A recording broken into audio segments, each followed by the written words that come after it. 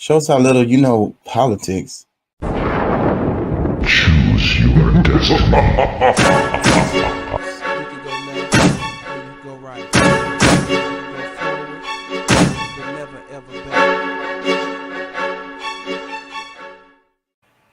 I want to hear your thoughts.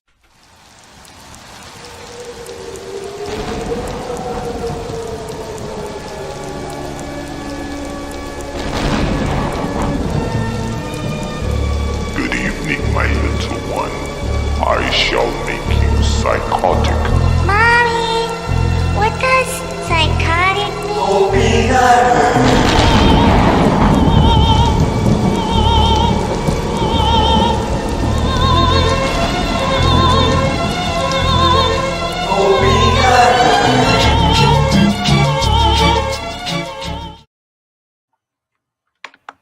I want to hear your thoughts. Choose your destiny. You can go left or you can go right. You can go forward, but never ever back.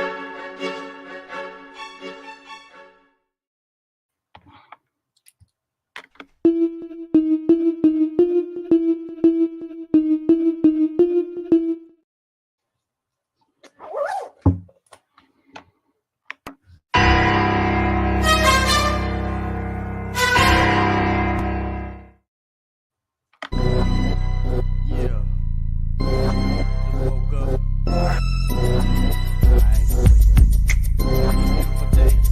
I ain't feeling your side.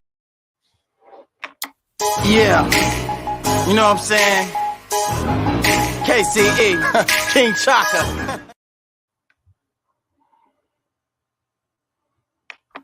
Yeah, you know what I'm saying? KCE, King Chaka. It is what it is, baby. You really not feeling me? Let me find out. Yo, question my ability. Let me find out. Invest in my enemy. Let me find out. There ain't no telling what you finna see. You finna find out. It's something that enters me. You finna find out. Then exit with energy. You finna find out. Riding flows like centipede. You finna find out. Screw those that's kidding me. Let me find out. Get the big lips. I'ma call you Bill Bellamy. When you talk your shit, man, really it's killing me. Hit you with my fist and I'ma do it lyrically. Crazy ass brick, so I might do it literally. I'ma do this till I'm old eating celery. How old is Jay-Z? He gotta be 70. Come to my show or I'ma do it bitterly. Or it's a porn star with a bitch named Beverly. Keep waiting tables, yeah. Spicy means peppery. Or get tattoos and work in the factory. Whatever I do, I'ma do it happily. I'm tired of these rappers too. They do it. Hey, how y'all doing out there? How y'all feel? Remember, an educated public cannot be controlled. Learn to be active. The views and events expressed here are totally whacked and are not necessarily the views of anyone. ¿Cómo estás? Bien, bien, bien. ¿Podemos ayudarnos más? Sí se puede.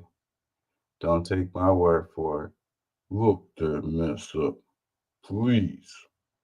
Please do it for your own benefit. Please, please, please, I'm begging you. Type something in your search bar every now and then. You know, anything you're curious about, or you're questioning, or anything the politicians say, or I say, or anybody else says, type it in your search bar, see what pops up, you know, investigate both sides of the argument, come up with your own conclusions. They think you're dumb. They think you don't know things, and they just feed you stuff, and they push your buttons, and they get you emotionally charged. Meanwhile, they slide out the back door with the bag. They rob you of your character. They rob you of your integrity. They rob you of your freaking humanity. Sad times. We're in the times of the grifter. The grifter. There've always been grifters, you know. It's just that with the internet, the grifting is so global.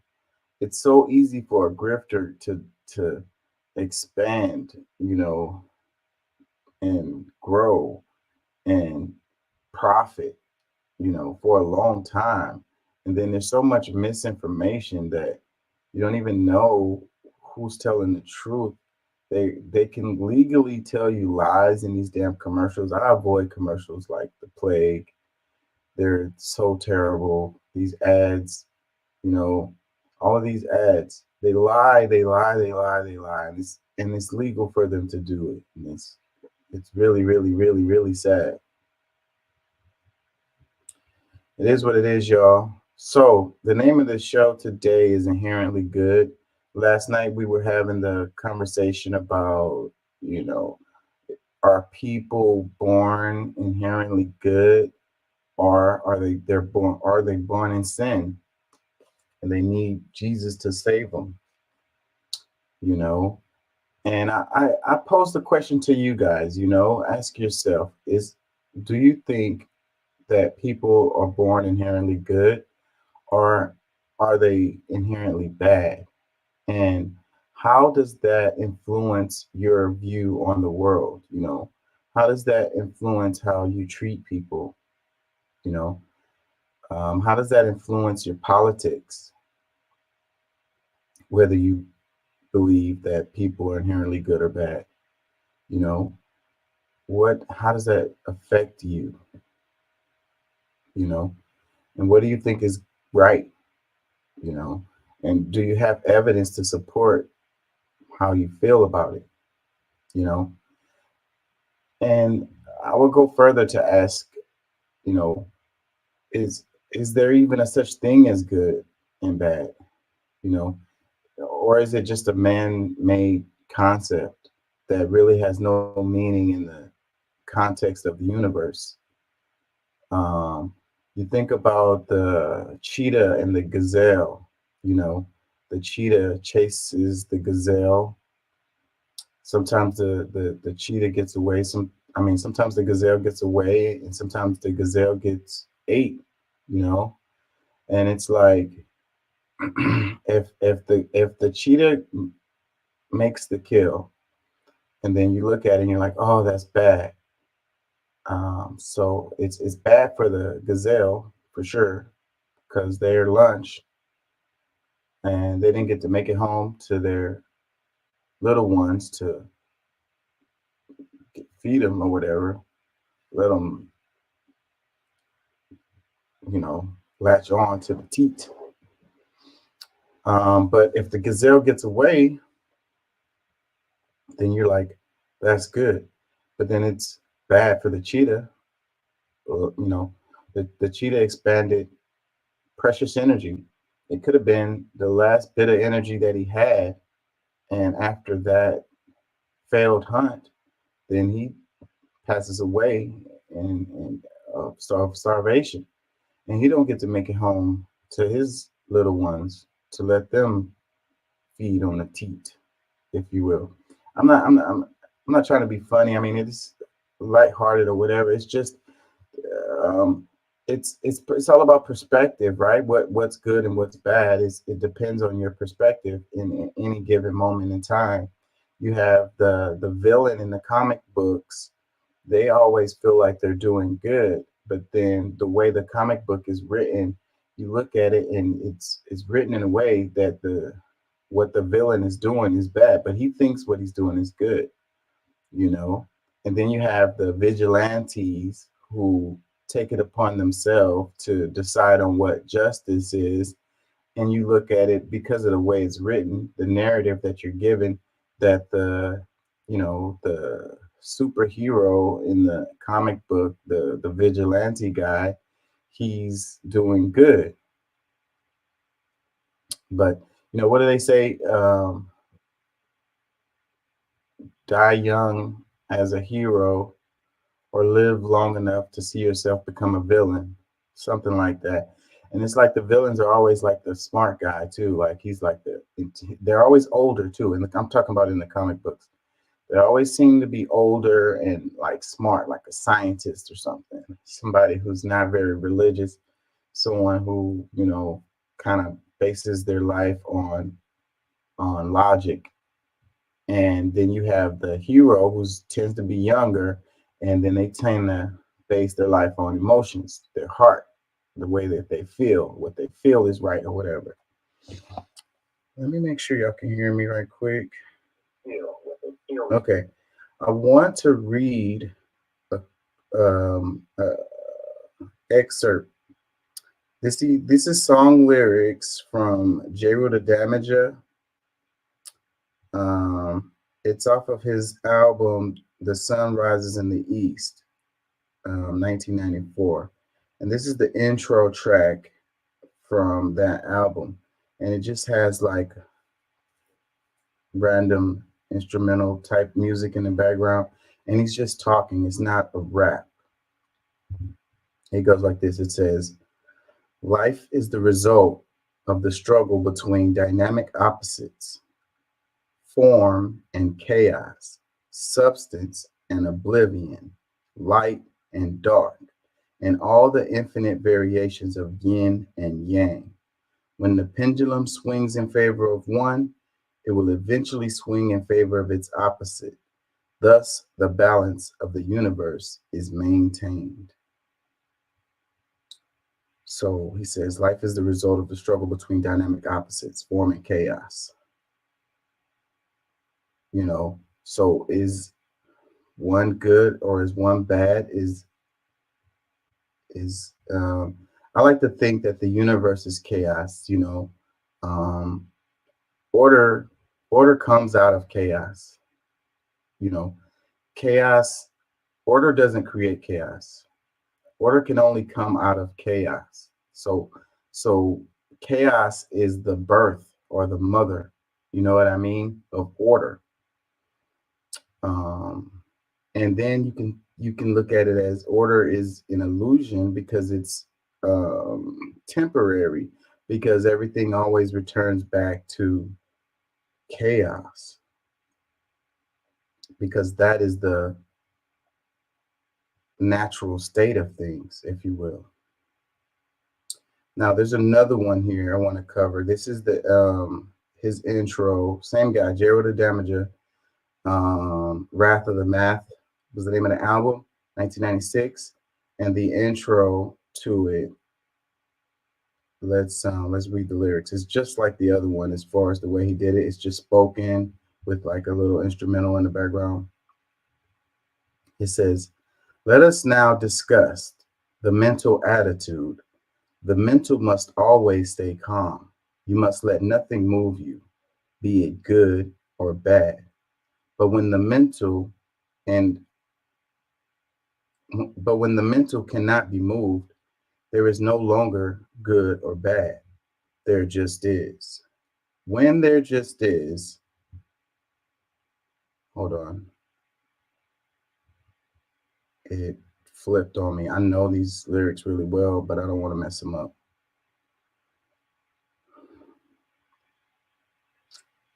Pause. It says, let's start over. It says, "Let us now discuss the mental attitude.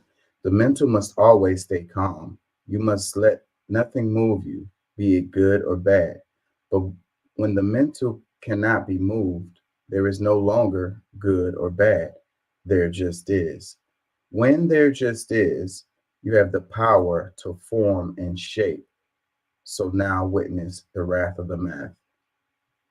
So it's like he says that, you know, when the mental can be moved, be it good or bad, there is no longer good or bad. There just is. So the idea that good or bad doesn't really exist. Everything is a part of the whole of what is, you know. And then he says, so once you've gotten to that point mentally to realize that there's no such thing really of good or bad, he says, you have the power to form and shape. So once you're able to step away from those emotions, those feelings that get you to the point where you're looking at things from specific perspectives, when you can step away from the narrative, when you can step away from the perspectives, you know, and it's like, let's say, imagine seeing from above, you know, and once you get to that point, then you have the power to form and shape, like create things, you know. you have to get your feelings completely out of it. Also, it's like a lot of people care a lot about other people benefiting from their work. Like they have a problem with someone else benefiting from their work. You know, they don't want that to happen. But when you are creating something, you can't let those concerns get in the way of you creating. You know, you have to let it be. You have to let it go and let it do what it does. You know, worrying about who benefited from it or not, or who got credit for it, even, you know, is gonna get in the way of your ability to create things and control, like actually shape things and lead things into certain directions. You know, uh, people who understand great power understand this. You know, once you've created something, you just let it go. It's like planting a tree. The idea of planting a tree that you'll never be able to feel the shade of, you know, and just having solace of knowing that someone will benefit from the shade of that tree that you planted, you know, long after you're gone. But you know, in the now, being in the now, you know that there will be a time where that will be true and someone will benefit from it, you know, and it'll be the thing that you made a difference in, you know, and that tree could stay there for thousands of years, if you will, you know, and continue to grow and sprout and create other trees, you know, and maybe it becomes a forest in the future, you know, and it's like you did that.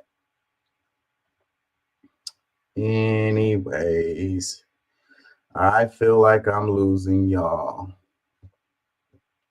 Hopefully I'm not. Hopefully you're following me. Let's get into the show. I think I'll come back to that idea of good or bad, you know, and if good and bad is really a thing or not, and how, you know, like you said, the pendulum always swings back. There's always, the universe is always going to be balanced. There is no you can't create or destroy energy. So the amount of energy that's in the universe is the amount it was at the beginning, and it's the same amount it's going to be forever. You know, it just changes form. This is what physics tells us. You know, there's some arguments that you can have with that as far as the Big Bang, like what happened before the Big Bang. You know, the point of what is the word I'm trying to look for? Anyways, there's too many thoughts going through my head right now.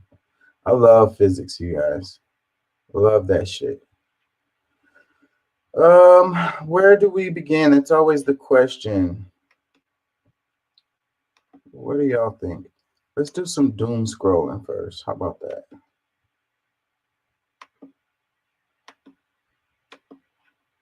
A little bit of doom scrolling.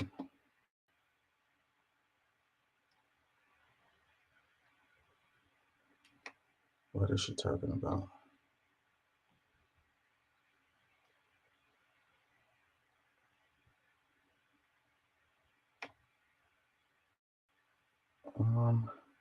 Let's do this. I'm in front of hers. It's fine. That's not what I asked you. What's her name? Do me a favor, man. Could you just mind your own business? Appreciate it. Come on. That's my business. What's her name? How about you go back on your phone and mind your own business, and we'll be on our way. Come on. Whoa, bro. This not happening on my watch. What's her name? I'm gonna ask you again. What's her name? Okay. I'm about relax. to say R.I.P. You don't know what I got on my back. What's her name? If not, bye. I hate the music that they like to put in these things. So this is a social experiment to see what if people would help a child being kidnapped, is what the caption says.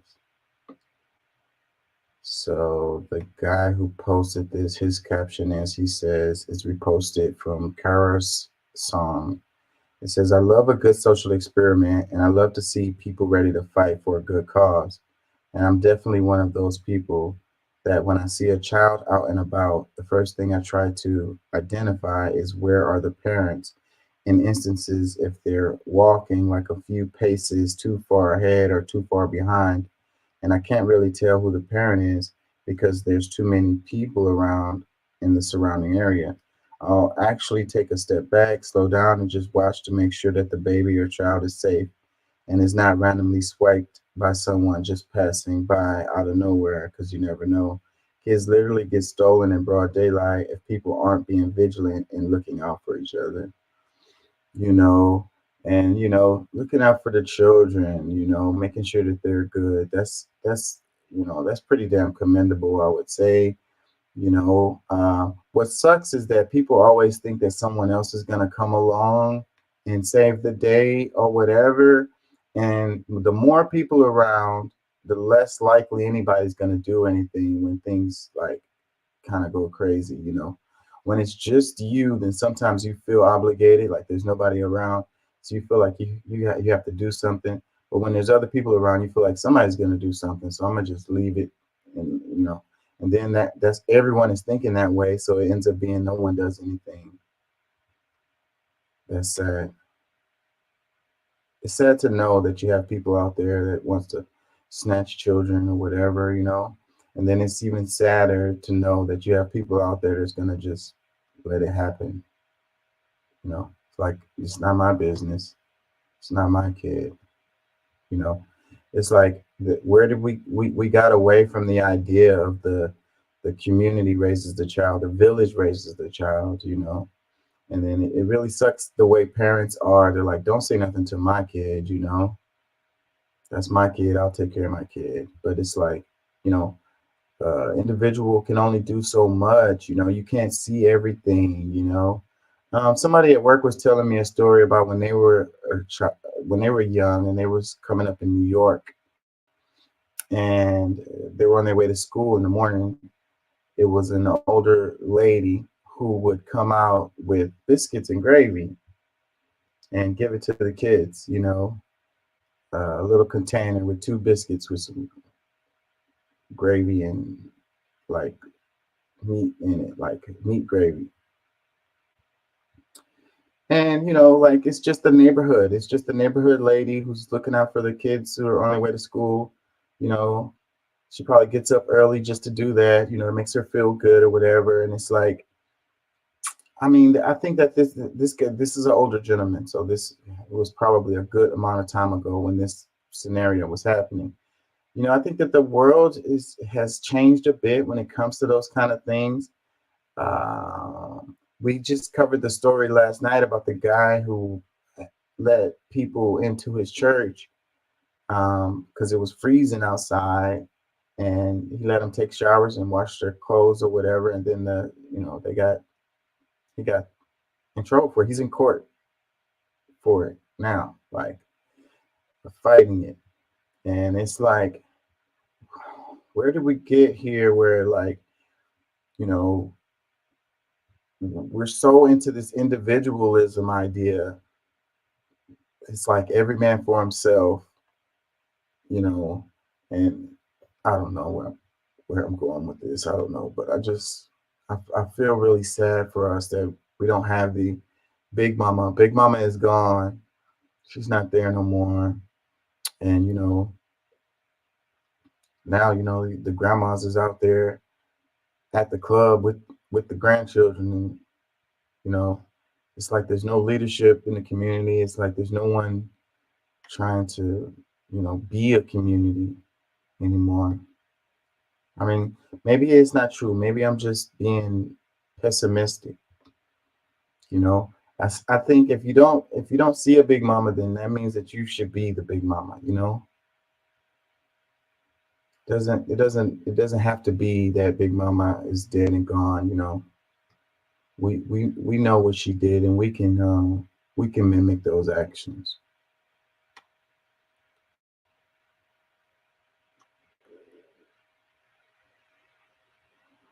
I think I'm gonna come back to that Andrew Tate. Did I share it? I think I shared that.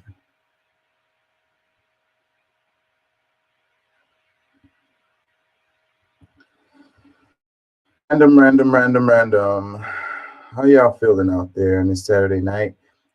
This is my therapy. It keeps me grounded. It keeps me from doing crazy stuff. I think it keeps me out of trouble. you know, it's a lot of other things I could be doing on a Saturday night other than broadcasting this show and talking about news and politics. You know, I do this to try to make a difference or whatever, but I also do it for myself. You know, to just give me a certain amount of, I don't know, satisfaction. Sometimes I feel good. Like after the show last night, I really felt good, and I woke up this morning with a good feeling.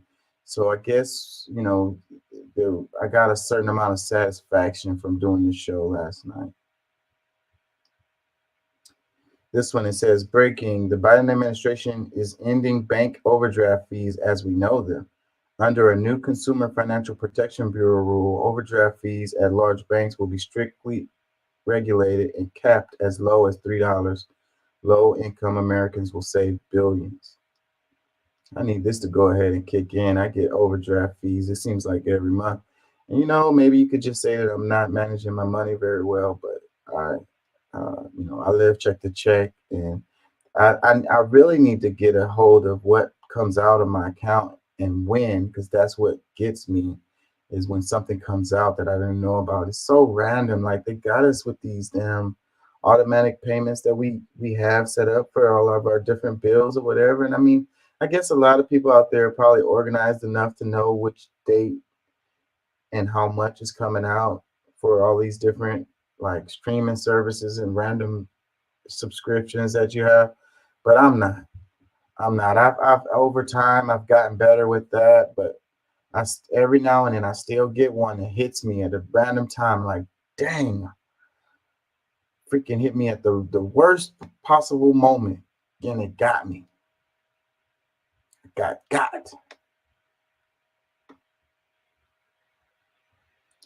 Let's read this one. It says, make America mad again. Mad about the trillions of dollars taken from them by the very rich. A 40-year trickle-down delusion fashioned by right-wing economists, politicians, and financial experts has deprived average Americans of the means to support their families in comfortable, debt-free manner. It was planned, it's insidious, it's ongoing, and it should outrage every last one of us. Yeah, if you're not at least bit upset, then you're not paying attention. Yeah, I don't really care where you are on the political scale or the social economic scale. If you're not a little irritated with the way things are, you know, you're not paying attention. We're all getting screwed. That's the reality of it. And nobody dodging this. No one. You might think that you are, but you're not. This one, it says, socialism isn't free stuff. It's getting what you pay for with your taxes rather than giving it away to corporate subsidies. Everybody's okay with corporate subsidies, but they have problems with giving money to regular folks. I don't know why that is, but I don't know. I guess it has to do with programming. The corporations win, they get their way with everything. They get their legislation that they want. The people don't get crap. Let's read this one. We're just random doom scrolling right now. It says, we are witnessing the biggest judicial power grab since 1803. During a major hearing this week, the conservative justices made clear they are about to gut the federal government's power to regulate and take the power for themselves. I have no idea what they're even talking about with this. I don't even know what they're talking about here. Says, here we go. Welcome to the right-wing oligarchy of the billionaires, by the billionaires, and for the billionaires. Says, SCOTUS conservatives are quietly trying to pull off the biggest judicial power grab since 1803 to place their unelected, unaccountable policy preferences ahead of laws made by Congress and rules institutions.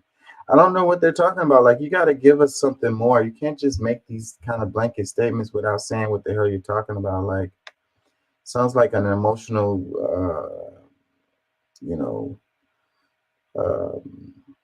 something to get you emotional, and we don't even know what you're talking about.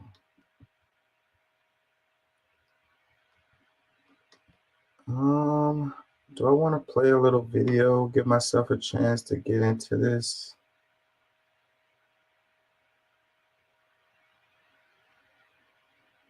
Nikki Haley, World Economic Forum, Disease X. Did I play any of this yesterday?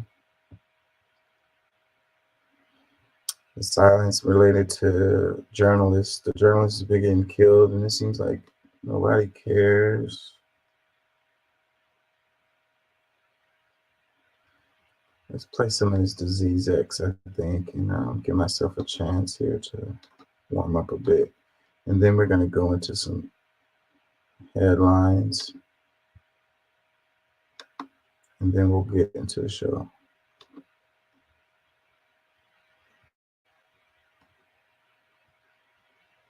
About this current WEF summit in Davos is they're going to be discussing Disease X.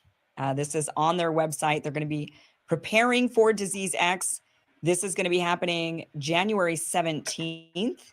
They put this on here at 11:30 their time. They're going to be discussing the fresh warnings from the WHO from the World Health Organization that an unknown disease X could result in 20 times more fatalities than the coronavirus pandemic. What novel efforts are needed to prepare healthcare systems for the multiple challenges ahead?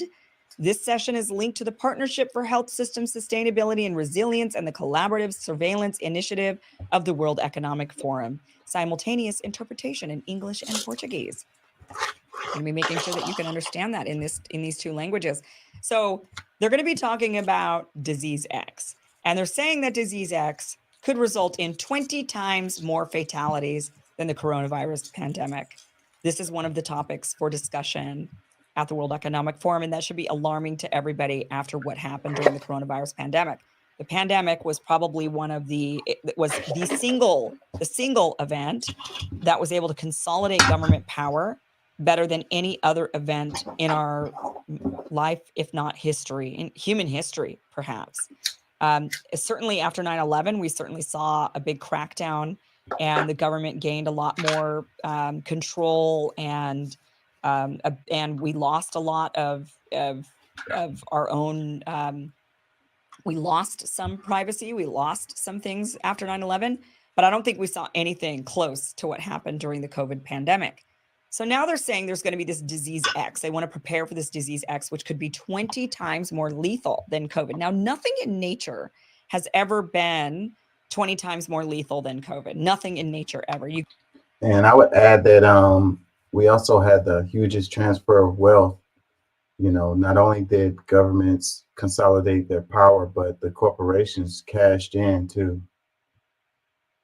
You can look at even the worst plagues of plagues, and it wasn't ever 20 times worse than the pandemic. Nothing natural anyway. I'll just leave it at that. But what's really interesting about this is that this has been in discussion, and there's even a bill that's proposed in the U.S. legislature. There's discussions about preparing for Disease X. This is the new thing we should all be alarmed by. Watch this. This is the BBC talking about a lab that is actually preparing for Disease X. Watch this.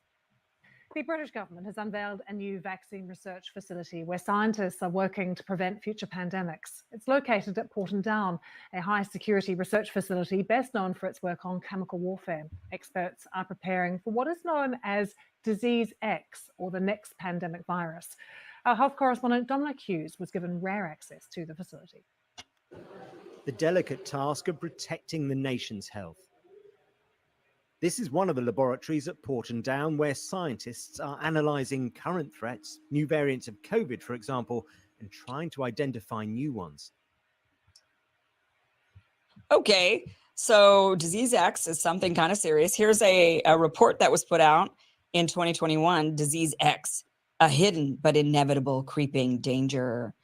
Saying that to the editor, an old adage says prevention is better than cure. Nothing exemplifies this idea better than Disease X. According to the World Health Organization, Disease X represents the knowledge that a serious international epidemic could be caused by a pathogen currently unknown to cause human disease. So they're saying we've got to prepare for this, that it might sound like science fiction, but Disease X is something we must prepare for. In a list of diseases that the WHO considers high priority in terms of research and development, Disease X occupies a spot among diseases such as Ebola, Zika, and coronavirus 2019, COVID-19. Unexpected outbreaks of infectious disease have repeatedly rocked the medical confidence and have taken the medical world by surprise. So they're wanting to prepare for the next pandemic, disease X. You know, a good way to prepare for the next pandemic is to improve our healthcare system. It seems like the pandemic would have drove us into, having a better healthcare system, one that provides for everyone, because the disease was, contagious, and so people who weren't getting health care could spread it to the people that were getting health care. So you would think that the people that got health care, that that had good health care, would want the others to have health care also, so that the disease wouldn't spread to them. But that's not what happened, and it's like we're not even, what is it, we're 3 years removed or whatever from that situation, and we're still not even having that conversation. That's what's crazy to me about this whole thing.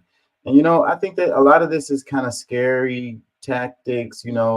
That's how you control people, is you scare the crap out of them, and then they do stuff that they wouldn't do in normal circumstances. But and on one hand, it's like, why are they always messing with stuff? Why they want to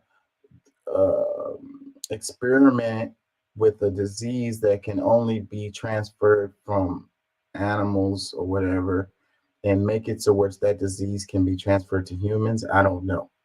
But on the other hand, science is gonna have to be the answer for these things. So, doing these types of research is not the gain of function research, but other types of research is necessary, to improve the viability of humans to be able to deal with disease,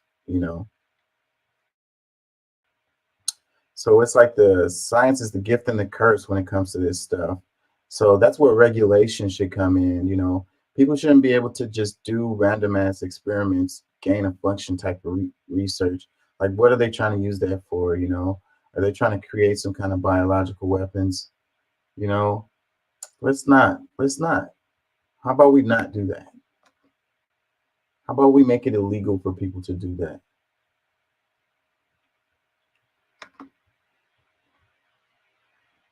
Anyways, I don't want to talk about that too much more, because it's just scary stuff to scare people. Let's look at some headlines. 1 second.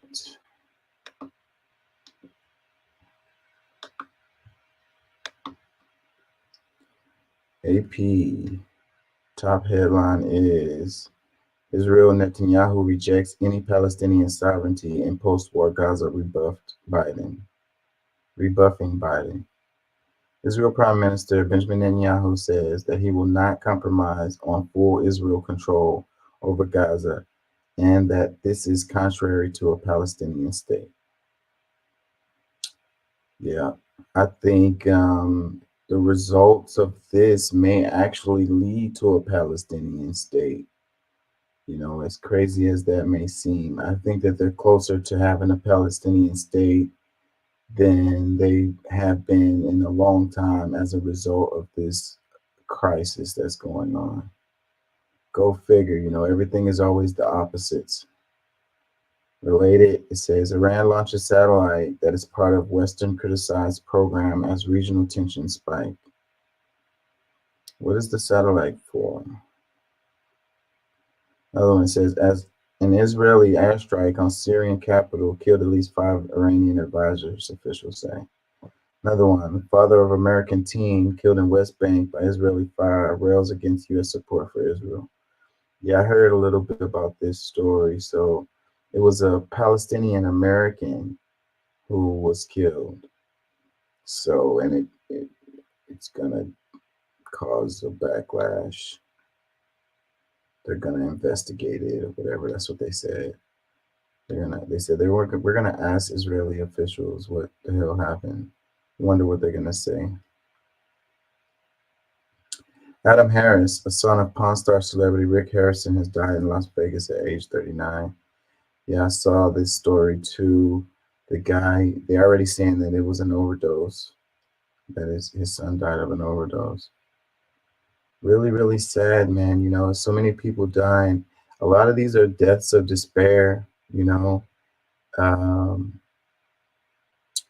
when you're empty inside, when you don't have anything to really live for, and you're just kind of, I don't know, trying to get something to fill that void, you know. I think a lot of these people who use hard drugs, they push themselves to the edge all the time, and sometimes they don't know where that edge is at. And then with the fentanyl situation, it's pushing people over the edge because fentanyl is so strong, and they're mixing it in all the drugs, and they don't even know that it's there because they don't tell them, hey, yeah, this one is the one that's, you know, somebody pressed it in their house or whatever. They mixed it. You got these people in their homes who are like freaking, you know, pharmacists, and they are mixing up these. They can make the pills. They have the machines to make them, and they freaking have the serial numbers on them and everything. You could tell the ones that were pressed and that didn't come from a pharmaceutical manufacturing because they're powdery. They're not as put together. They're not as solid. They're softer. They're powdery. You know, they break easy. The ones that come from the pharmacy that are pharmaceutical manufactured, they're harder. You know, the serial number is going to be more pronounced, like you can see it a lot clearer. But you know, in other cases, you don't even know at all. Like it could just be mixed in there. You don't know it's there at all. So you don't know what your dosage is. So anybody out there that's doing hard drugs, just know that you don't know what your dosage is anymore because they're mixing in this stuff, and now your dosage is different. It says brutally cold weather reaching deep into lower United States. Another one, Christian McCaffrey's go-ahead TD rallies 49ers to 24-21 playoff win over Packers. I was watching this game at work. It was a freaking upset, I would say, because the Packers were leading the whole game in the last 2 minutes. It's any given Sunday, huh? And the Texans got a disappointing loss too. They were going against the Ravens, so I can't see how many people would think that they, you know, it was a wish and a prayer. They came a long way. Another headline, it says North Korea stresses alignment with Russia against U.S. and says Putin could visit at an early date. So North Korea stresses alignment with Russia against U.S. and says Putin could visit at an early date. It's the bipolar world, you know. You got the hegemony of the U.S. dollar, and you have NATO, and now you have BRICS. And so the unipolar world is over, you know. Like when they be talking about the new world order or whatever, one world government type of deal, that's not what's happening. It's more of like you have another power structure that's emerging, that's competing against the, let's call it traditional power structure that we've been having for years. You know, probably since World War II. The world kind of aligned in a different way after World War II, and the United States came out up on top. It just so happened to happen that way too, because part of the reason was because Russia fell apart a little while later. The USSR, they fell apart.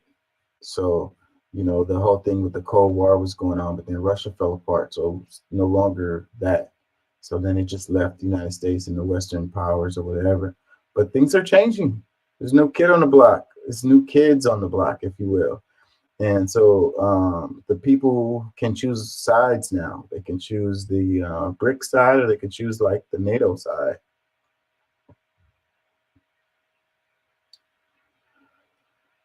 None of these really jump out to me that I want to look at anymore. Let's see this one. It says, Nikki Haley questions Trump mental fitness after he appears to confuse her for Nancy Pelosi. That's funny. They're shooting shots back and forth at each other because these are the two. It seems like it's funny how DeSantis' name is kind of falling off. I mean, he's still polling okay. The Iowa caucus happens and he came in second, but then it's still the way things look, the way the media is covering it. It looks like Nikki Haley and Trump are the only, even though Nikki Haley is like 30 points behind Trump, so it's not really like a real competition, but the way it's looking, the way the media is covering, it's like, you have this competition between Nikki Haley and Trump, and they're shooting shots back and forth at each other. You got the primaries going on. This one, it says Trump is joined by South Carolina leader at New Hampshire's rally as he tries to undercut Haley. See, back and forth. Another one, a Hindu temple built atop a raised mosque in India is helping Modi boost his political standing. I'm not going into that. You're talking about a whole mess. I tried to cover that in a previous show and explain it, but I don't think people really understand it. And on this side of the world, people don't really care. So, moving on. AP explains Trump keys in on race and ethnicity in primary fight with Haley. As the New Hampshire primary looms, Donald Trump mocks Nikki Haley's birth name and falsely asserts that she's not eligible to run for president. It's the latest example of Trump keying on race and ethnicity to attack people of color, especially his political rivals. I think I covered that article, a very similar article yesterday. What is this clip? Attacks on Nikki Haley. Donald Trump is escalating personal attacks on Nikki Haley based on her given name. Haley is the daughter of Indian immigrants. She was born in Bamberg, South Carolina in 1972, and they named her Nimrata Nikki, both her legal names. But Trump has seized on Nimrata, as have some other conservatives in social media and online in forums, to mock Haley and to add to Trump's suggestion that she's not a natural born citizen and thus would not be eligible to serve. Trump built his credentials with conservatives, blasting the nation's first black president with these suggestions that he was not born a citizen of the United States. And now he's recycling that kind of idea about Nikki Haley. It's difficult to paint a broad brush on how the Republican Party or Republicans on their ground are reacting to something like this, because wherever Trump is concerned, it's the nature of his candidacy and his popularity that he has such a loyal core that either believes in everything he says or at least will excuse the things he says. The people in the middle are perhaps most important to the kind of coalition that Ambassador Haley is trying to build. How they react to this will be telling, and whether it allows her to say, hey, this is what I've been warning you about when I call him an agent of chaos and he's presiding over chaos. This is just one more example. Yeah, chaos is a good word for the craziness of this election we got going on. This is only the beginning. This is you. You use better. Freaking Tim Scott endorses Trump. I think that's what this clip is. Is this? A wonderful friend. And remember, he's, I'm running against somebody from his state. So it's not that easy to do. I mean, she is running from the state of South Carolina, which, by the way, where I'm leading her by over 50 points. So I don't know what the hell kind of a job she did, but in South Carolina. 50 points? I don't know if that's the right spread. Trump loves to pad the stats, but he is leading her. But 50 points, that's a lot. But he's a senator from South Carolina. He's a fantastic man, Tim Scott.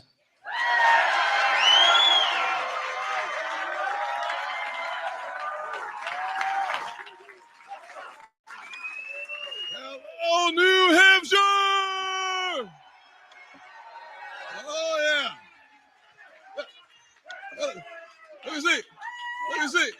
Is this Donald Trump country. Oh, yeah. We need a president who will close our southern border today. We need Donald Trump. We need a president. We need a president who will unite our country. We need Donald Trump. You see, we need. Why is he talking like that? Did somebody in his people say that he should talk like that in his thing? Like, oh. We need a president who doesn't see black or white. We see a president who sees Americans as one American family. We need. And that's why I came to the very warm state of New Hampshire. Why is he talking like that, man? He's like half preacher, half I'm trying not to say anything bad. I mean,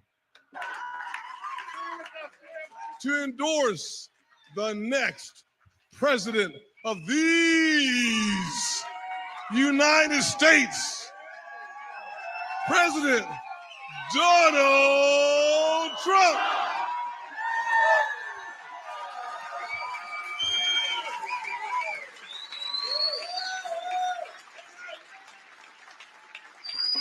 oh my God. That's why it's been memes already going on since this little deal right here. It's been a lot of memes on the internet about this little exchange. Now I get why they were making fun of him so heavily. I didn't see the clip. I only saw like the images of the memes or whatever. But oh my God, why was he talking like that?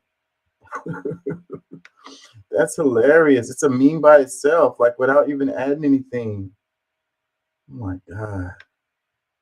We need Donald Trump. Oh man, that was so cringe. I don't know. I'm just gonna keep the popcorn hot and ready, and enjoy the show. So I don't have a dog in the race.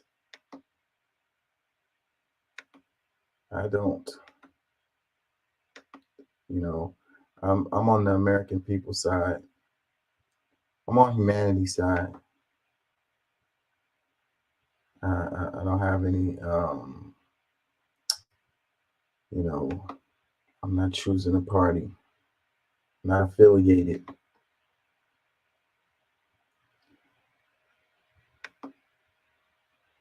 Country of law and order have to do it. And you will have, very seldom, but you will have the rogue, we call it the rogue cop, the bad apple, and perhaps you'll have that also with president. But there's nothing you can do about that. You're going to have to give the president, you're going to have to allow a president, any president, to have immunity so that that president can act and do what he feels and what his group of advisors feel is the absolute right thing. Otherwise, you're going to have presidents that are totally impotent. And we've had enough of them already. We've had enough of them already. So having immunity is so important. And I hope the Supreme Court has the courage to do that, because otherwise you're just not going to be in a very strong position very long. It'll totally change our country, in my opinion. That's how bad it will go back to being a country of law and order. See, that's strongman talk, and that's really kind of scary, I don't believe that any president should have complete immunity from the law. No one should be above the law, regardless of what position they have. If you break the law, you should be held accountable. Simple as that, whoever you are. I don't like that talk. That is crazy and scary. Joyanne Reed posted this. This is her caption. She says, "This is an extraordinary and terrifying statement by a person who was president of the United States and wants to be again. Trump is likening the American presidency to a dirty cop, as saying presidents should have the same immunity as police who literally kill people while on duty."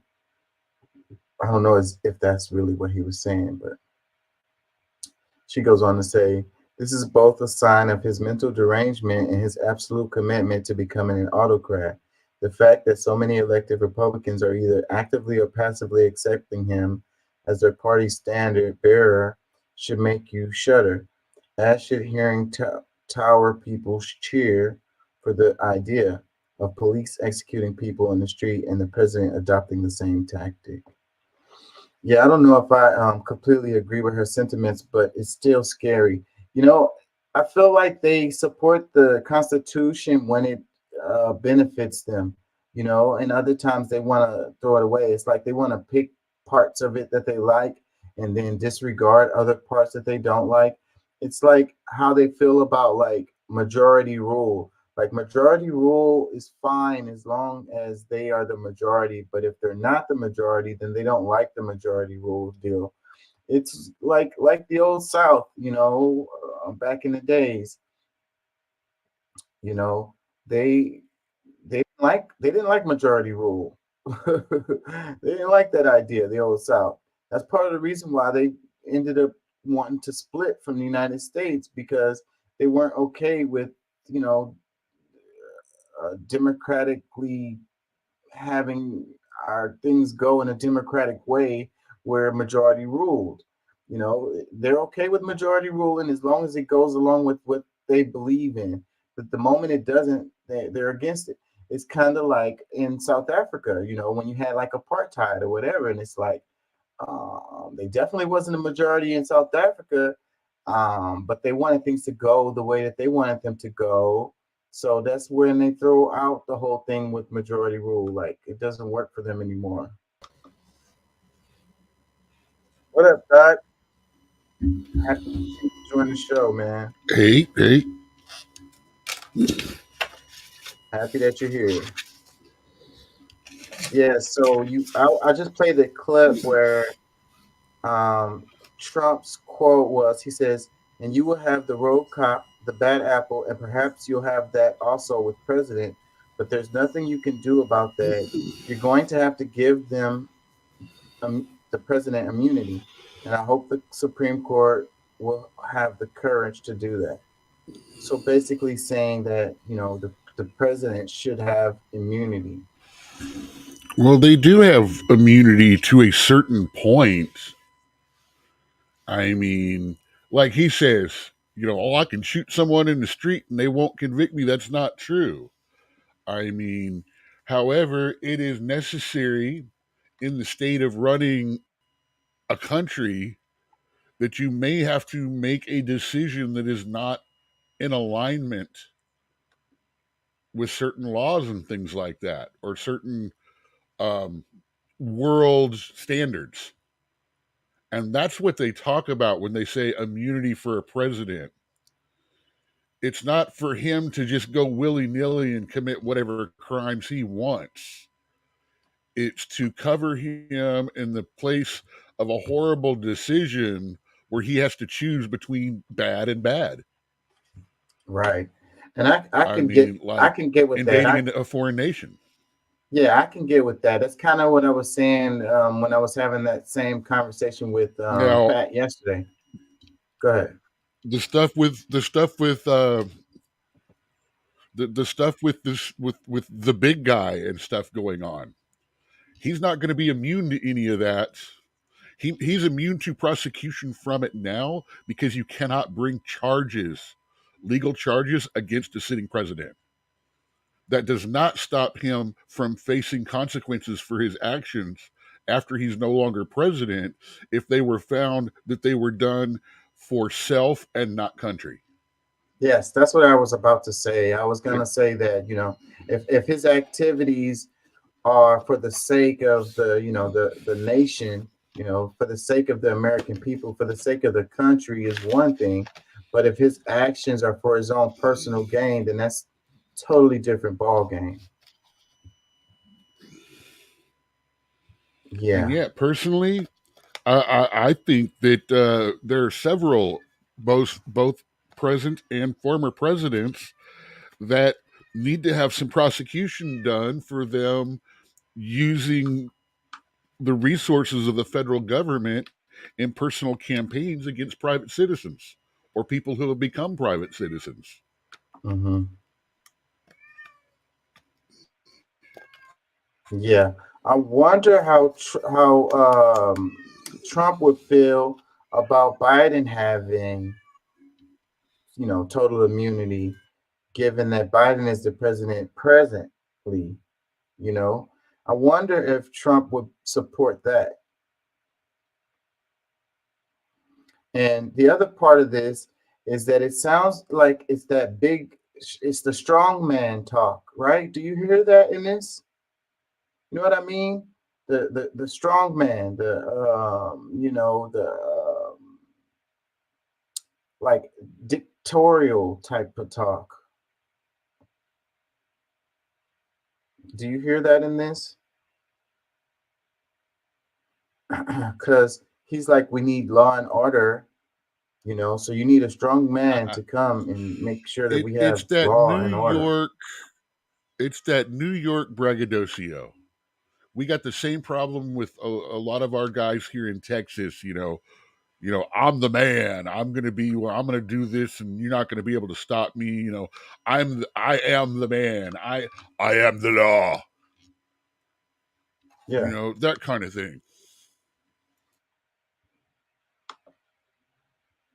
Yeah, I think that's a dangerous road to go down. It's okay to be like that when you're like smaller, whatever, but when you're in a position of one of the most it's not all like powerful offices, it's not at all right to be like that when you're speaking from a position of power. Yeah, that's what I mean. If you're in a like one of the most powerful offices in the world. I don't care if that's the teacher in front of a classroom or the leader of a Boy Scout troop. Much less a politician who we trust not to use the power that we loan them. Mind you, remember that quote. We loan them the power. We don't give them the power. Mm-hmm. We loan it with our vote, saying we trust you to not be a dick. Yeah. And that's one of the reasons why, as much as I thought he did a decent job the first time, despite all the hubbub, that 45 he's poisoned now. I mean, he's already said, well, you've done this to me, so you've changed the rules and I can do what I want. No. At some point, someone has to stand up and go, it's time to be the bigger man. It's time to not be the dickhead that uses the power of my office to go after people and take people down. That's why I don't want DeSantis in charge either.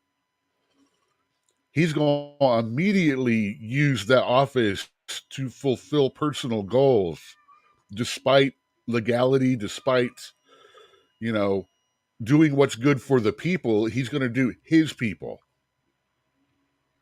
Yeah.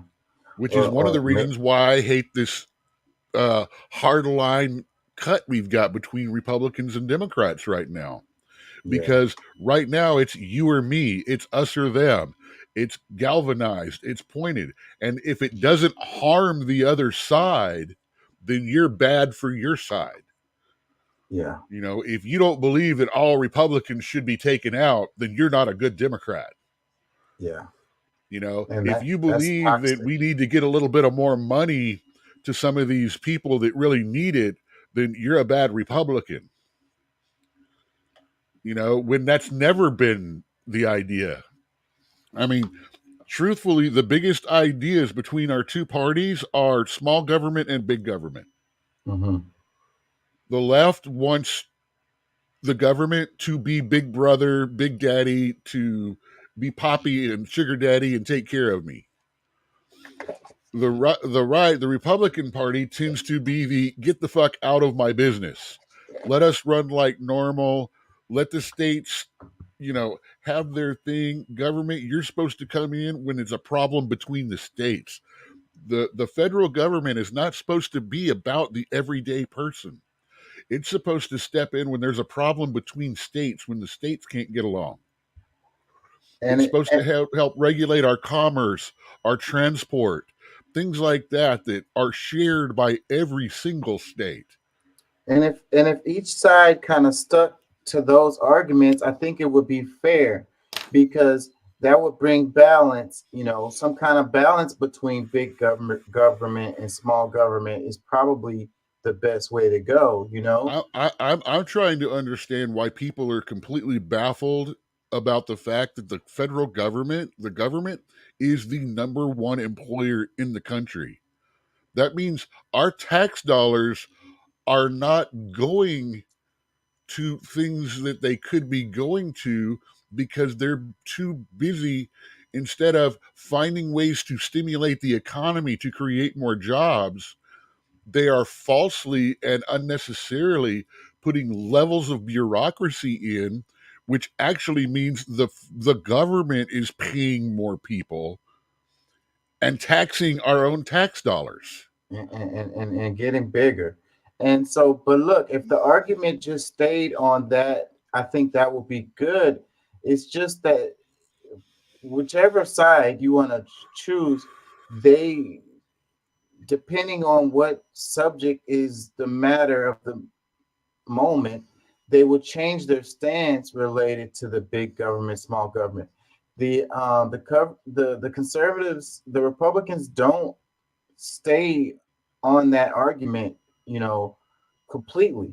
They will move from that big government, that small government idea, depending on, something that they believe in or whatever, some kind of ideological belief that they have, and they'll support big government to get that done. You get what I'm saying? And the other side does the same thing. So it's like, if they stayed in that lane related to big government versus small government, I think that will be fair. But when you flip and flop and you don't have a spine when it comes to that, then it's like you don't really believe in what you say that you believe in. I don't see the Republicans as the party of small government anymore. Maybe that's what it was some years ago, but not anymore. No, they're still about reducing the size of government. Go ahead. The power of government, I don't see it, because the Roe versus Wade is an example of it. Roe versus Wade is not. Roe versus Wade is a perfect example of taking power away from the government and returning it to the states where that decision belongs. It is not covered by the Constitution. Now, again, I'm standing here. This is a hill. I'm not willing to die on this hill, but I am willing to kill somebody on it, because they're pushing for nationwide abortion bans now. So absolutely, and by the very argument that they used to overturn Roe versus Wade, that should not be allowed as well. For the very reason that Roe versus Wade was not. Now, if they want to go about making a constitutional amendment and trying to push that through, by all means, go for it. That's the way that this problem should be handled. But to do that, again, we have this particular topic is very delicate for the one simple reason. When does life begin? And another topic where that gets kind of hairy is the one related to the border. Did you hear about the issue related to the Texas Rangers, or whatever you call them, going against the federal government on a certain part of the border, where you had Texas not allowing the federal agents to go into that part of the border and do their job or whatever?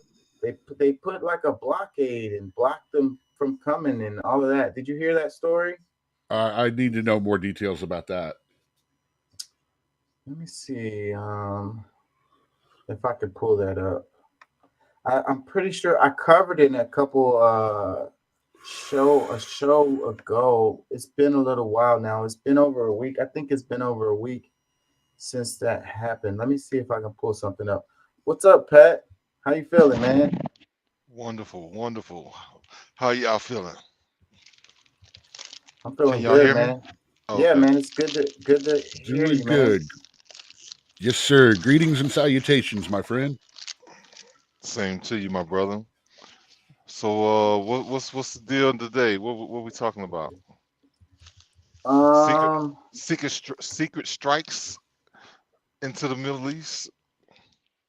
At, Oh, at the exact moment, we're discussing the trend toward large and small government and how neither side is really standing hard on the big small government arguments. there's only one that really says small government. Like one side believes totally in big government. Like, and that's for the most part Yeah, I've yeah. known Well, yeah. the Democrat. The Republicans, I think they And say it, but they can't really live up to it because, you know, I mean, once they get certain things rolling, I mean, what do? well, Just you start know, tearing things down?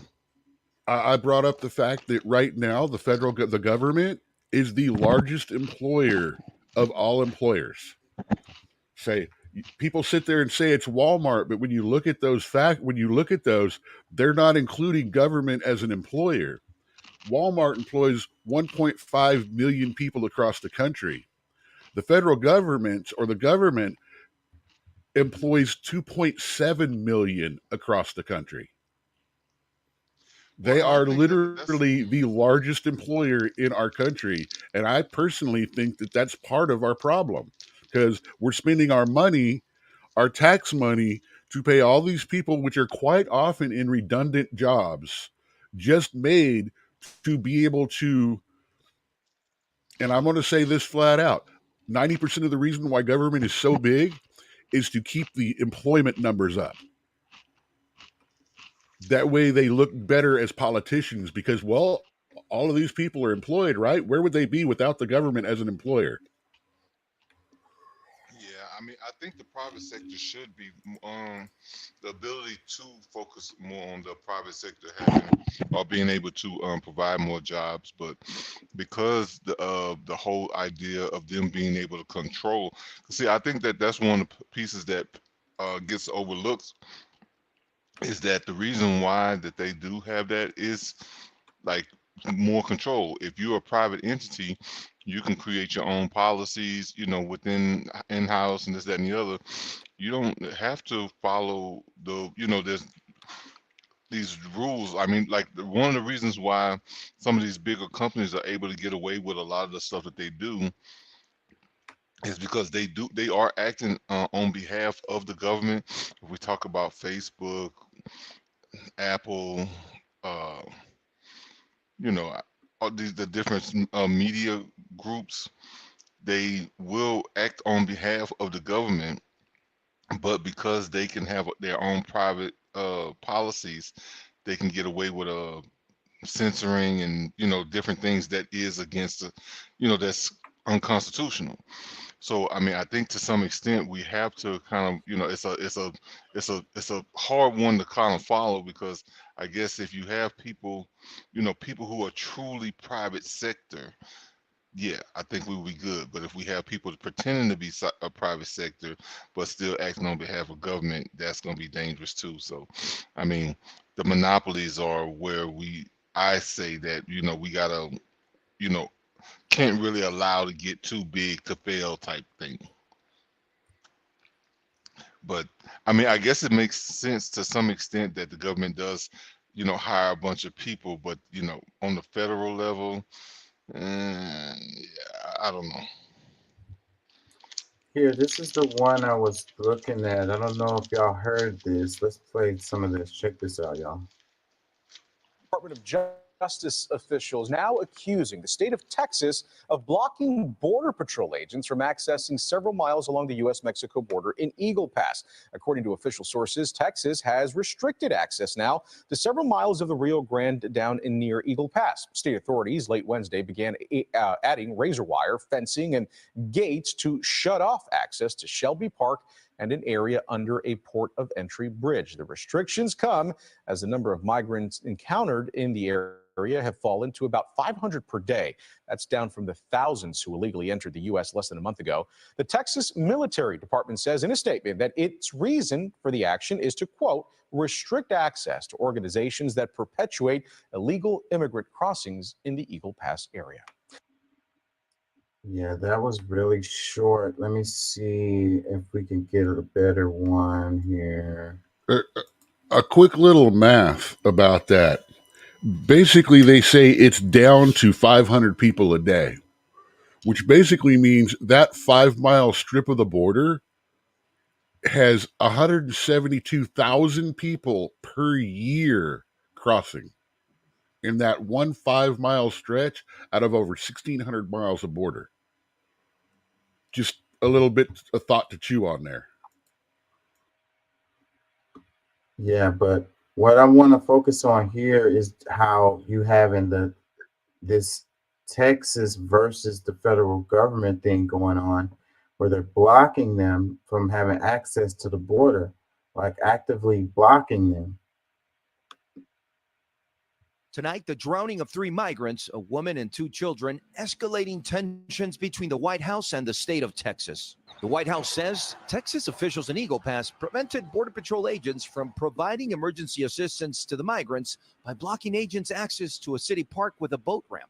The state had recently taken control of the park earlier this week. I'd like to tell you what's going on here. As you can see, there's a gate here at Shelby Park. If you come down here, then they will be denying access. Texas Governor Greg Abbott justifying his state's takeover to police the border. Texas has the legal authority to control ingress and egress into any geographic location in the state of Texas. And that authority is being asserted with regard to that park in Eagle Pass, Texas. The DOJ responding with a legal filing to the Supreme Court, stating without the boat ramp, Border Patrol has no practical options for responding to migrants who may be in distress.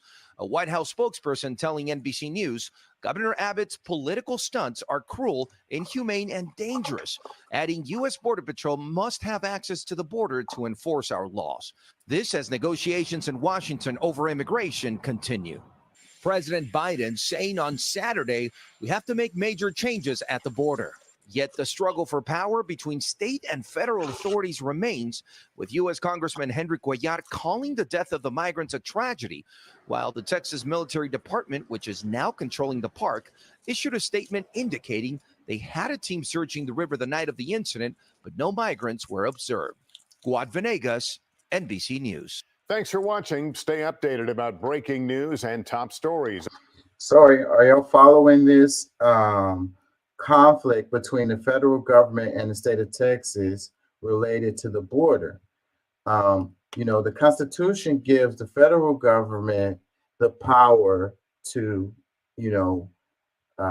process asylum seekers and so forth and so on, and you have Texas superseding that.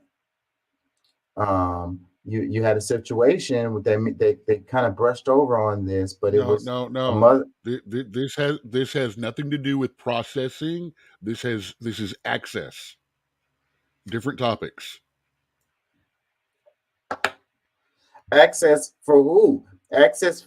You're not allowing the federal agents to have access to the border.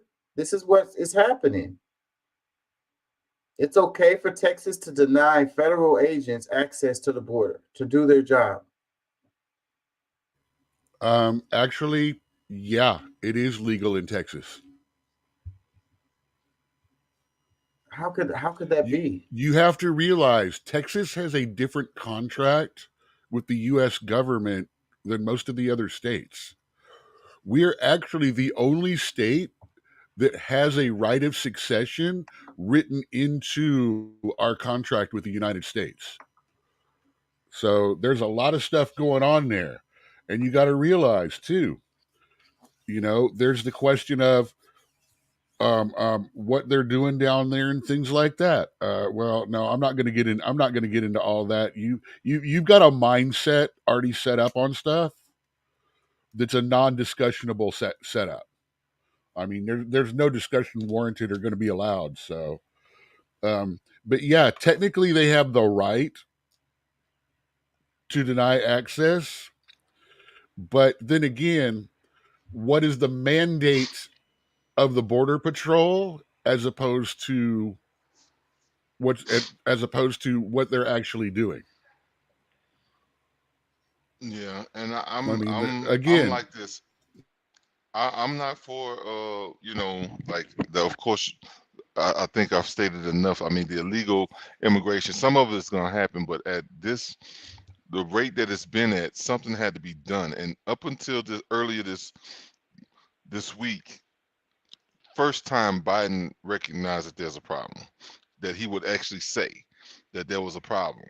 But I think that was because of the movements that Texas was making, because it was going to prove that what they've been doing has been a problem.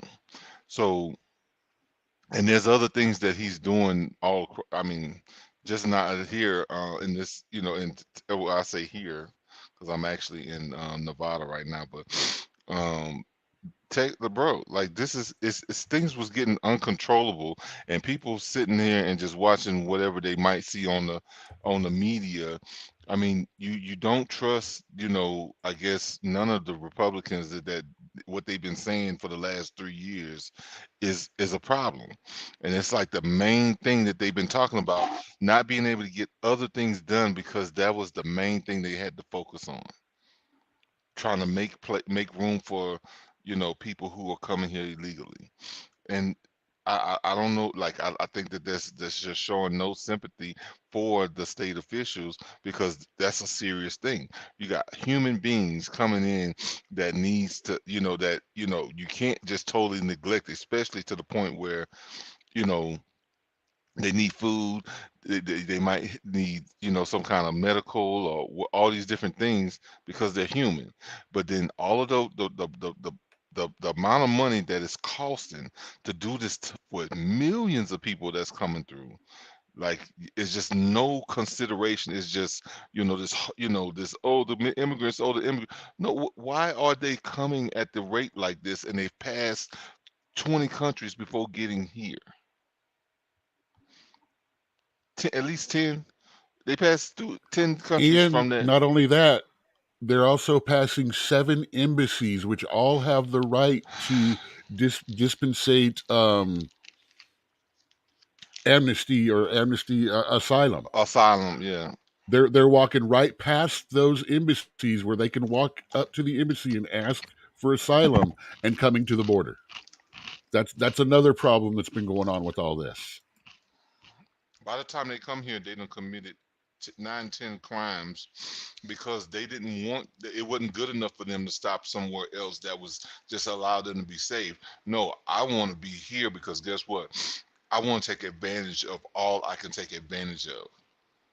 It's not as simple as people try to make. Oh, you've been, like I've been called unsympathetic. I don't know how many times. I was like, no, like there's certain things that, I mean, because us as Americans, we got to live by certain laws, and if we don't, guess what? We get locked up. We don't get no nice plush hotel room or some housing voucher, $9,000 to go do this. No, we don't get that. We go straight to jail. Monopoly money, you know what I'm saying? Like, don't collect the $200. Don't pass go. Go straight to jail. So, like, how else do you think people are gonna feel when you are held to a certain standard, but others are not in your country? I feel like that Texas should be acting within the confines of the law. When they're They doing are. things that are not constitutional, then But they that's are. Well, see, it's my belief that the United States should be acting within the confines of our own laws. Amen. and who's to say that they're not? I mean, this is a situation that displaying Texas 2.5 going million against the migrant workers, migrants most- that crossed the border illegally, asking for asylum after Pretty they much got everybody. here, being denied, then being put on a 2.5-year waiting list for court, and then shipped to cities all over the country where people don't even know they're there.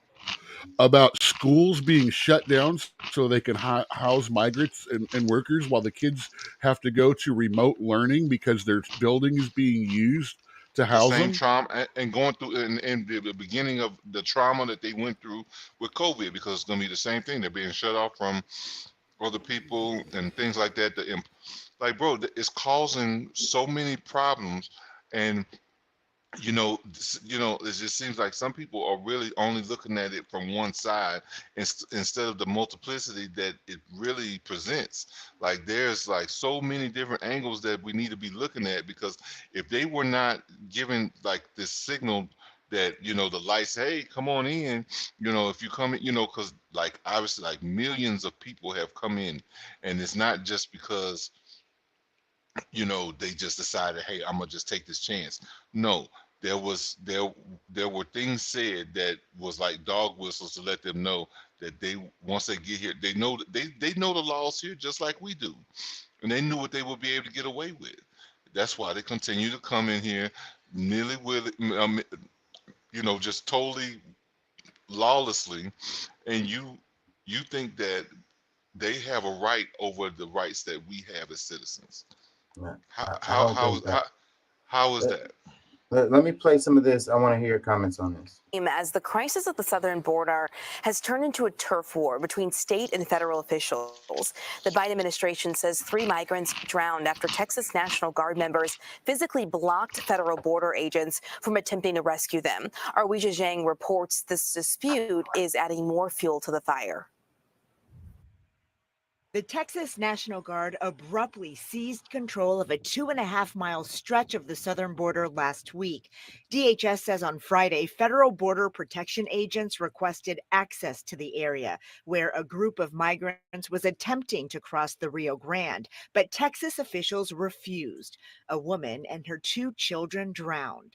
In a cease and desist letter to the Texas Attorney General, the top lawyer for DHS said Texas's failure to provide access to the border persists, even in instances of imminent danger to life and safety, calling the state's actions clearly unconstitutional. It's all politics, visual politics. Texas Congressman Henry Cuellar says the state prevented federal agents from using specialized equipment to save the migrants who died. A scope truck is a truck that has this camera that can see what's happening in the river that could have had an impact of what happened here. What is your message to Governor Abbott?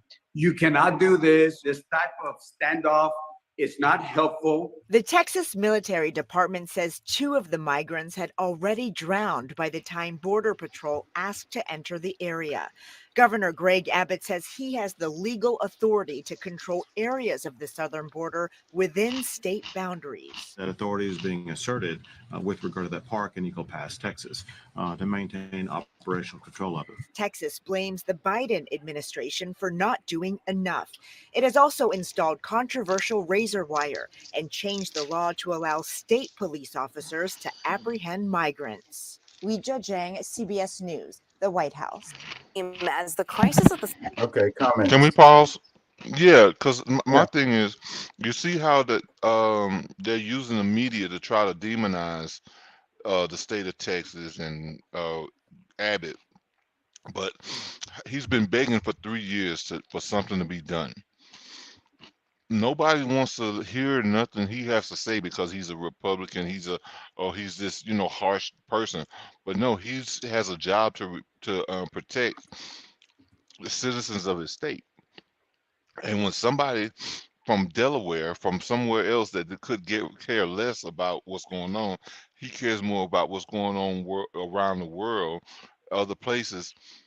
It's just kind of, to me, I don't think that it's really is fair for people to try to make Abbott the enemy just because he's being tough on what he really believes in, because we can't afford what's going on, especially state by state. And then the government only wants to fund you if you're willing to, sacrifice your children and what they can teach you in school and all these other little slick ways that they try to slip in things that's gonna, harm our children over time. So I don't know. I'm just gonna say good job, because that, some people like, and oh wait, let me add this, because nobody wants to talk about the hundreds, maybe even thousands now, people who have been dying all this time. They bringing up this woman and her 2 kids. That's all right, which I feel, I'm sorry that happened, but nobody's talking about the 800 and something plus children that died just or can't be found, or all these different things, because there's really no system in place. I mean, are we gonna have serious conversations about, like the many, way more people who've died over the last 3 years than what we talking about last week? 3 people that died last week. Really, is that the conversation we're gonna have? There was also comments that Abbott made on like a radio show where he was saying we would shoot the migrants if we could, but the federal government would hold us accountable for that, something like that. Okay, well, at least he's exerting some common sense. I mean, he's not going all the way out the box, but he is exerting the rights that he has. And bro, like at some point, people are gonna realize that this is not just, saying just immigrants. Like these are like, if an invasion is an invasion. Okay, you do realize also that the Border Patrol has been cutting holes in the razor wire there and taking down some of the fences on the border. I mean, that's a documented thing. That was happening months ago. That's one of the arguments that they've been having over this, because the Federal Border Patrol comes in here and literally, since they've been locked access out of it, it's gone from thousands a day to about 500 a day, which is what that first one was saying. So they're arguing about this, but it's slowing the tide. I mean,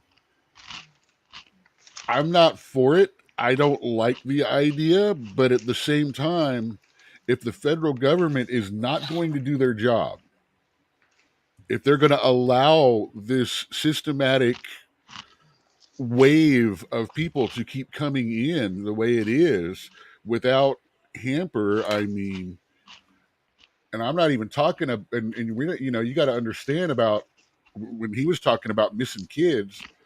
I mean, seriously, we're talking over 600,000 kids since 2012. We're talking about more than a third of them being released just underneath the Biden administration. Say we're looking as much as 85,000 undocumented children missing as a figure that they've been telling us. Newsweek, by the way. And they always try to make it seem lower than what it really is. No, I'm trying to just use the information that we're catching as it is, and trying not to deep dive on that, because that's a whole nother set of research that I'm not up to doing right now. Okay, I'm just hitting headlines, and my headlines, you got to realize, when I search stuff, my headlines come up: Newsweek, CBS, NBC, NPR, New York, Conversation, CNN. And I don't even have, of my first 12 to 15 links, Fox News doesn't even come up anymore. Good God, it's taken me almost 2 years for that to happen too. Let's move on from the immigration thing, and I'm sure it's going to pop back up. Check this out. I was waiting to hear. I mean, because you feel like this is everything, like anything that he's done is wrong. I hate it when you make. I mean, this is supposed to be. I thought we was having discourse.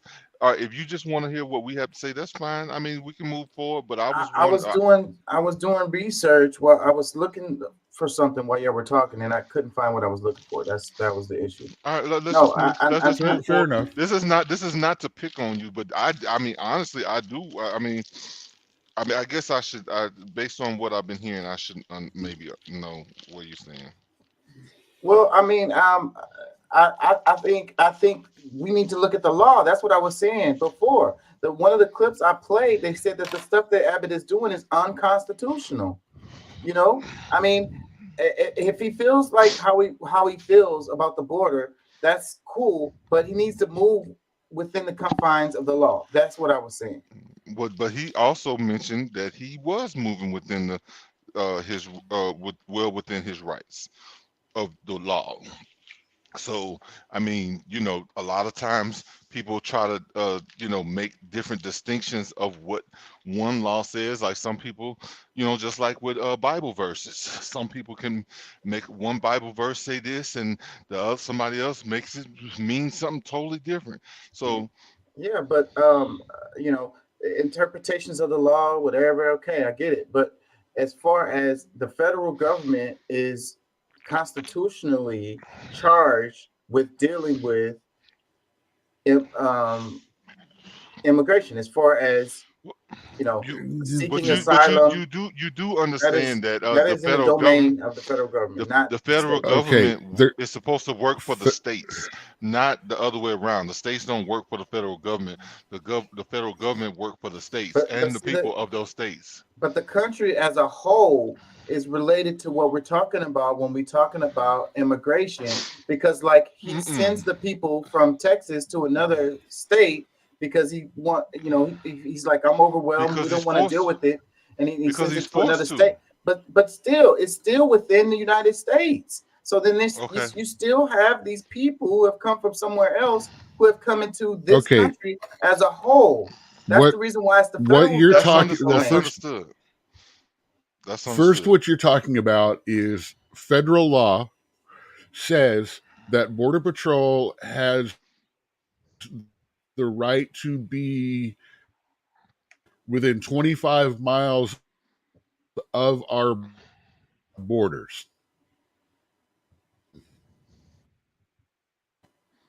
Okay.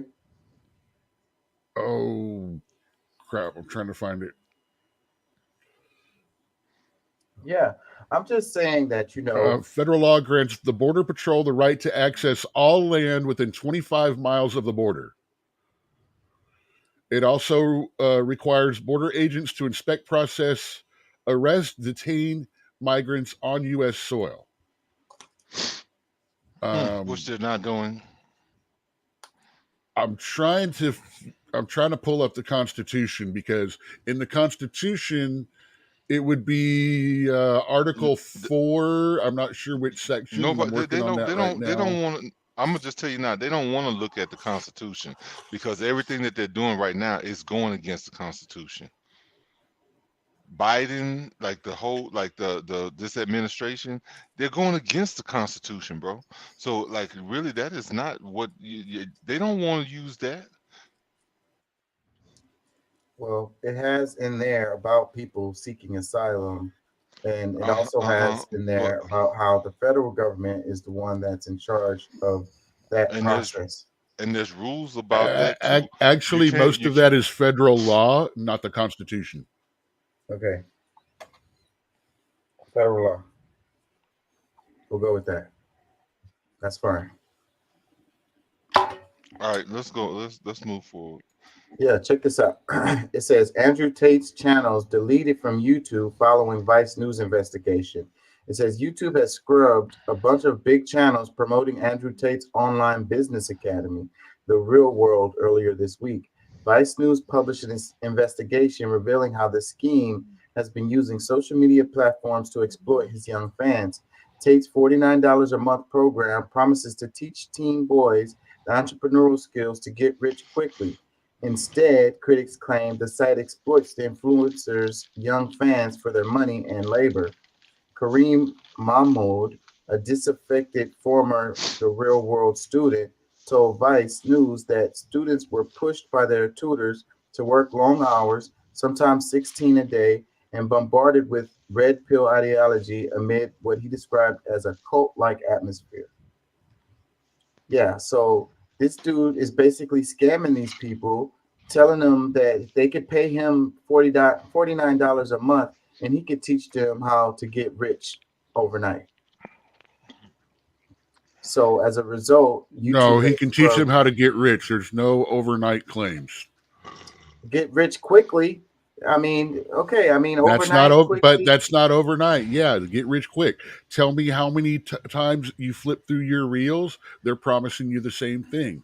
Oh, come over here. I'll show you my program. You can be making $300,000 in just 3 months. Look, these two people did it.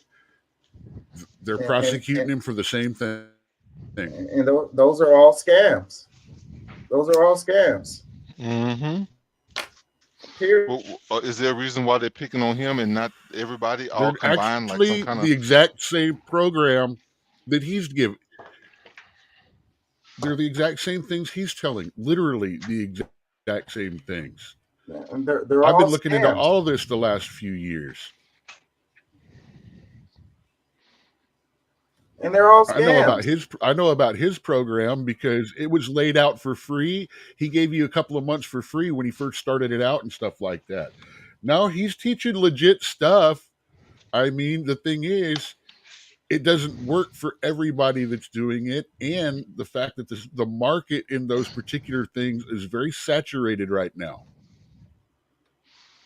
I mean, there was I feel sorry for anybody. 10,000 people doing it across the country 4 years ago, and now there's 400,000 people across the country doing it. So the market's saturated. There's less opportunity out there. Less opportunity to rip people off. Rip them off for what, though? For telling them that they can get rich quickly, and there's no such thing. Like that's Yeah, not a actually, thing. using the stuff that they teach you and things like that, people do it all the time. People have been doing it, but like I said, the ability to do it is now market saturated. They've got so many people out there doing it. The truth is, the money is made in selling the program and not necessarily, because at that point in time, it's what the person puts into it. They're not they're not selling anything that's not true per se. It's fake, but they're selling something that, like I said, 400 people were doing it across the country 5 years ago. 40,000 people are doing it now. And they're doing it, and corporation levels have started to do it. Half of these get-rich-quick schemes and stuff like that are financiers and people like that that have gotten out of the commercial markets, and all they're doing is teaching you what they were doing working for their company. Yeah, I don't believe in any of those get-rich-quick schemes. I don't see any of them being true or having any real viability at all. Like zero. I don't see it, you know. But you don't investigate them, though. You don't look at them to see if they may be true or may not be true. I'm automatically gonna feel like if someone says you can do this and you can get rich quickly, I'm automatically gonna feel like they're grifting. That they're Okay, so making, you've ripping- made a ripping people decision off. with no actual information. Because I don't have no faith in that. I don't believe in that. So There's you no make such that thing. decision with no information. You could get rich quick by doing something illegal. You're telling or robbing people some kind of way. someone that's worth millions of dollars, no, you're lying. That's not going to work for me. Or you're telling someone that may have done this program, no, that's never going to work. You might be telling someone who has pulled themselves out of debt, gotten their credit built back up, and is doing better, that doesn't work. I don't believe it. But Let's read some comments. where does that come from? Oh, Article 4, Constitution, real quick. 4.4, the United States shall guarantee to every state in the Union a republican form of government and shall protect each of them from invasion and on application of legislature or of the executive when the legislature cannot be convened against domestic violence.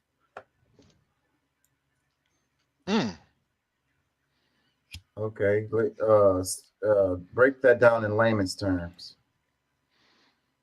For the They're audience. not they're not up. They're not I'm going to drop. upholding. They're part of the Now, deal. this is That's what it Constitution. means. This is Constitution, Fourth Amendment, or 4.4. In layman's terms, they're not doing what they say they would do. They're not I upholding missed their end of the Facebook bargain. user's comment. He says, "Not America, bro." I'm not sure what that was. That was a good 30 minutes ago, too. I'm sorry Well, for missing the comment. Illegal, that might be laws and the application of laws and stuff, because that was about early in the border. And that is one of the discussions going on. Are you a citizen and the laws apply to you just because you're within the borders of the United States? Well, or since you're not a citizen, do they not apply? Well, I know the laws change once you're on the soil, because I covered a story last night about on the water. You know, when you're trying to get into the United States by boat, the rules, the laws are very different than it is by land, because once you've actually hit the soil and you're on the land, then you have certain protections that you don't have, you know, otherwise. Exactly. That's going to be the big that's the next big Supreme Court thing that's got to have to be decided, because the Supreme Court interprets the laws, which is why different courts will interpret them different ways, which is why they tend to go on precedent, precedent is our version of English common law. You know, if the decision is made before, we tend to lean toward the decision that has been previously made.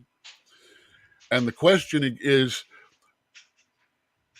does the federal government or the state at that point, if they're not a legal citizen, who's got the jurisdiction, what laws apply, things like that? See, these are the questions we should be asking to figure out how to solve this problem, because that will dictate how and what we can do. Personally, also, I think the best bit is to try to turn them away from the border right now. Well, one thing too is that there's certain laws that's in place, but then when like this U.S. government, the United States government is not upholding its part, and then the state has the right to take it into their hands when those things are not done. So we got to look at how, you know, the transition from the original laws as well. So I'm just going to say that whatever it is, these are professional lawmakers, not just lawmakers, but people who, I guess, somewhat justifying what the law is from their perspective. And if we don't know what we're talking about, just shut the hell up. But I think that the state of Texas had enough, and they've been figuring out for over the last 3 years what they could and could not do. And I think at this point, for them to make the decision, the bold decision that they made, is because they're within right to do it. Let's do this right here. It says a Dutch supermarket. Technically, I have to agree with Chaka on this one, though. By federal law, they do not have the right to deny Border Patrol access to anywhere within 25 miles of the border. But what about the arrest? But what about the arrest part? Federal law. I know. That's what I'm saying. That's why I brought up the whole point about that to the Supreme Court. No, I know. That's why I brought up the part about when, you know, they can have access, but if they're not doing anything everything with their access for that 25-mile stretch, what's the point of you or being there? If and in the you're not case going to of do your job, or if even you're just there, undermine my efforts of local law enforcement. Well, all of that. they're not allowing them to even do the job, so they wouldn't even, whether they But was doing it or after not, they don't have access to do it. but If the after text how is long? blocking After them. how long of them being there? After how long of them being there? 3 years. We've been having this issue since Trump has been out of office. Almost overnight, this thing began. So we're talking about 3 years of them going against their own law. I vehemently disagree that this thing just randomly popped up after Trump was no longer in Overnight. office, bro. Actually, problems at the border. there's been no addressing of the border patrol policies until the First last day year or in so, office. when it started, when the campaign 42. started Of course, it's a campaign. The whole thing becoming is an political. issue. When The whole thing is campaigning political. started, all of a sudden Biden comes out and goes, Exactly. "Yes, we do. We do have a To be defiant problem against with the Trump. border, Look, listen. and For we them, they wanted need to address it." That was the first time he'd ever even said that there was a problem with. There's been issues related to the southern border for a long time before Trump was ever in correct. the any spectrum of political But sphere. anybody who remembers the same way I do, this was something that had been addressed to a greater extent than any other administration before. Like nobody had done as much as Trump had done, and to specifically, like, first day that the first chance that Biden got, he changed all of that so that all of the work that they were doing, the wall, to stop building the wall, like all these different things that was going to stop that would change the whole dynamics of of how great, it would show for decades that how well it worked if they would allowed it, but they wouldn't, because they didn't want him to show any true success with his administration. And that was very childlike. And now he has to pretty much eat his own words, because now he's saying, oh, it's a problem. But I don't know what's going on with this. Let's come back to the immigration thing, because it's a dog chasing a tail. Check this out right here. It says a Dutch supermarket introduced slow checkouts for lonely elderly people who want someone to talk to. The move has proven so successful that they installed the slow checkouts in 200 stores. They also added a chat corner where locals could meet for a cup of coffee and chat. So this is a feel-good, warm story right here. A lot of people, as they age, a lot of us are living. Until you read the third comment. It says, as a Dutch person, I've never seen this in the supermarket. Hey, that's one person's perspective. Maybe he wasn't even aware. He didn't know what it was that was going on. But as a lot of us live alone, and I've seen myself where, like, that's how I choose the lines that I go through sometimes. Like, there's a clip from The Simpsons where Apu was talking about one of the episodes. He was talking about which line to get into or whatever, and that was one of the comments he made in that show in The Simpsons. He was like, "This one, it's guys, they're paying cash, no chit chat," something like that. Comment that he was making, and like I say, I've witnessed this myself, where it's I'm in a store and these people, they just don't have anybody to talk to. Like, they just want to make conversation with someone, and feel alive, feel seen, you know? So let's say that they are doing this, then even if they're not, this is a nice idea, right? It's a warm, feel So good idea. here's a business I tried to get open a while back that I was told that no one would, it would never be able to be done because it's too weird. Basically, it's an old folks home that has people that are specialized in babysitting young kids and adults. And it's little classrooms, it's a daycare for the children, but it is also young children and stimulus of the young for the elderly that are there. So the kids are getting babysit in a daycare environment under observation, and the adults, the grandparents, are getting to enjoy faux grandchildren, youth again. And I was told that would never ever work. I like it. I Or think let's put it that, this way: I couldn't get any backers for it.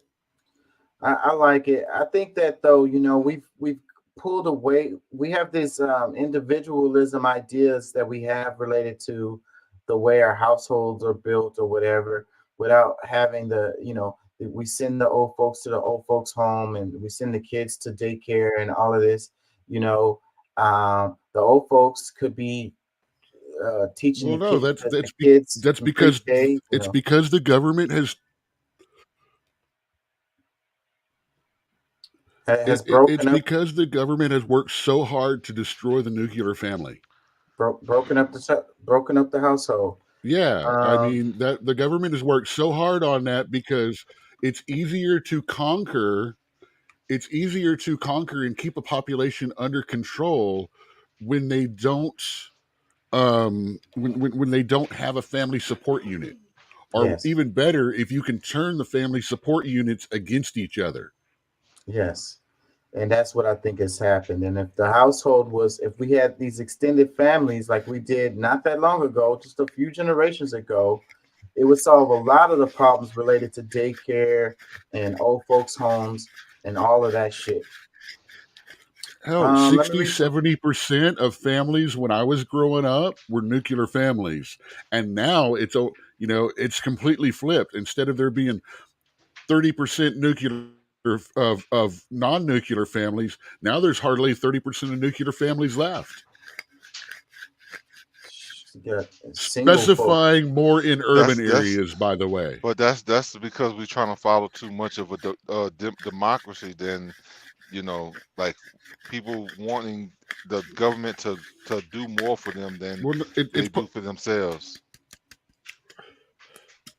Let me read some comments right here. It says, "Cool. Now do a fast checkout for Well, people that I are was on the mentioning how it's part of the destruction. Go ahead. Let me read a couple more comments. It says, as a Dutch person, I've never seen this in the supermarket. That was the one you mentioned. Another comment, it says, can we get cheaper groceries? I'm sure the elderly would appreciate it more than this. Another one, it says, which one? Because I live in the Netherlands, so I want to see them. A couple more, it says, you know how important it is that we treat the elderly more kindly, that we slow down the pace just a little bit. If we gave them just a few more minutes of our time, I bet that would make their day. One more. It says, personally, I don't know if that was my job to talk old people all day. I'm too tired and stressed to hear about Gladys' moldy bathroom and the new pineapple turnover cake she's trying. I don't know. Try to have a little bit of compassion. I can definitely sympathize with your feelings there. Check this out. It says a kid invites President Joe Biden to his house for dinner, and this is how it played out. Oh, that music is terrible. Anyways, photo op.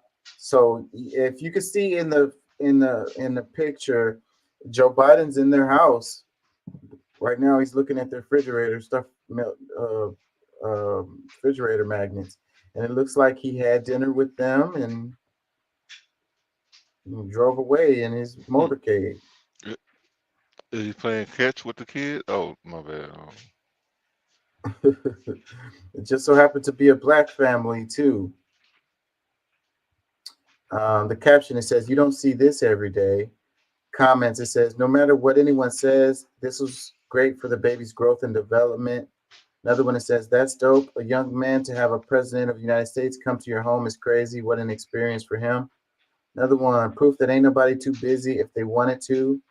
One more, it says, "You can go to as many houses as you want, Joe. It still stands if you run for president again. I'm getting my is out of that long ass line just to vote for Trump."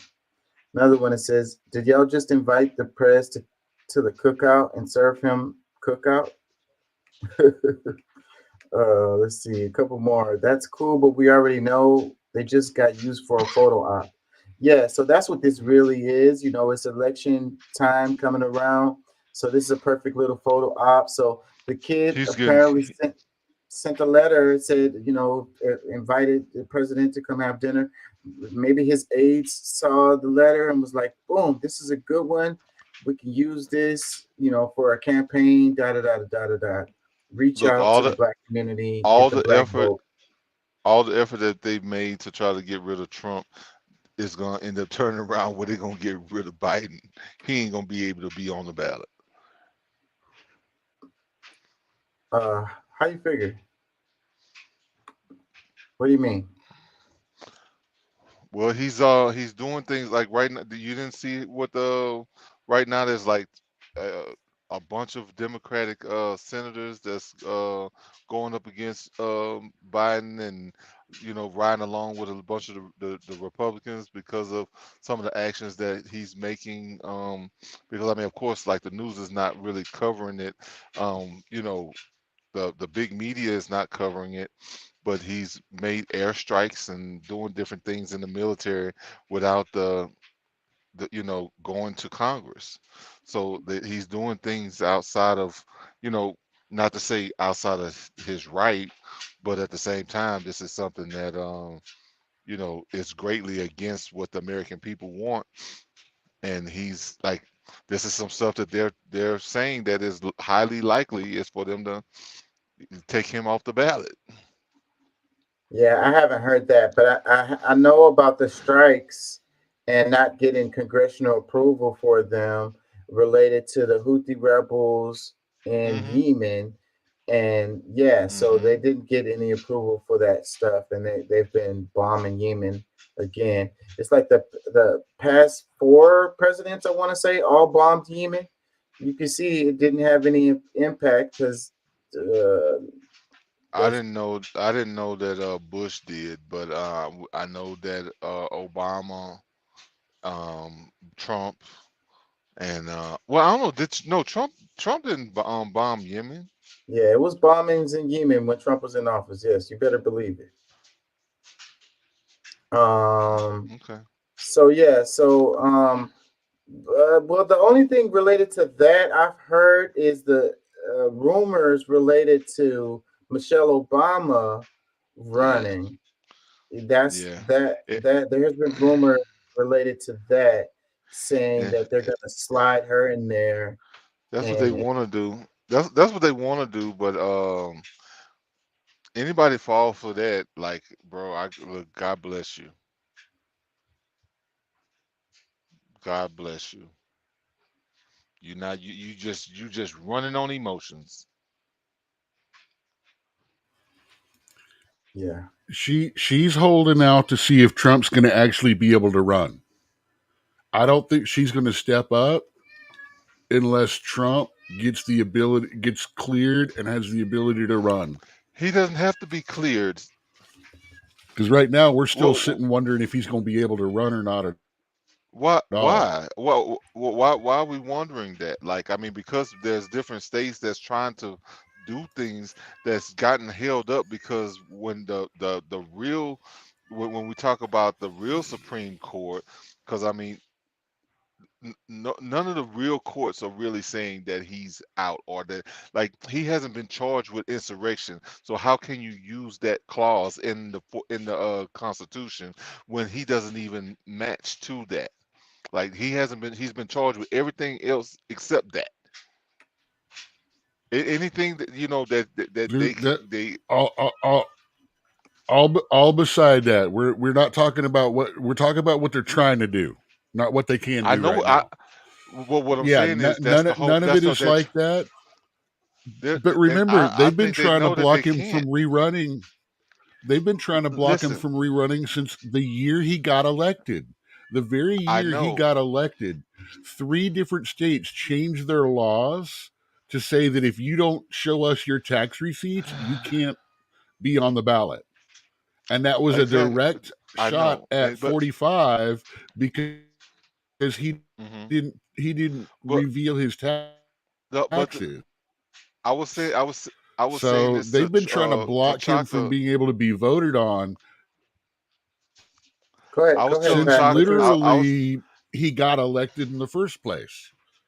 Go ahead, look. I Pat. was Hell could telling do it I was before telling the Chaka last youthful week. change to take place. Go ahead. Go All ahead, right, Pat. all right. Well, listen. All right, listen. Like I was telling Chaka last week. They are trying to do whatever they can to try to make the people not vote for him because they know everything that they're doing is illegal and that it won't go through. They can charge anybody, but they can't convict them without the proof. So, like, as long as they slowing him up and doing all this and that, they didn't realize that the more water they poured on them, the more gremlins is gonna pop out.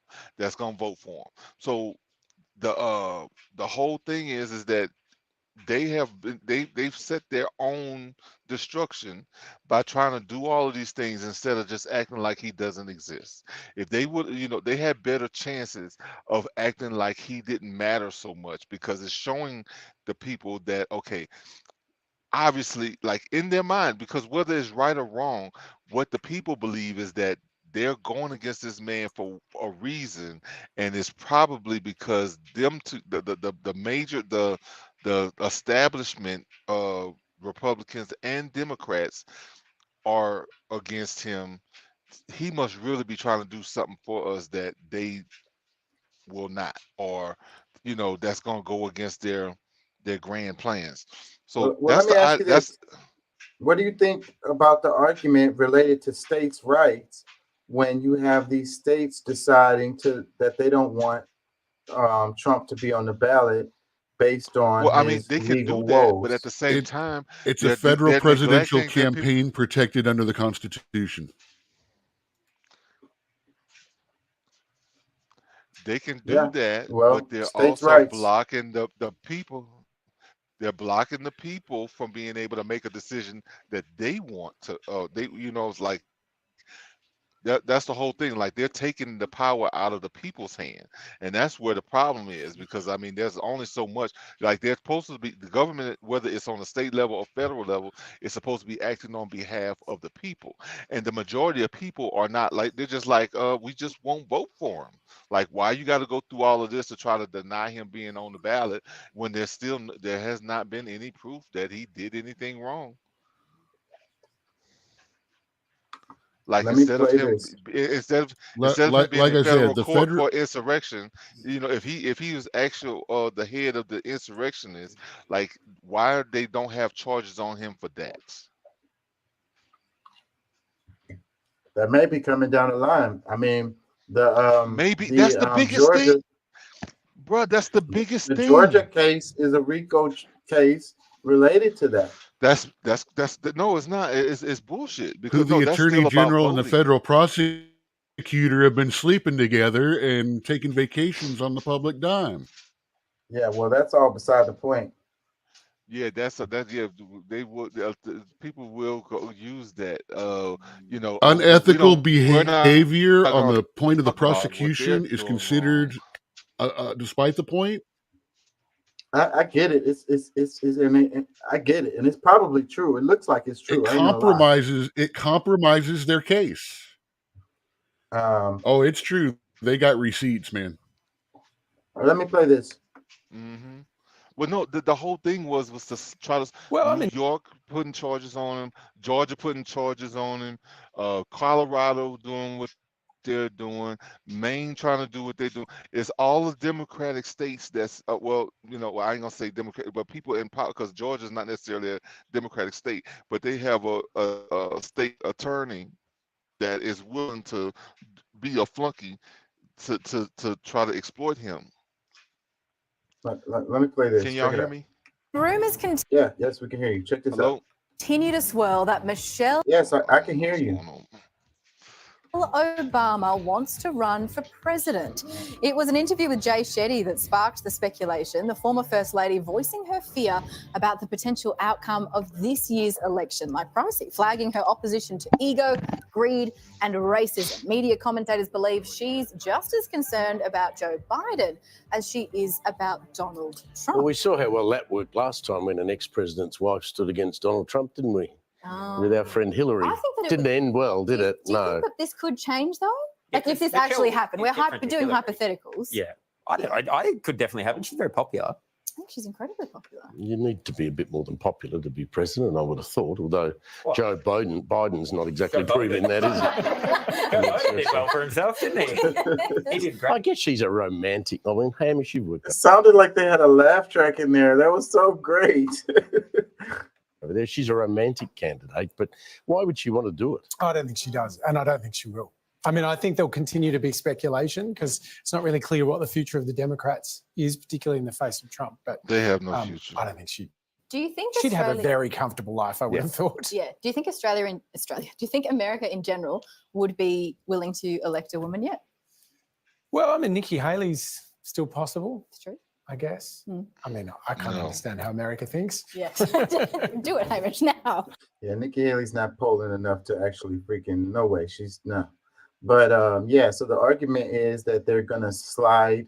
There's rumors or whatever. Mostly it's Fox News that's saying this, by the way, that they're gonna try to slide Michelle Obama in there. But there's no indications that she has any. No, it's she not. has- But I mean, they have to come up with some kind of plan to put somebody on the ballot.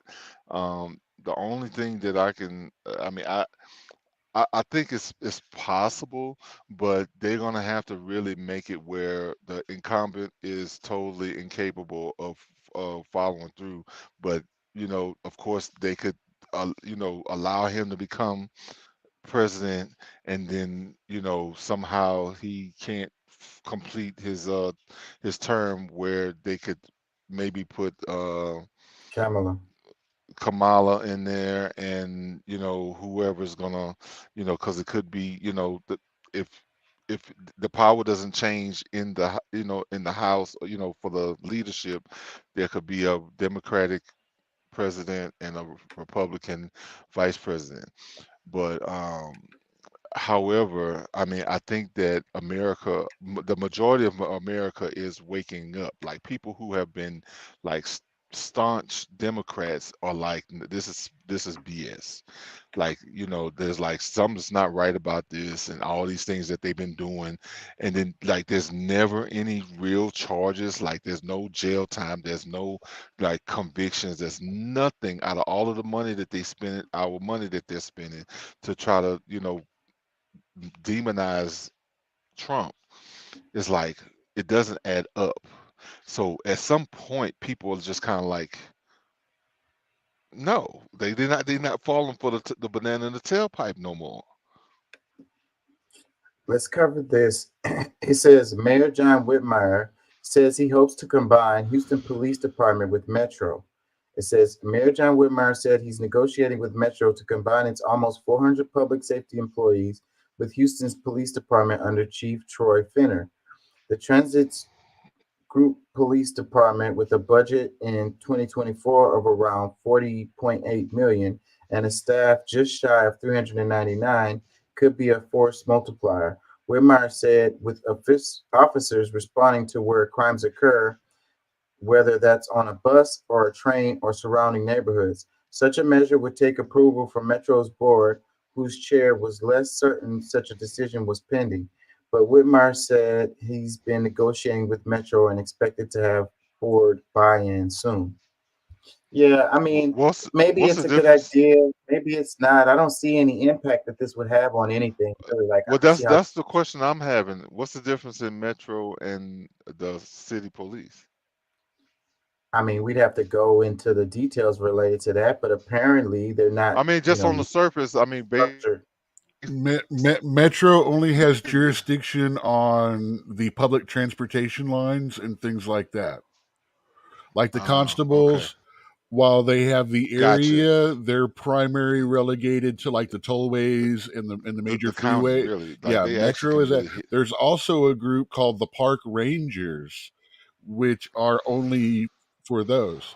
And One of my what they're cousins is one of those. what they want well now from a corporate standpoint looking at this, you've got 400 public safety employees that have their own pension programs, their own savings, their own insurance and all of that on a separate dime.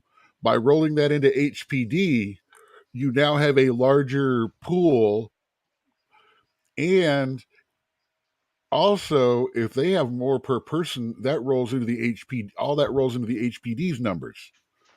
So this could be being done to like pirate the resources of Metro, which also comes off of a different federal dollar and stuff like that. Yeah, so that sound okay. I hear you That now. it's attached. It makes it's adding up Fo- now. Gonna be follow the about money. It's all about the money. Ask So 'cause they were why. talking about a budget deficit after our previous mayor has come out of office saying that he left office with a huge deficit, for Houston, whatever, like that they owe a bunch of money or whatever. Like so they having budget problems.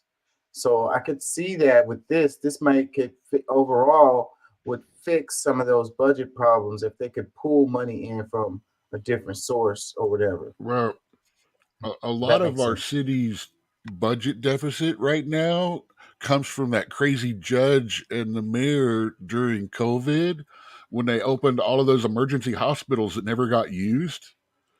And they were paying the administrators of these little parking lot hospitals like $1,200 and like $12,000 a week and stuff like that. Some of them were being paid $1,200 a day Some of to the park be rangers. the head of a tent city of stuff that never got used. But remember the little pop-up hospitals in during COVID that they had set up that never got they never really used them. Yeah. They were paying thousands and thousands of dollars, all that to people. Everyone that worked at those things got really, really overpaid. And a lot of them were run by friends of the mayor and friends of the judge back then. A lot It's of one of the times that's reasons how he it got go voted down. out. That's why y'all need to try to get in on some of this government contracting and stuff too. Let me 'Cause you read some might as well get some of that money yourself. Hey, the only government cheese I ever got left me stopped up. Let me read some more comments. It says, I had no idea Metro Police were actually cops, LMAO. Another one that says, I would never understand why we don't just have one state police force. Boggles my mind that on one road you can be pulled over by the highway patrol, county officers, city officers, or state patrol. Each one of those requires managers, billing, accounts payable, different types of cars to maintain in different colors. All of that requires additional tax dollars. Combine all the police into one state unit with one computer system and one back office to handle general and administrative. Why does each tiny little town need its own separate police force? I think that's a good argument right there. And a lot of the money from most of these little towns, all of their money goes into that. Like that's their biggest budget draw. Well, I'm gonna tell you because some of these towns are That's their owned biggest income pri- half the time.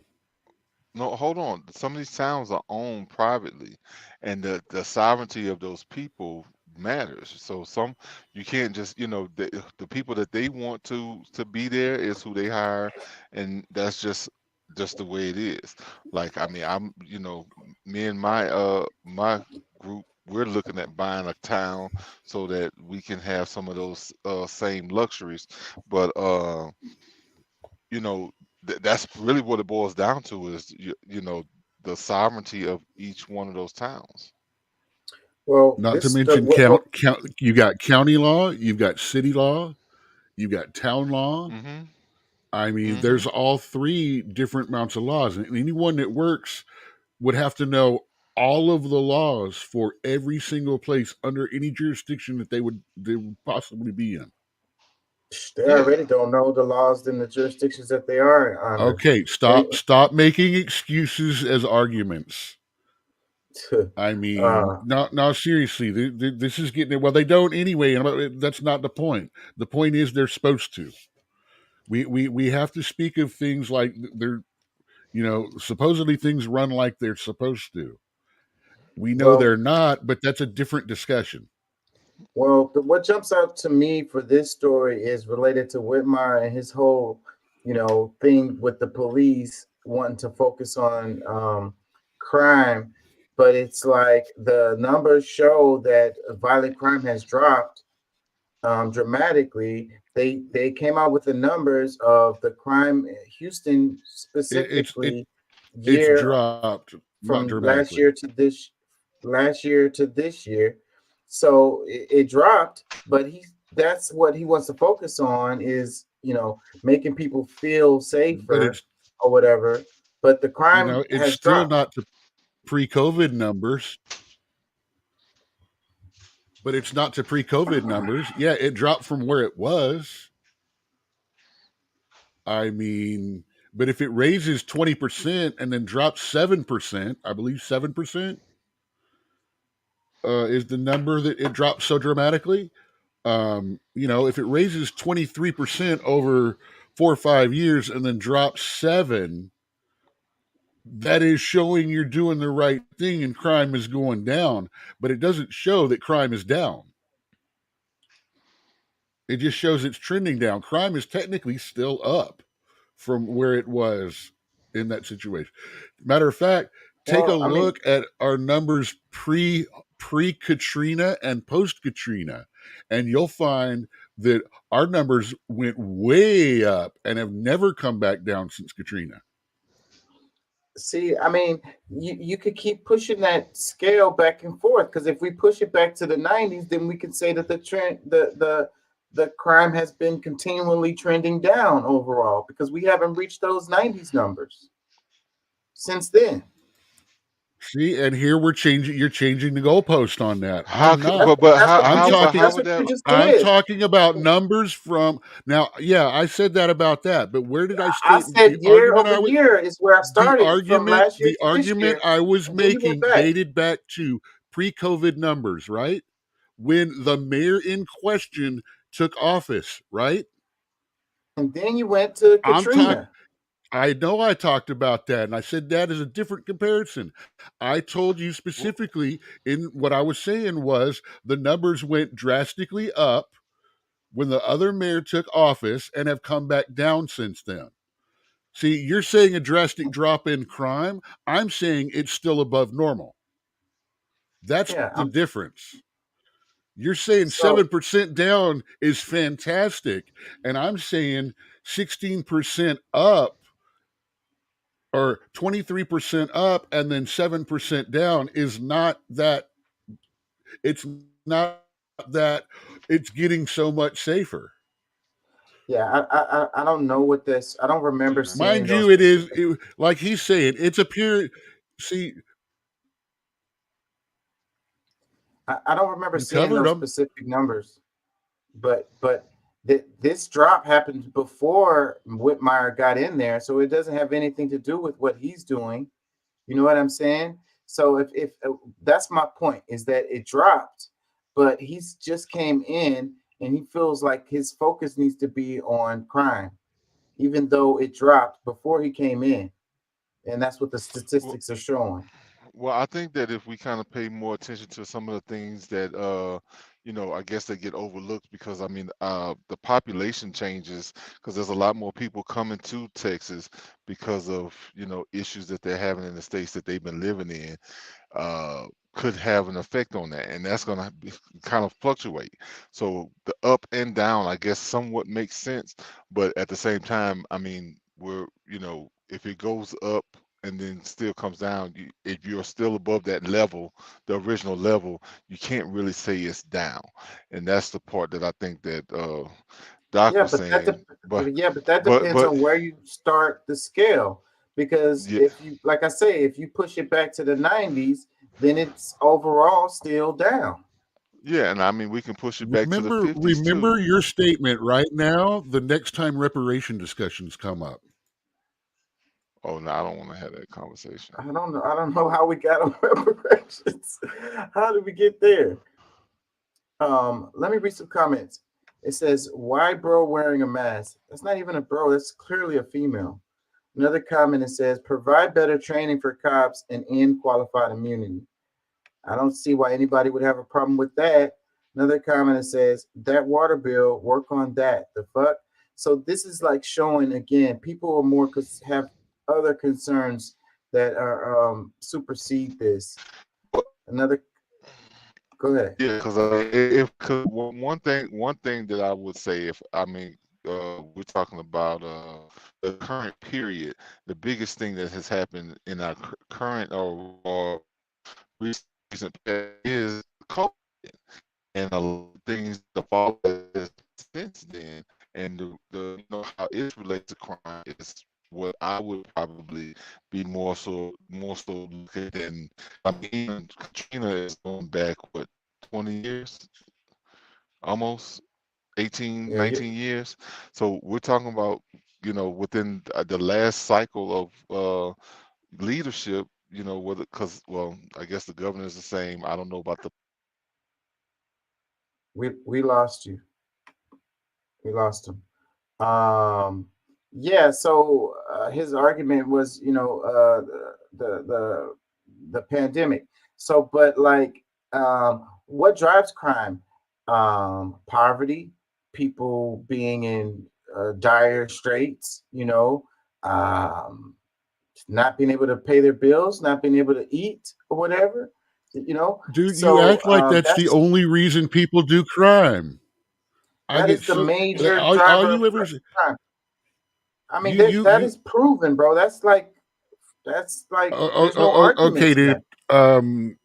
Yeah, I keep forgetting that you don't actually care about humanity, just what's in the Don't. textbooks and the numbers. Yeah, well, that's what's in the textbooks. That's what I'm going by. Like, it's what it is. So, but what I'm saying is, COVID led to people being in those positions where they were, So y'all stressed out. y'all did hear some of what I said, because I didn't know where I fell off at. This building that I'm in is kind of bad, but that's what I was saying. I would have gone back to 2020, to 2019, because that's the current period that we're dealing with, magnificent changes, like in jobs and uh, you know, all these different That was the things that last has. thing. Things were status quo. Yes, a lot of things changed after that period. So that's why I would say, instead of us going back 20 years ago to to Katrina, or even further than that, the 90s, which would be what, the 40 years now.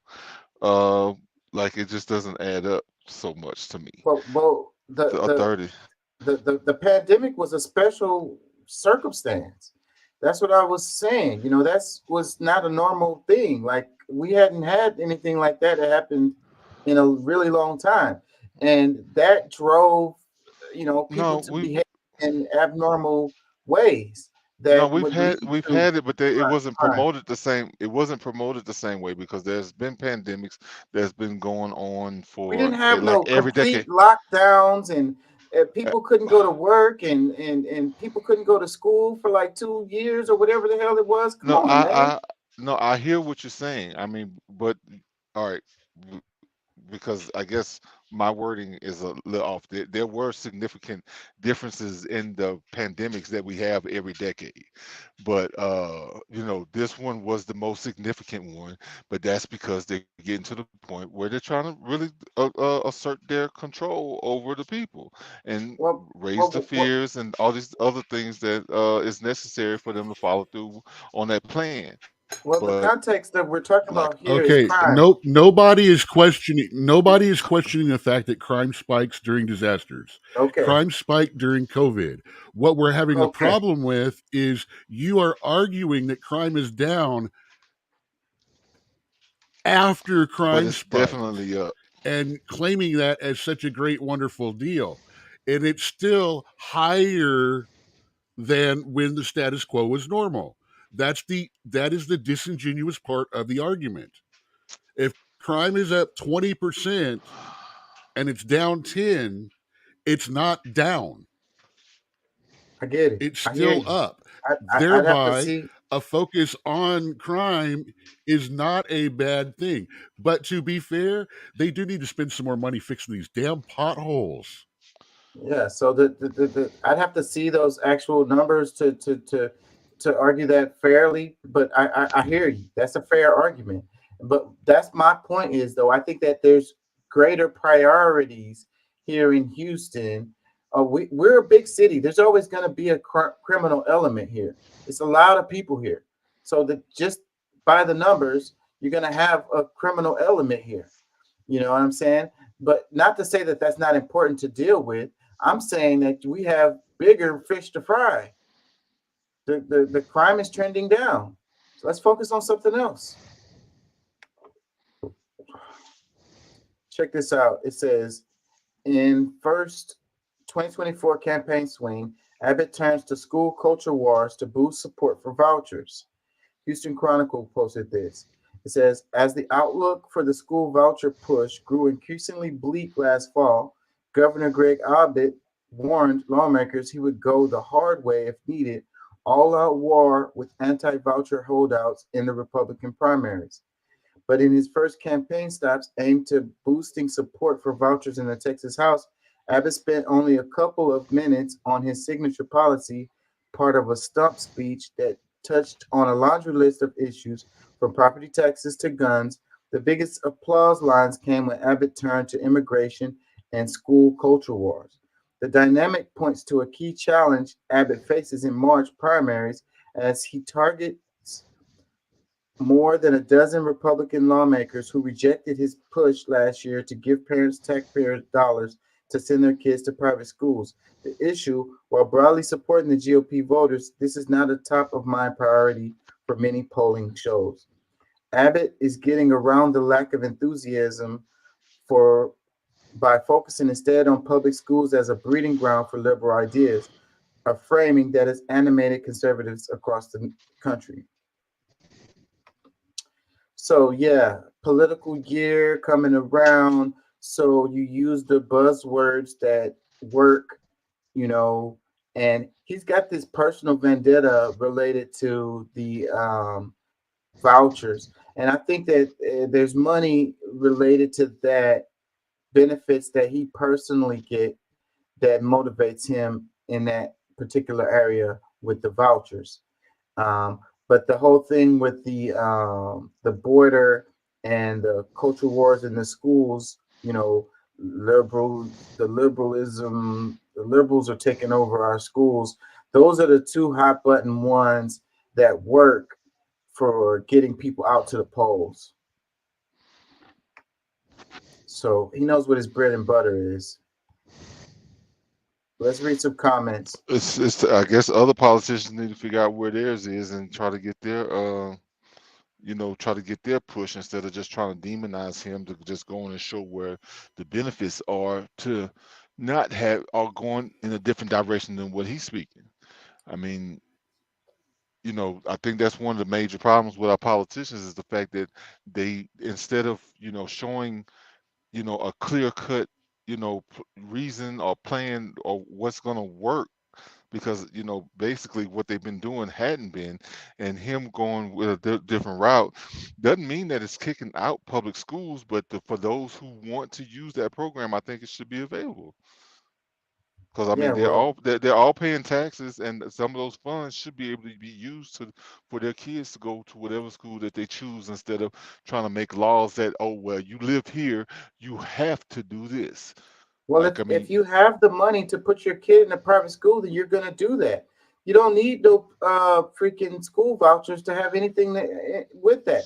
And well, some historically, that's the way it has gone. well, the same people, the same conversation that you had last night about every dollar makes a difference. I mean, for some of these people are not necessarily rich, but they wish they could put their kids in a private school, and that monies that the vouchers would provide would at least help. They still not gonna be able to, if they can't afford to put their Sometimes kid it in a makes private all the school. difference in the world. What? Some of those little Montessori schools take just the amount of the voucher. Is That's all you not the need, because case for. not Because of for their all of them, because their but it is for population will grow. They some. already got Look it teachers that they're up. paying. Some of them will do that, and that's because like they're already paying for the teachers, and then they're able to bring in extra income because they have a bigger population of kids in their school. I mean, it really a lot of times, like, it's not changing unless they just get a drastic change. Everybody is trying to move, but everybody's not trying to move. Everybody doesn't care about their children's And schooling everybody to don't begin have the with. means to do all of that. Yeah, even the ones who have the means, a lot of them still don't care, because they're just following whatever the government say they got to do. None of them are asserting their own rights, and the reason why we are losing the ones that we have is because a lot of parents are just like, well, the easy way out is their way out. So I mean, regardless, I believe that should be available for those who are going to use it. Everybody's not. Let's read some comments. Believe it or not, most parents don't care about what's going on with their school. Just as long as the teachers are satisfied with what they're doing, they could care less if they passing or failing. How can you make that? Where would you get that information to state that? Like, Because most parents don't care about what their kids. I mean, like, all right, I'm gonna say a lot then, because I mean, that's just how I see. Yeah, there's kids they're proud of, they're proud of their kids making certain grades, but some of them still don't even know how to do regular just math problems. So they're really not learning anything. They're just getting grades that says that they're doing fine. let me read some comments. It says, corrupt Texas governor takes $6 million bribe in order to dismantle free public education. Fixed your headline for you. Another comment, it says, government Hot Wheels loves to point fingers and pass blame. Liberal school ideology, yeah, because conservative Christian values are so great. The right loves to preach less government involvement until they want to dictate how parents parent, how teachers teach, and what women can do with their bodies. Another comment, it says, never trust a politician trying to privatize your system. Didn't you all learn from the power grid issue and lawsuits? Bro. Okay. Well, you know what? The people, I think, and this is going. I'm expressing my opinion here. I mean, and they have every right to express their feelings, but a lot of those people that's upset about this is those who do not want to assert their own rights, and making sure that their children are, even because the public schools are not teaching them bro, like, if we compared what the kids in this country are learning compared to what kids around the world are with their public education, we should be ashamed of ourselves. Yeah. So, and Like, these schools are doing a better job. in Where's the other data to countries, support that? We're what not in talking other about other countries, countries. We're talking about here. I am, because we should be ashamed, because that's the competition. Like, the rest Yeah, of the world but, is. Where's the data to prove that they're not? You're the one making the accusations that they're not doing it. But Show but us. no, but my listen, my argument is, when we have to change, like if we keep lowering the expectations of our children every turnaround because the teachers are not teaching what the children need to know or learn, for them to be competitive even against each other in this same country, not to even say that the globalist country that we're being introduced to. So we're gonna have a whole, like, there's the only children that's gonna be able to compete are the ones who actually have parents who are putting them in competitive positions. Yeah, so So public school is not doing it. So for but the parents who private schools are. Is that what you're saying? yes, I would say that they're in better positions because there's at least an expectation. There's the private schools are not the ones that's being, that's changing their standards of, lowering their standards of what the children need to learn. It's the public schools that's doing it. I don't know where we're getting this from. I think that's all straight political. You think, or are you gonna tell me where that's a lie? I'm saying, where do you have information or data to support where do you have information to support that they're not doing? You're the one that accuses them of not being better. Okay. And my the bottom line is the reason people are pursuing private education is because public education has been lowering the bar and complicating things further and further every year. And you've seen it too, all the public testing. This is an argument that you're on the same side I am on this. They've been lowering the bar so much, people seek a better education, a better curriculum, one more in tune towards success than just going out and becoming a person who is a worker in the society. And it's been an education that teaches you to use critical thinking rather than a minimum amount of knowledge, and then releases you in the public with no ability to actually function or any way that have been taught to think critically other than just memorize data. And it's been a continued agenda to dismantle the public school system and to siphon funds from the public school system, to leave inner city poor kids behind, so that there'll be the school to prison pipeline. It's like a broken record. It's like a broken record. It's true. Let me read some more comments. It says Abbott, Paxton, and Patrick should be locked up. Another one, it says the fight over vouchers in Texas is coming to a head.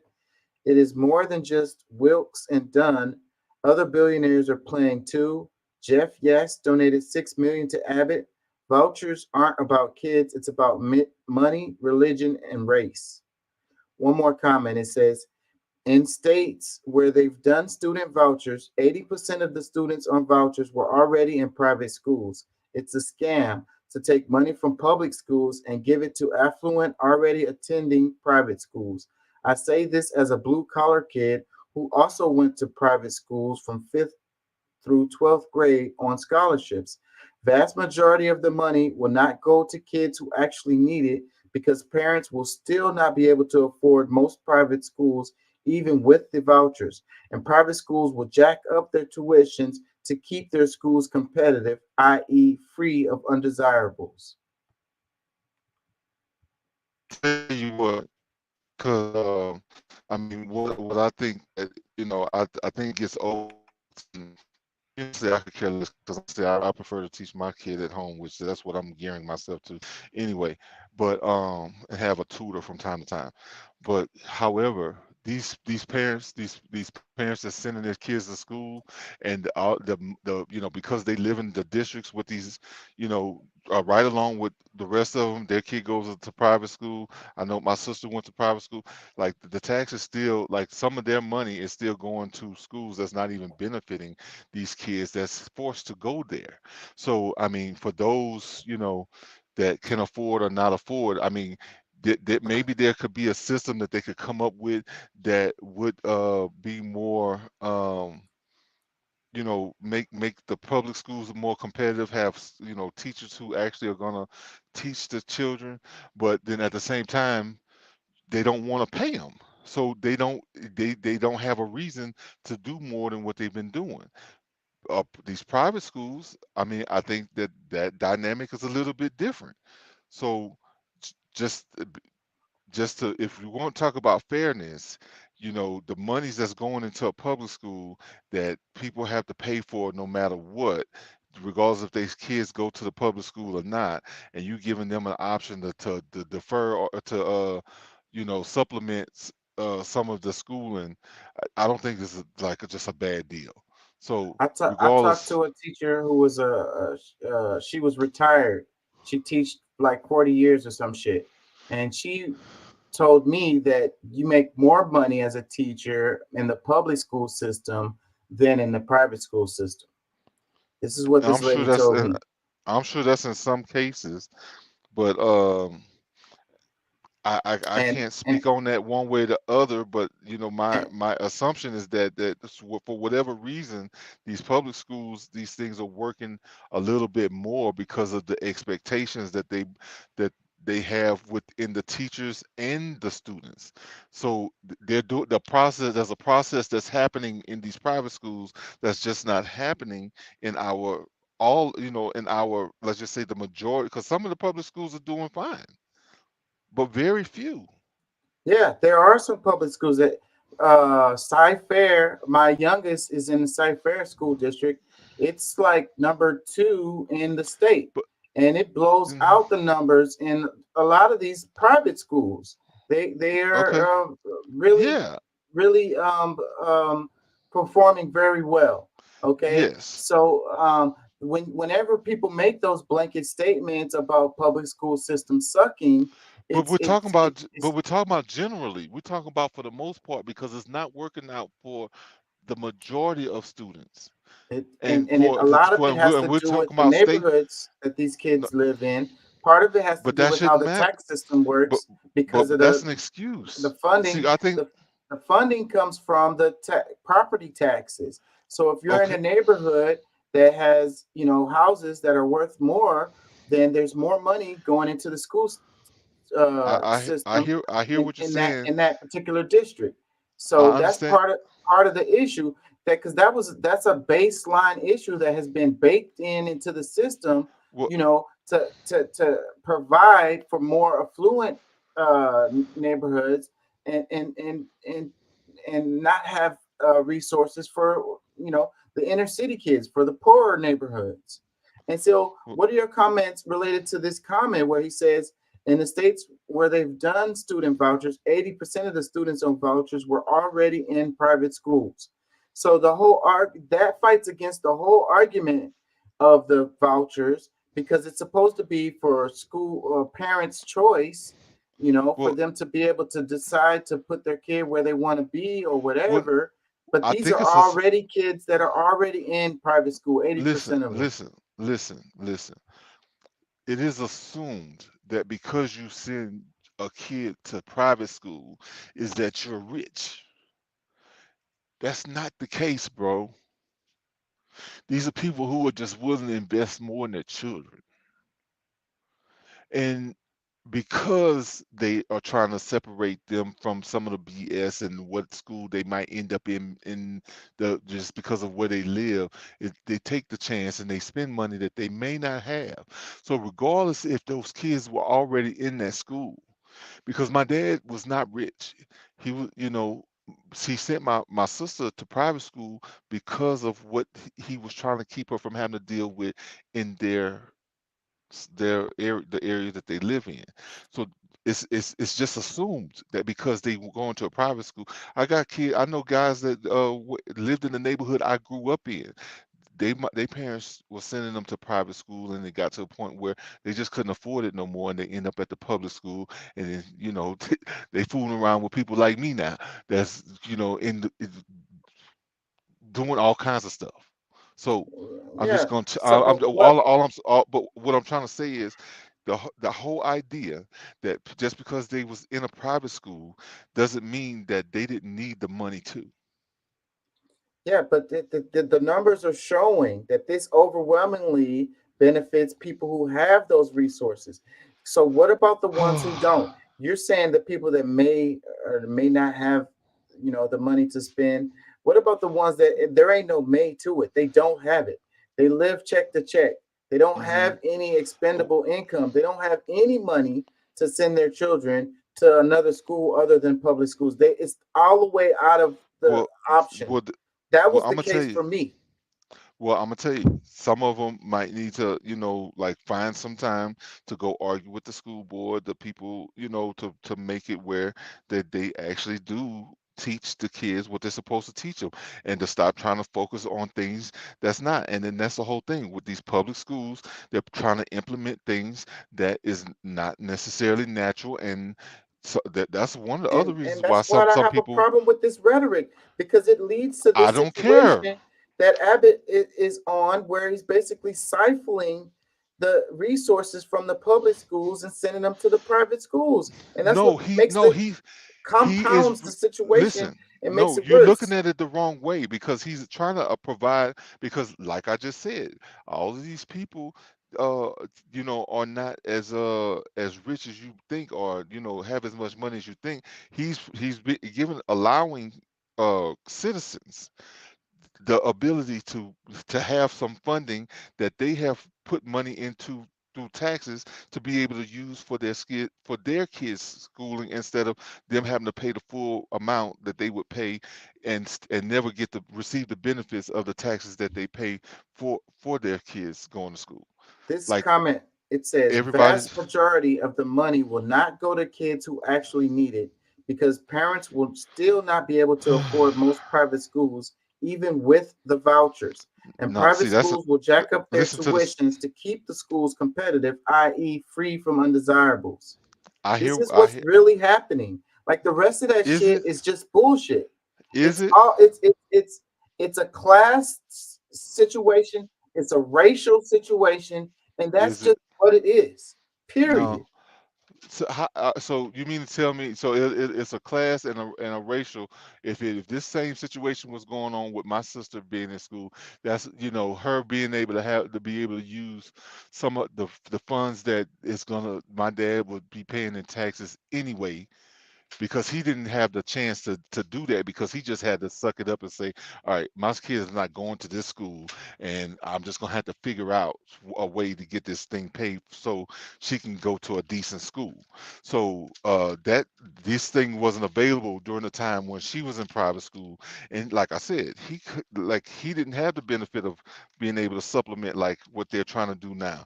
And that's because there's selfishness on other people that they want to send money to a school that's still not providing the things that each and every kid needs, and trying to indoctrinate kids in a way that's just not really fair and what the parents don't want for their children.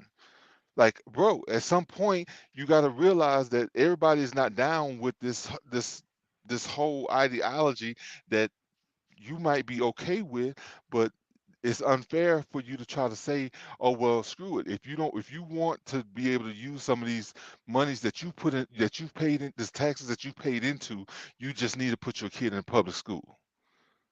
I mean, I- that's ultimately what you're saying is that is that not what I'm saying.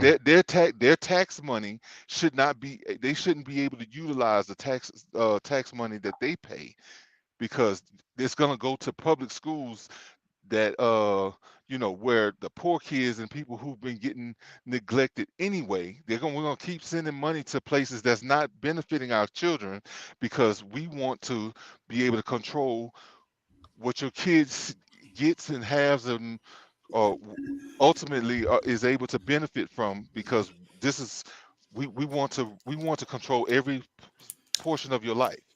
So no, But fuck all that getting a better education if and if where if you want you them to if get you it from. have the money to put your kid in private schools, that's what you're gonna do No, regardless.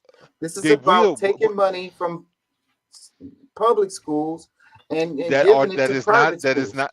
No, Period. how about we look at it that they're taking money from schools that is not producing uh productive children. We just made an example of a school Of a few district schools that that's doing great. okay, you How spoke of Outperforming about the one. it gives private people You're schools. a speaking of choice in one. how their tax dollars are spent? You spoke of one school There's that your other. This kids is a happen to whole be district benefiting I'm from. talking about. I'm talking about a whole district. It's not one school. It's a district I'm talking Okay, about. well, all right. How many districts are in the state of Texas? A lot. So I mean, we'd have to go through the list and actually, We pick would, but apart the ones that perform and the ones are not. And I'm willing to bet that the ones that are not are in inner city areas, lower oh income my folks, God. black and brown kids. So And it let ain't me no ask this. coincidence that that's the case. So The let me area ask that I'm this. talking about inside Those Fair is districts, mostly white folks.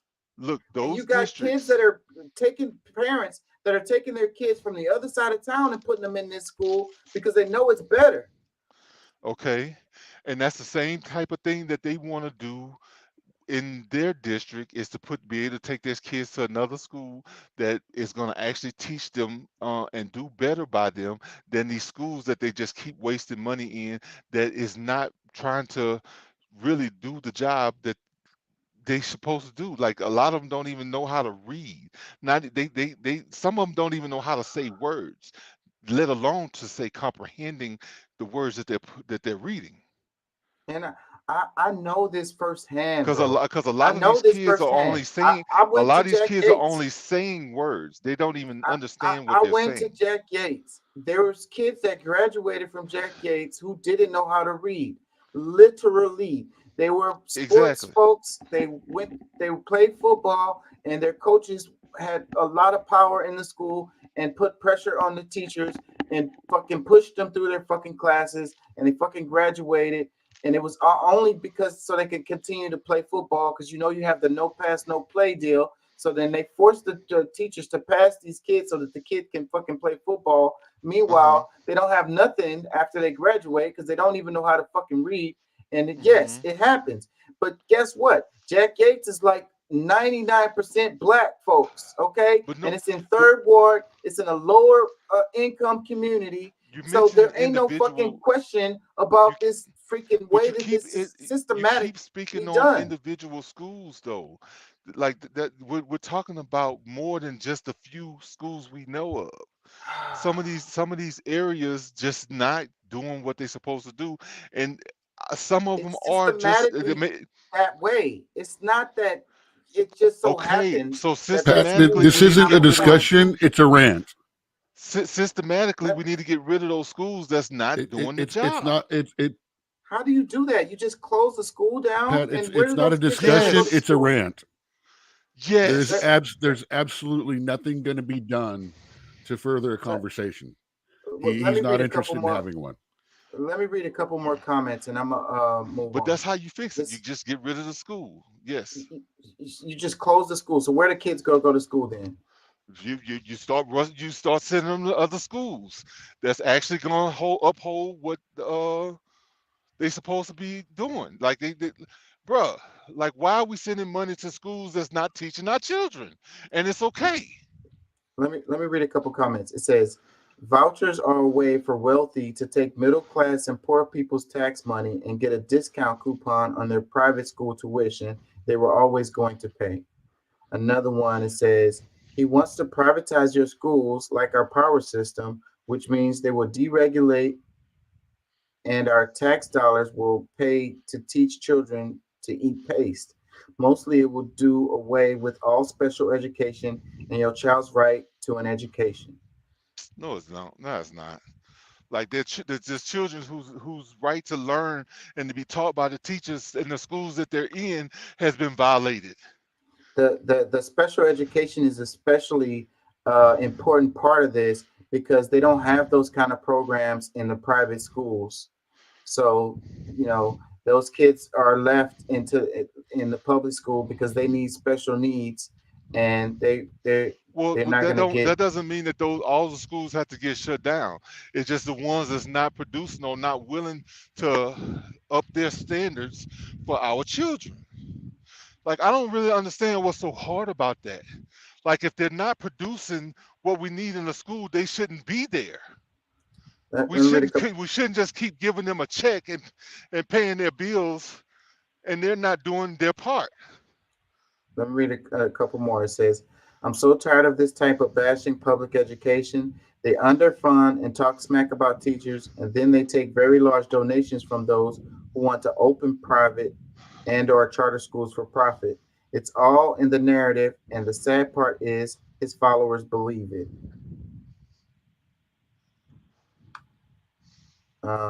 Another one, it says, this is how you get rid of special education budget and force it on the parents. It steals that child's constitutional right to an education. But when you only care about killing people crossing your border and your friends making money, it shows. Let's move on. Hold on. Lost my place. Robert Wright. Did I play this?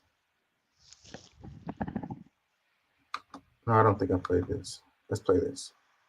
Than ever, and we're working ourselves to death as a society.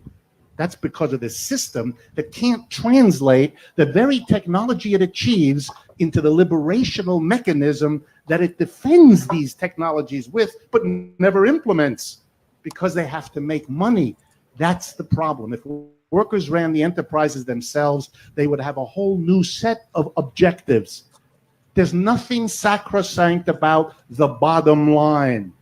The bottom line can be the well-being of the people who work here. It can be the well-being of the community in which the facility, it doesn't have to be the profit.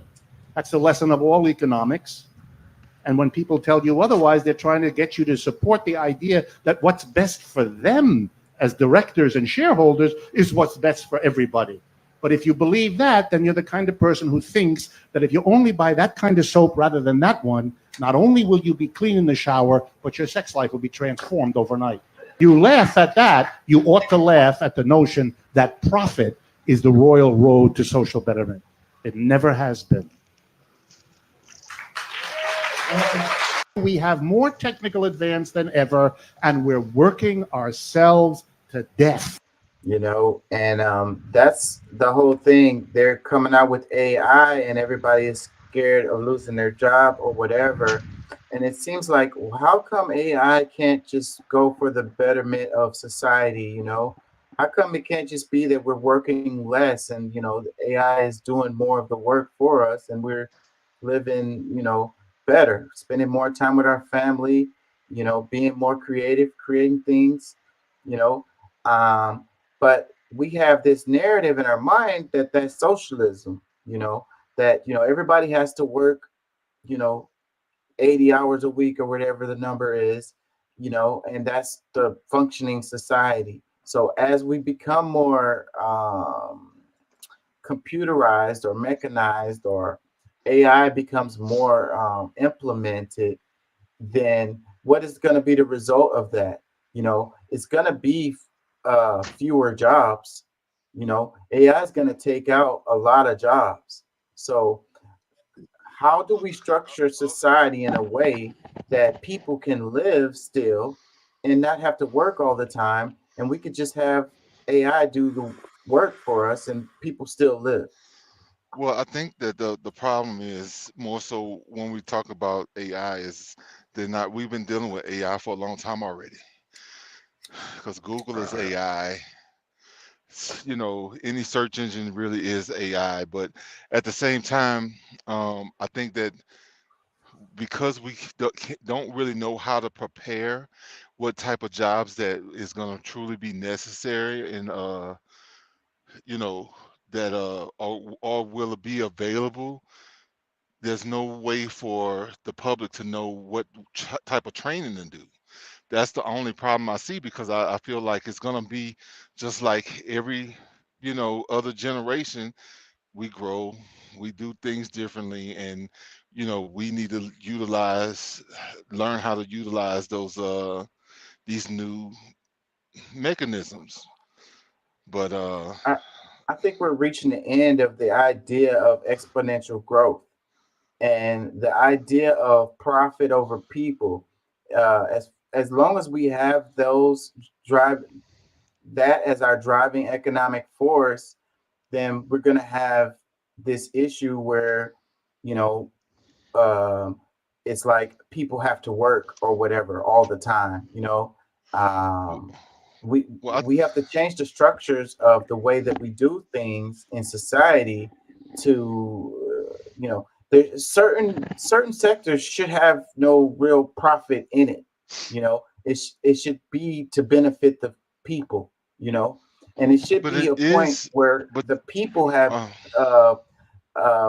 you know, that they receive dividends for their investments in society, paying their taxes, doing whatever it is that they're doing. They receive, you know, hold on, benefits hold for on, hold that. on. I hear what you're saying because, but But how are they going to be so- paying taxes if they don't have to work? well, taxes shouldn't be. It's something we pay anyway. So I'm gonna just go ahead and let that be clear. We shouldn't. None of us should be paying taxes. But the whole thing is that the reason why we use money as a medium of exchange, is because we can use it on any area of thing that we want to exercise that those funds in. So to try to say that the profit, I mean, the profit margin should always be there for there to be an abundance of what you know saying. Trading off is usually is never really a true fair trade-off. You know what I'm saying? Like it's just there's going to be a certain level of value that somebody's willing to pay for whatever it is, for that person to have profit, for them to be able to benefit from that exchange. And that's just really, like, doing it any other way really is not beneficial to people, to humans, to anyone. So to try to change it up and thinking that there's because I mean capitalism is the best way to do things, and people don't want to admit that, especially when they're not willing to take, people that's not willing to take chances, or people who are going to have those talks against it. But though life is a chance. Just you getting, you know what I'm saying, taking a job is a chance. So, Well, let me ask you this: if you needed a lung, how much would you pay for that? shit, what they selling them for? Okay, so they're gonna sell it for the highest amount that they think they can get out of you for it. Okay, and that's the, either I build up enough value to I do the work to be able to afford it, or I'm gonna die. Okay, so then So what are you if telling me that somebody owes me their lung? no, I'm saying that the healthcare system could be set up in a way that these things can be sold at cost. You know, What's the cost though? It's it priceless. it like Any insulin, like the drugs well, that you that's you that now. need. Well, that's different. That's different. Drugs Well, are different. You're talking about organs. Organs are priceless. yeah, because you need it to stay alive. You have drugs that you need to stay alive too. That makes them priceless. You know, No, you people can need not. insulin to stay No, alive. no, no. You don't need drugs to stay alive, because you can actually choose a diet that helps you stay alive instead of eating the things that are killing you. If you're a diabetic, if you're a type 1 diabetic, you need that insulin to stay alive, and the diet is not gonna keep you alive. That I mean, that's what they tell you, but that's not necessarily true. You can get on a diet, and you can totally change your diet from the things you were eating that caused it. And now we're talking about, you said type A. Type 1, not type What 2 type of what type? diabetes. Yeah, type 1. Okay, that's one conversation. But the type 2 is the one where most people argue about. Yeah, but You that's know. not the argument I'm making right here. What Okay, I'm but trying to but make the but argument for is the healthcare system that's not profit driven. You know, that things are sold at cost. You know, what would be wrong with that? What's wrong with that is you're asking the people that provide that care to not be able to benefit from what they do in life. They can still get paid. It can still be in a way where they're making enough to live. That the amount that we pay for healthcare is like astronomical, like way over the cost. Like we talk about the medical bills and looking at it line for line, and they charge you like $300 for a Band-Aid and like I don't know, you know, I have a hard time I hear what pulling you're up saying. specific. No. I hear what you're saying, and I think that yeah, there's some places that we can draw the line, but when you're saying, you said some very specific things that I'm addressing because you're talking about a profit margin. Now, if there should be certain regulation on how how much percentage is too much percentage to charge for profit, that's a valid conversation. But as far as to say that there's no profit, I have a problem with that, even though that's not my market, because I just don't think that's a fair way to treat other human beings that's trying to make a living the same way that you and I are. That's the only that I'm addressing specifically I'm what you trying to make said. the argument that there's certain industries that there shouldn't be a profit-driven market for them, simply. And the human capital of people should be higher in value than extracting the wealth from those people, given that they would pay whatever they need to pay to stay alive. So then the capitalism says, make as much profit as you want. I mean, as you can, exponential growth. So if they're willing to pay $50,000 for something that's worth $1,000, then you're going to charge them that $50,000 because that is what you're supposed to do. You're looking out for your investors or whatever.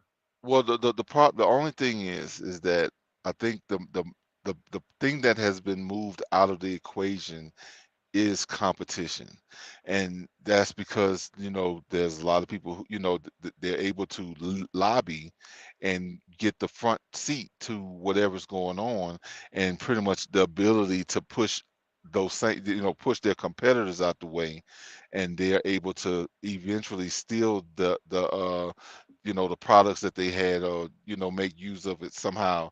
I think that that's where the problem falls in capitalism, because if you can erase your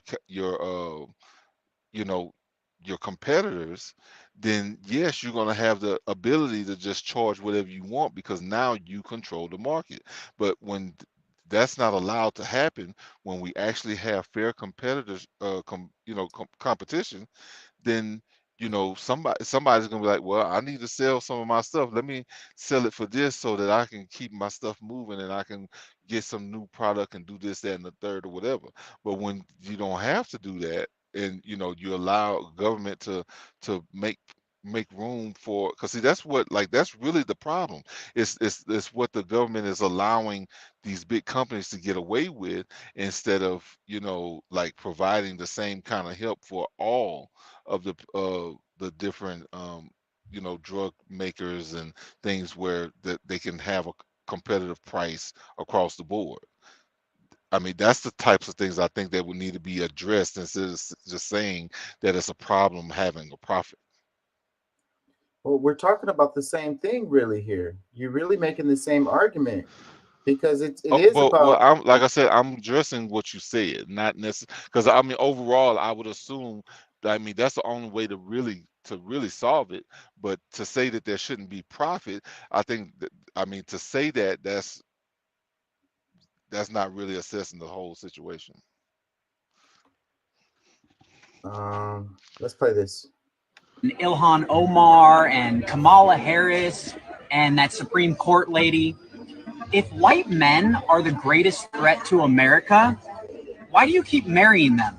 Our country should be more fearful of white men across our country, because they are actually causing most of the deaths within this country. What's being labeled as terrorism is almost exclusively coming down to the identity. And it seems as though white men invoking white supremacy and engaging in mass shootings are almost immune from being labeled domestic terrorists in their violence. And realize the biggest terror threat in this country is white men, most of them radicalized right up to the right.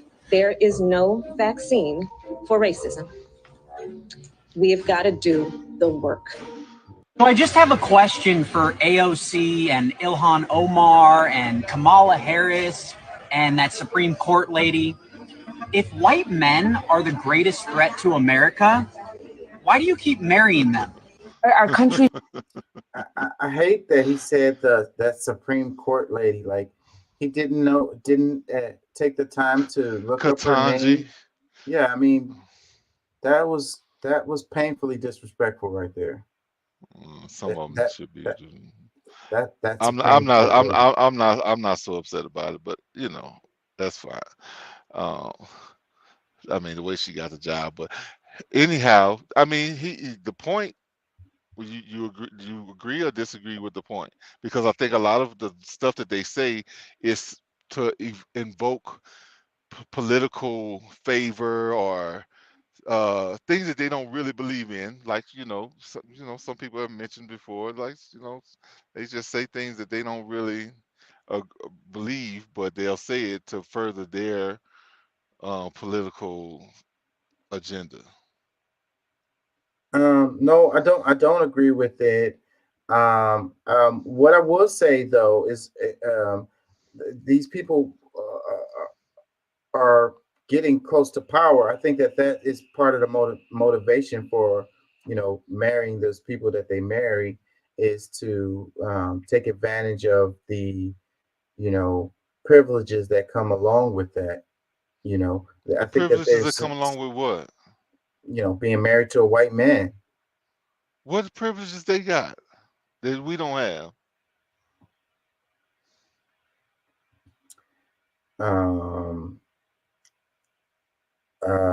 Lots. Shoot, I'm trying to find some that's got things that I don't. I mean, I don't understand. And then to just say white men, like, I mean, now you talking about rich men? That might be a different conversation. But Okay. In most cases, when they're talking about these, the majority of white men are not rich, and they ain't got no power either. Okay. Other than more than what we have, they don't have any more than what we have. So yeah. So it kind of goes back to the argument that we had yesterday related to the question that they had for Nikki Haley about whether or not the United States is a racist country or not. It's not. So with that argument, I mean, there's two sides that you can look at it and say that, the government or the entity of the United States is not racist, but can we say that we have racist people in the United States? Of course we do. Okay, so when you do have racist people in the United States, when they decide on who they want to give a loan to, or who they want to hire on to their job, or I don't know, give any type of special treatment or whatever, help even, would you not say that their prejudices that they have influences their decision? Well, Kind of like I don't the think. NAACP. No, I wouldn't say that it's that, because I mean there's a criteria that because I mean, bro, I've been in sales. I've gone through like being in the circle, like the financial circuits and markets. It's not about race, bro. if you don't pay your bills right, they don't want to fuck with you. If you don't have enough income to afford what you trying to buy, they don't want to mess with you, bro. And Yeah, I don't think, and in most cases, they don't even Dude, see he's what you trying to look claim like. systematic racism yeah. is a You ever problem. you ever heard of Well, redlining? well, I've heard of redlining, and that I would say that has more of, it does have some racial uh connotations to it, and you know, is there some elements of systematic racism?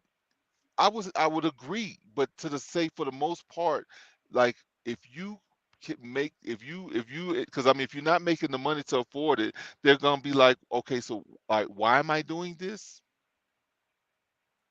You know what I'm saying? Like, okay, what most likely based on your credit score and not making, an, an, let's just say more than average pay, like what benefit can they see in it, because most likely you're going to default, and that's just proven by numbers in most cases. Like it does not have anything to do with your race. Like I know too many people that's black that got, I'm just saying, like they like there's I don't see it that way. But now when you're talking about, see, redlining is a totally different conversation from getting a loan, because there's people that's in a certain area that has already kind of been blocked out, and you know maybe we can start with the schooling, that the people there didn't care enough about the kids and this, that, and the other, and the parents didn't get any extra opportunities because they couldn't position themselves, they couldn't even get a good enough clothing to go apply for the job, or whatever it might be. Like there's different things that systematically happen that keeps people from you know getting to a higher point. But as to say that individually, somebody gonna, you know, pick you out just because, like, if you got a 700 or above credit score and you making 100,000, 80,000, or whatever is suitable for whatever you're trying to purchase, that they're gonna turn it down, because guess what? Overall, I mean, you could have been uh, any other color. You're showing that you can afford it. They're gonna accept the money. I'm just saying in most cases. So I personally can't agree that that's the situation. That it's just that's where we're gonna say that racism exists. I don't know. I had another clip, but I lost it. I wanted to cover it yesterday, but I skipped over it. Which one was it? Did I cover this yesterday? Yeah, I did. So that's not it. Hold on. See if I can find it.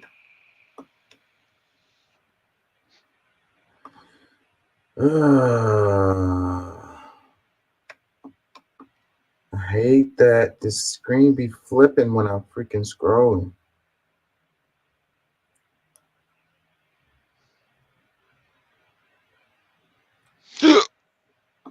Excuse me. Let me share this just because I think it's cool.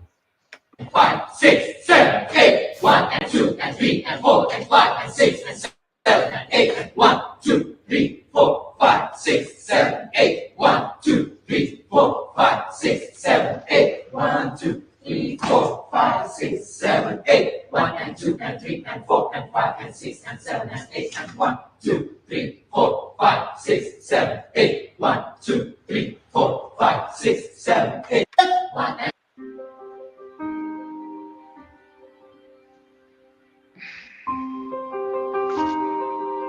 Yeah, I think these are really, really cool. I don't know. It just, I like it.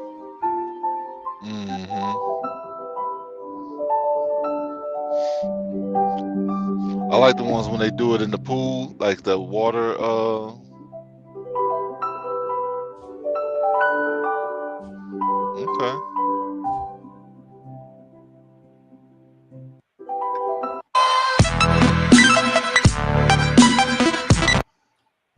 want to play the music because that shit is what gets me flagged over and over again. Anyways, that stuff is really cool to me. I like that performance art type stuff. Oh shit. Where is it? It's already 3:30. It says, let's do this one. It says Austin is leading the state in mass layoffs. The city accounted for 20% of the total number of warned layoffs in Texas, despite making up 10% of the state's employees. If you're a company with 100 employees or more and you're planning layoffs, you have to alert government and give your employees 60-day notice under a law known as WARN Act. It was designed to give workers time to adjust to the news about layoffs, but these notices can also reflect structural changes in the economy, according to the Dallas Federal Reserve. Luis Torres, a senior business economist with Dallas Fed, who recently co-authored research looking at WARN notices and mass layoffs here in Texas, says we're seeing a pattern where WARN layoffs are more often coming from science professionals and tech service jobs. Let me see. I don't know what I wanted to share this about. It says Austin accounted for 20% of the total number of WARN layoffs in the state during the first 10 months of 2023, Torres said. Despite that, they just represented around 10% of employment in the state, so it's increasing. Yeah, I don't know what I wanted to talk about with that. Don't even remember that one. What is this one? Let's see. Look like? Fundamentally, a second Trump term. Okay, yeah, let's do this. In your mind, if Donald Trump became president again, what would a second Trump term look like? Fundamentally, a second Trump term could mean the end of American democracy as we know it. And I don't say that lightly. We all witnessed him trying to steal a democratic election before and going to historic and unconstitutional lengths to do so. And that just shows that he's willing to basically break every barrier to get into power and to stay into power. But also, I'm very concerned about what the term would actually look like. We don't need to speculate what a second Trump term would look like because we already saw it play out. To this day, he still doubles down on the fact that he thinks that the election was stolen and fraudulent. And then his rhetoric has just gotten increasingly erratic. I mean, he has literally called for things like doing away with parts of the Constitution, wanting to weaponize the DOJ to enact revenge on his political enemies. The fact that he feels that he needs to lean into being a dictator alone shows that he is a weak and feeble man who has no sense of character and integrity and has no sense of leadership. Everyone who is in the West Wing, and frankly, a lot of cabinet secretaries, they know how dangerous Trump is. People who I have the deepest level of respect for, like my former boss, Vice President Mike Pence, he's seen more than any of us have seen. He knows more than any of us know. And I would just hope in this moment when we are less than a year out from, or basically a year out from the election, that he would think about speaking out more forcefully just about the unfitness of Donald Trump. This is not about politics. It's not about policy. It is about the character of the man who's the leader of the free world. Yeah, because even now, even 3 years later, almost, there are many that haven't come out who know exactly what you all know or know more. I think it's really easy to paint all of these Republicans with a broad brush and say that they're doing it for, their own personal ambitions, which I think is a large majority of them. But I think another thing that we have to consider as a factor is that a lot of these people won't come forward, even if privately they'll acknowledge that Trump is unfit or will privately acknowledge that the 2020 election wasn't stolen. It's because they know that they will face death threats, that their families will face death threats. I knew that coming forward and speaking out against Donald Trump, I could potentially face security threats or death threats, online harassment. Despite all the personal sacrifice, I knew that ultimately it was the right thing to do. And so I just would encourage others to come forward because we're running out of time in order to try to stop Trump from being in the Oval Office again. His campaign theme is retribution. I mean, this is the centerpiece of his campaign. He says, I am your retribution. This is a tough question, but let me ask each of you, are you worried that you will face that retribution if he comes back in. It is a very real concern. I've met with former cabinet secretaries very recently who were also on this, potential theoretical list, and they're worried about it. Listen, I'll say this with Donald Trump is what scares me as much as him and his retribution is the almost cult-like following he has over his most diehard supporters. The threats, the harassment, the death threats that you get when he targets you, and he's deliberate in targeting, is really horrifying and has no place in our American discourse. And it's unlike anything I've seen in the decades plus I've been in politics. I'm less worried for any personal aspect for me, but it is, he knows how to use government better this time. He can put in diehard loyalists who can weaponize every level of government against his detractors, against the American people, against the media. It's almost too scary to fully wrap your head around what it could look like. Comments. My first comment is a laugh, but the problem I have is that, okay, maybe I don't realize that from the side that I see it from, but the most danger, I feel, is talking with a Democrat that disagrees with what you say, and because they are so no matter what, you're wrong, and it's not even up for debate, and it's like they are the one, all of the things that they're saying about the people who are believe or follow Trump or agrees with the more conservative side, shall I say, they are more willing to hurt somebody than a Republican who is just expressing how they feel. It's totally everything that she just said is the exact things that I experienced being a conservative man, not just man, a black man. I think it's even worse being a black man having conservative views. And bro, only if people really knew all of the stuff that people get on and talking about the conservatives, the Republicans or whatever, bro, the harsher group, in my opinion, are Democrats. They get so they can't even talk to you no more because they're so angry. Let me read this. It says 3 conservative former Trump administration officials warned America of the danger of a second Trump term and pledged to vote for President Biden. Why? It says fundamentally, a second Trump term could mean the end of American democracy as we know it. I never voted for a Democrat in my life, but I think that this next election, I will put policy aside and choose democracy. So that answers your why question. I feel sorry for them because, for one, democracy is what's ruining most of what's going on in our country. Because they're trying to take it too far.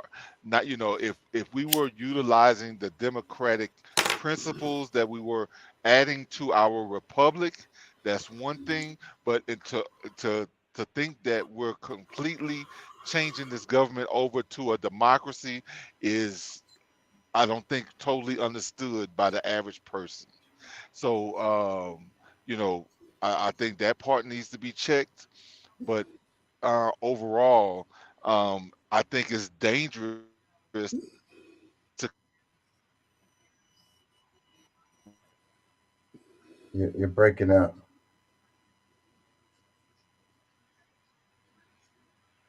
We can't hear you.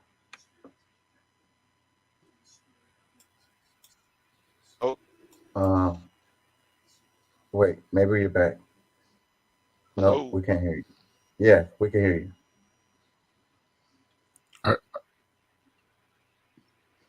Go ahead, Doc. Comments.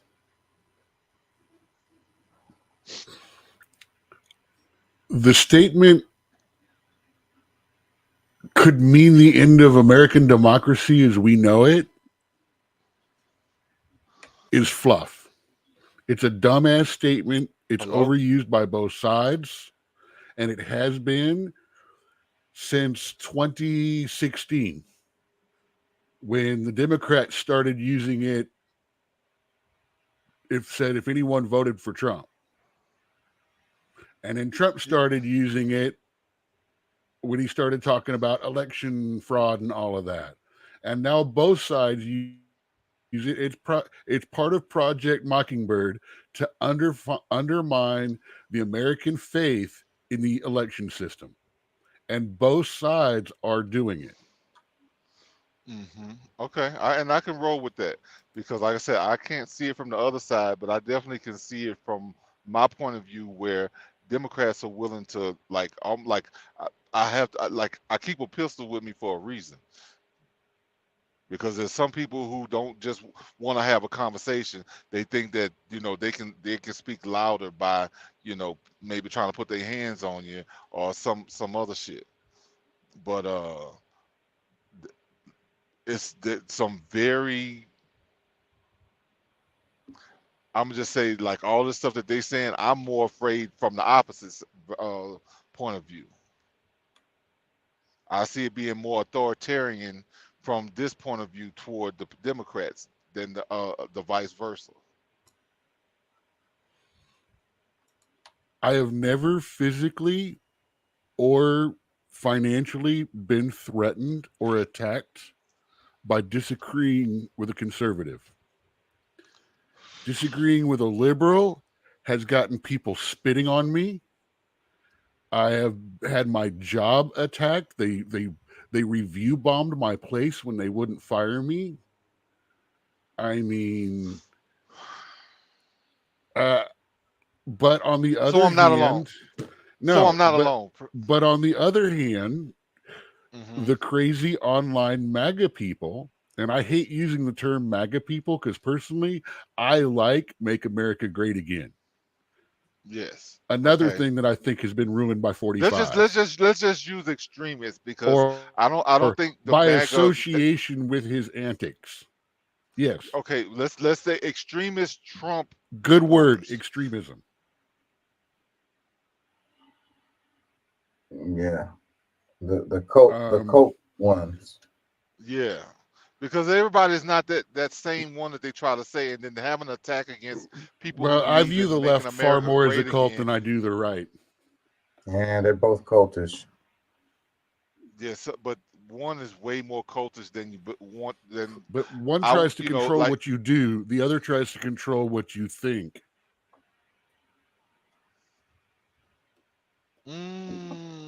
I guess to some extent, because I mean, some people just want to have the freedom to do what they want to do. You know what I'm saying? Like, I mean, we talk about specific issues when you talk about, the abortion stuff, which I think has a chance to be reformed if that conversation can be had, because it's got to be one way or another. Either fully let me kill them all the way till they're born, or like that subject gets to an extreme. But overall, like, if we really try to have a middle ground on that, because, like, we're already looking at our population going to be getting slimmer and slimmer, but we need to have borders on that kind of contraception. You know what I'm saying? Like, that's just not humane, bro. I mean, you can look at it as my opinion, but I think pretty much most people in the world would say that, allowing that to be a form of contraception is totally out of line.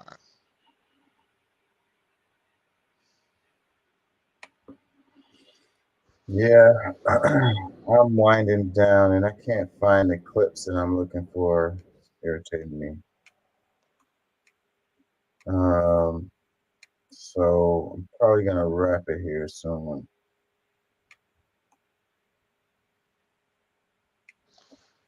Trump talking about he needs to have full immunity is kind of crazy. He needs to what? Have full immunity.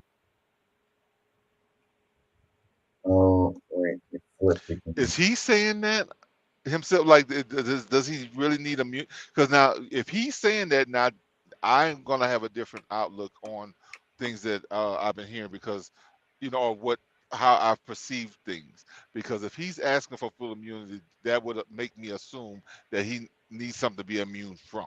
Like, he knows that he needs to be immune, but at the same time, like I said, if there's presidents who've been getting immunity and they didn't have to ask for it, like they just automatically get that political. Yeah, he's saying it. I played the clip earlier of him saying it. I didn't hear it. That's why all right, and I'm gonna take your word for it, because you said, that's something he said, not just something that's being surfaced of something he said. No, But it came out of his mouth. okay, all right. Well, I played it at the top of the show. Okay, so that's gonna have me to look at things a little bit different, because for the most part, I've been seeing it that, okay, until there's a true conviction, because I mean, they've already been making different judgments that is not constitutional, and they're trying to use it based on how, I guess, things turned out in their courts in their state, instead of, with the majority Democratic or leftists in their Supreme Court or whatever. So I'm looking at that as being more political than it is, reality. But I still find a problem when it comes to, like, charging somebody, like being able to use an insurrection clause in the Constitution against somebody that has not been convicted with an insurrection. That's a problem for me. Check this out. It says politicians should wear sponsor jackets like NASCAR drivers. Then we know who owns them. So Robin Williams quote. That would be nice. And I remember that quote a long time ago. He's a genius. I was having a conversation the other day about comedic. Since the whole Cat Williams thing came about, that has kind of extended out from that, the different geniuses that existed in the comedic realm. Oh, look at this comment. It says, so should doctors, so we know which pharmaceutical companies own them. Yes, bro. But that's the problem, because I mean, a lot of the doctors are like, based on what kind of profits they can make, or bonus, not profits, because they don't receive profits. They receive bonuses based on the amount of drugs that they can prescribe for said companies. And then they have this agreement with most of the top pharmaceutical companies, so they can kind of switch back and forth based on what kind of incentives they receive for those said drugs. So it's it's, if you not shy of having patients, you're gonna make a good bit of money just for the fact that you can, you're gonna make a bunch of money for prescribing things that even they don't. Shoot, and then when they know that they can prescribe something that's your insurance is free to you. Oh my God! Like, a lot of times they just take advantage of that. Sometimes you don't even know you got the prescription. Check this out. It says liberals sometimes are more dangerous than conservatives because they are the last gatekeepers for capitalism. They locate people who have progressed past questioning right-wing extremism, but lure them right back into the matrix using the bait of reformism. Wait a minute. I missed the first part. It says liberals sometimes are more dangerous than conservatives because they are the last gatekeepers for capitalism. They locate people who have progressed past questioning right-wing extremism, but lure them right back into the matrix using the bait of reformism. Okay. Now, all right. I would agree a lot with the beginning of it, and the other part, at the end, I think that they're saying, because it's kind of a oxymoron, because I mean, overall, like, they're using capitalism to be able to use another form, like another ideology to manipulate you. So they're able to make a bunch of money, but overall, they're going to utilize that same system to keep you from being able to benefit the same way that they do. It's another one. It says, so many centrists and liberals act as though progress, as they know it, has happened thanks to the magical nature tide of history, rather than people far more radical than them disregarding respectable politics and changing things by stepping right through decorum. So that I like this right here, because it seems like we forget about the people who died to get the rights that we have, to get things to the point that we have, where we are now, as far as progressing. And it's just like it's like the natural progression of history is the way people think of it as. What That's that not the means case ever. is what that means is the country and politics have drifted left. They really have.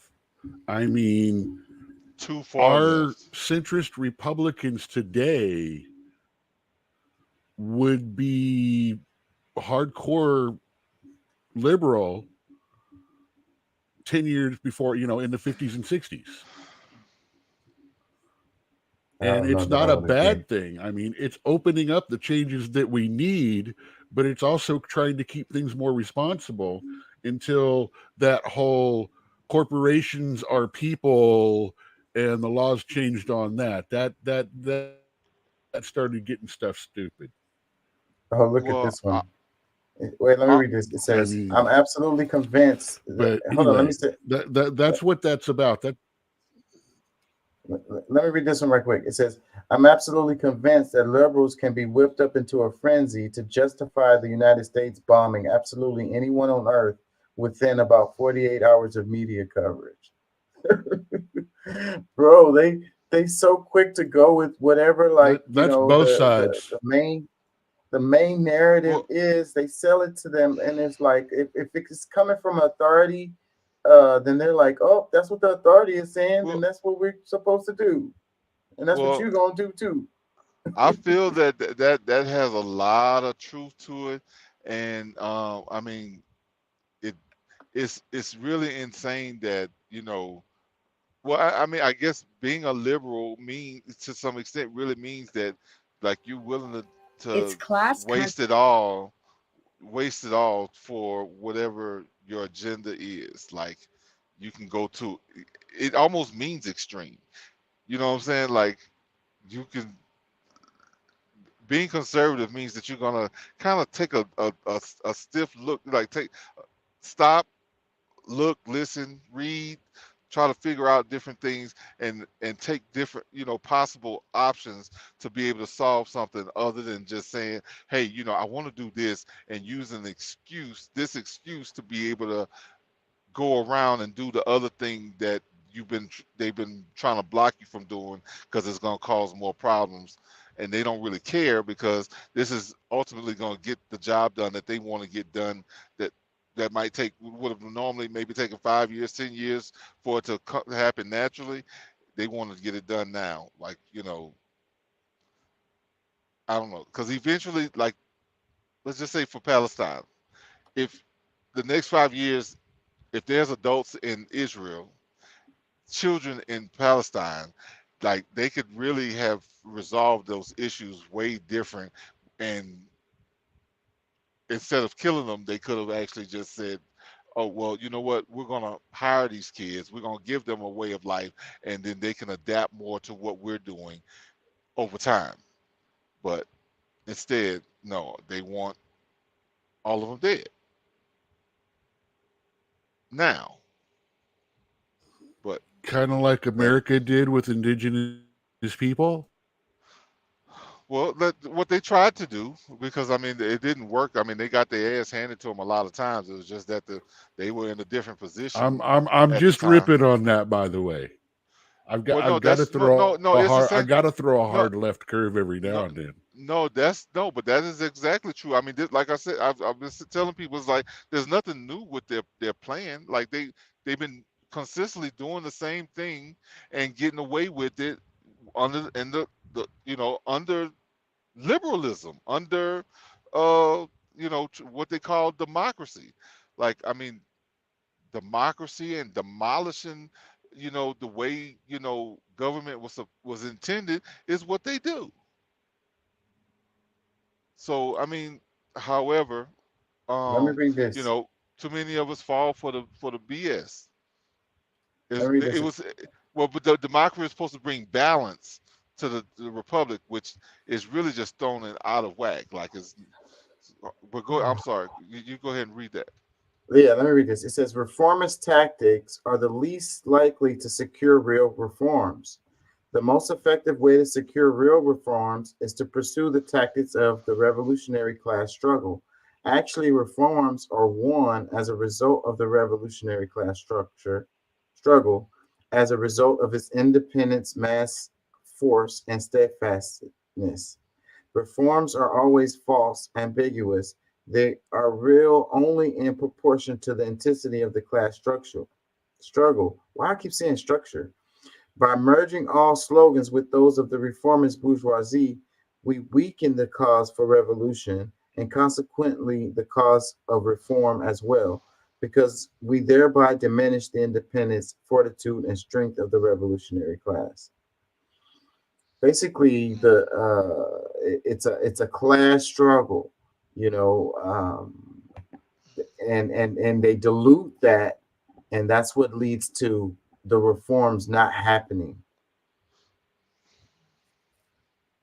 Well, I think that they use, we've had these conversations before where, like, in the name of reform, they're steadily finding ways to push their agenda with the participation of the people, with them feeling, or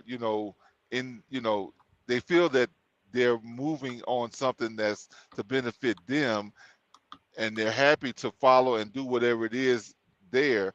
But the follow-up just doesn't happen normally, because there's things that's getting done in the background that they had no idea that they were trying to do. And that was the main agenda over what reform that they were claiming to do for the people.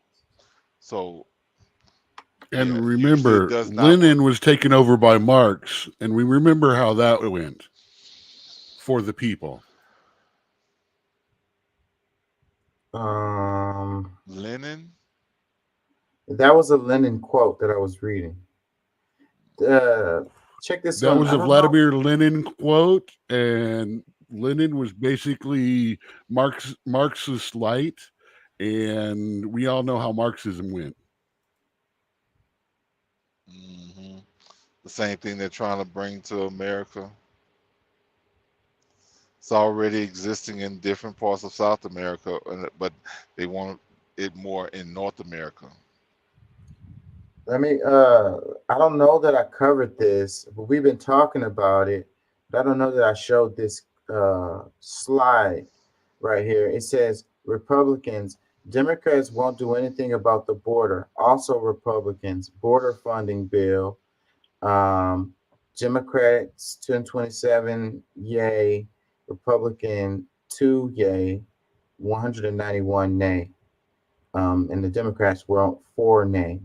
So it's like, it says the Republican Party is purposely creating the border crisis. So this slide is talking about the border funding bill, and how they voted on it. Here's where we're going to rant about leftist memes again for a little while. Wait a minute, no. He's saying that they're creating a border crisis by voting against it without knowing anything about what's in the bill, or actually no information about which bill it is for sure, of the several. Not knowing what riders are in it, or not asking any questions as to why they're voting against it. Just, they're saying this and they're not, and then they're voting against the bill. Yeah, well, border funding, I don't see why they would have And a problem with it. it's not that You all well. Hold on. It's not that simple. Do you see why they should? How much is in be there voting about for it? COVID? How much is in there about LGBT rights. green energy? What are the riders that have been pushed in there to where they went from an agreement putting the bill out to no longer being able to accept it? Why? Ask why. Well, he's not gonna see past that, not because he can't. It's just because the surface is enough. They voted against it, and that means that they're not for trying to fix the problem. I'm sure it's at somewhere that makes sense, but That does make sense. That absolutely does make sense. it does. It does. It absolutely does. So, all right, but okay, all right. You know what? I'm gonna let you have that. The people, they have the right to make their judgments, but in most cases, when you have that many people voting against something that's been begging for a resolution for it, is because like they're trying to be manipulated by other lawmakers, people who are writing these legislations or things that they want to implement that goes totally against everything else that they believe in. So I gotta vote for this one thing that I want, and then it's gonna go against the other 8 things that I would lose my life behind. Like those things won't be considered. That the fight is real, and that they're actually trying to resolve issues without creating more. That's impossible. Or they're just using the border crisis as a political tool to get votes. No, bro. Well, they don't need that. And have no intention to do any focus on any structural issues to fix the problem.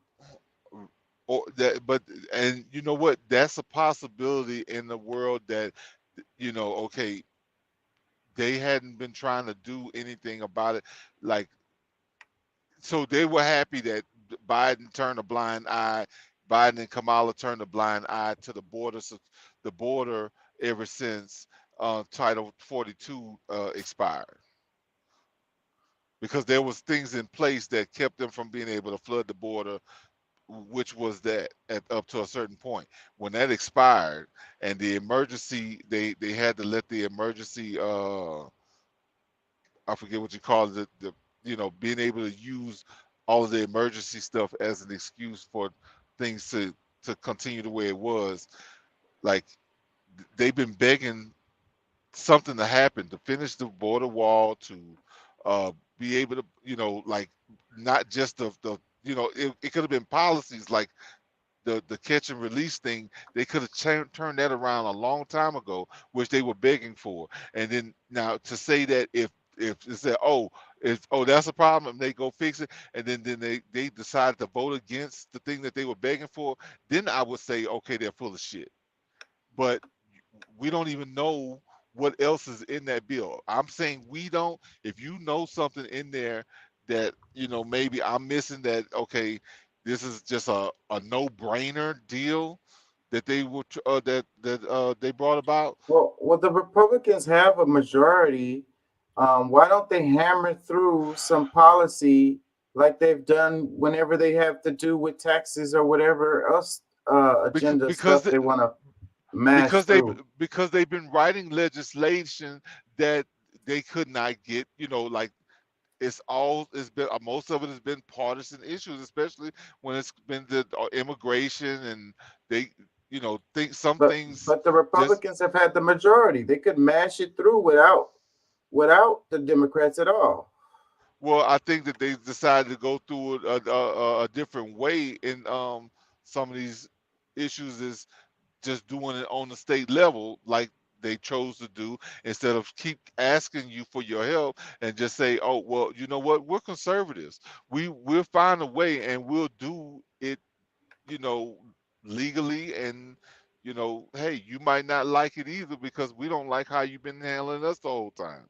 So I mean, it definitely is political, but at the same time, I think that you know, if it was the right bill and if they were, you know, the other side, you know, writing, because I'm assuming if they are going against the bill, they, you know, it's something that they didn't write, and there's things in it that they just can't approve of for the people that they are there to protect. So I mean, that happens all the time. Like a lot of things don't get done because they come with a bill, and then you know there's people who because some of, I mean, maybe it's the same deal that's been going on with the Democrats, because they, you know, when they had the majority, all the things that they believed in didn't get done, turned around. So I mean, we have to maybe assume that we're dealing with the same kind of thing.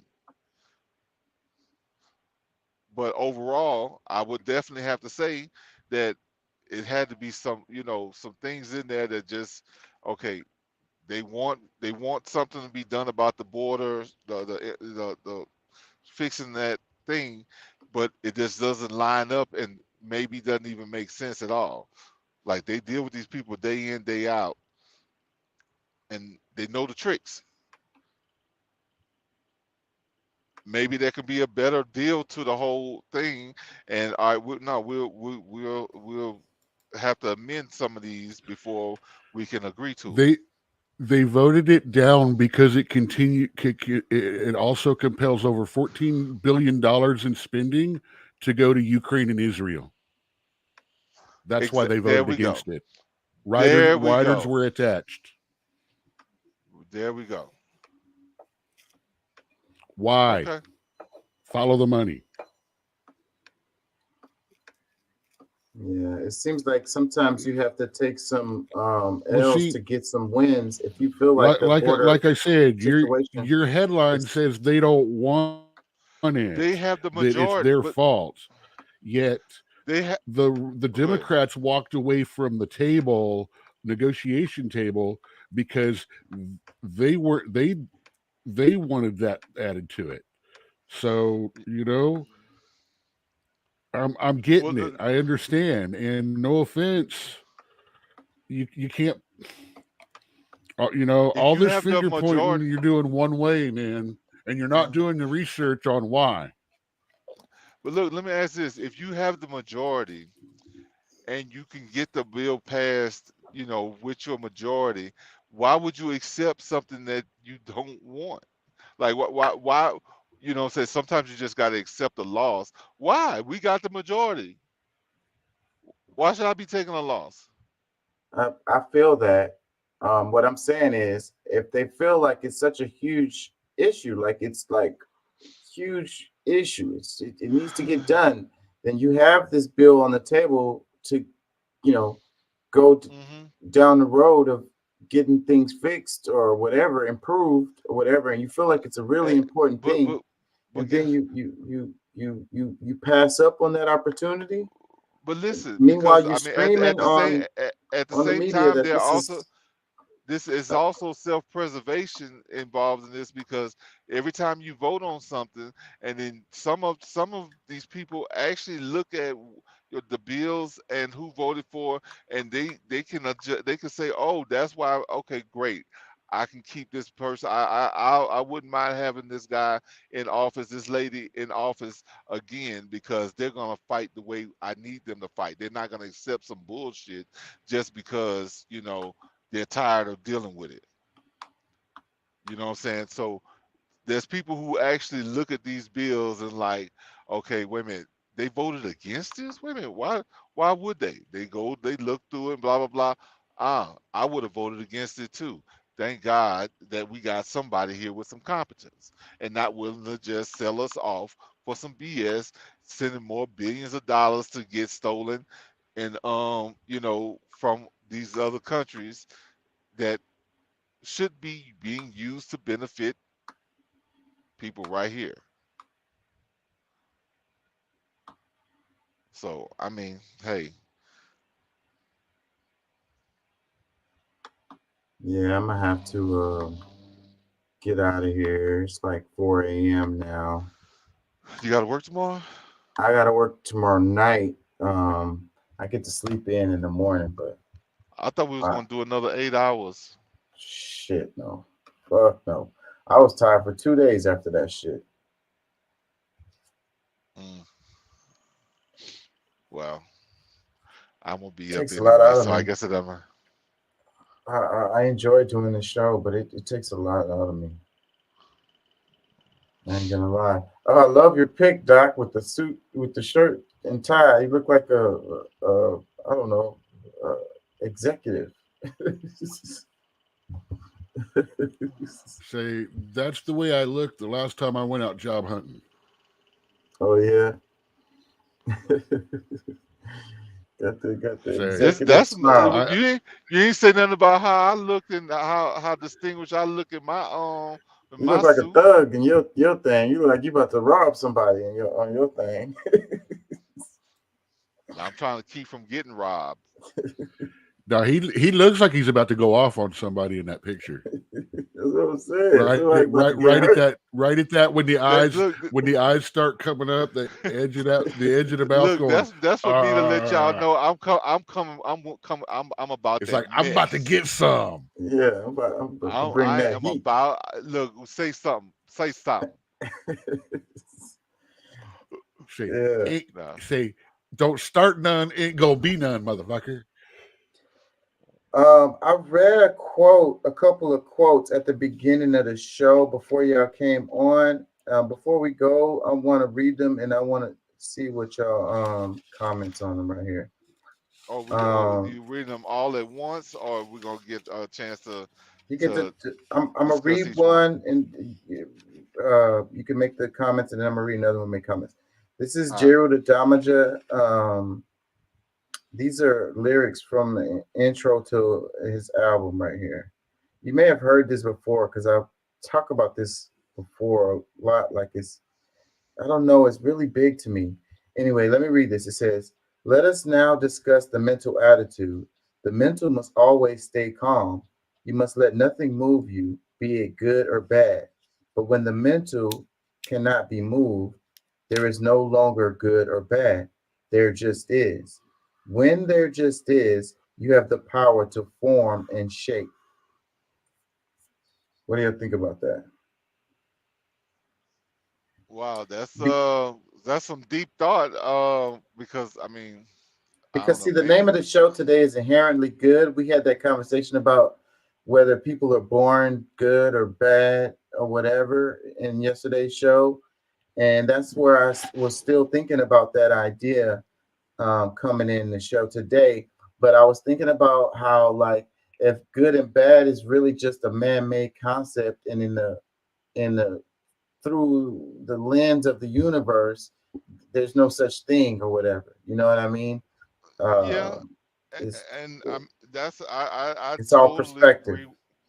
agree. It is perspective. It is point of view.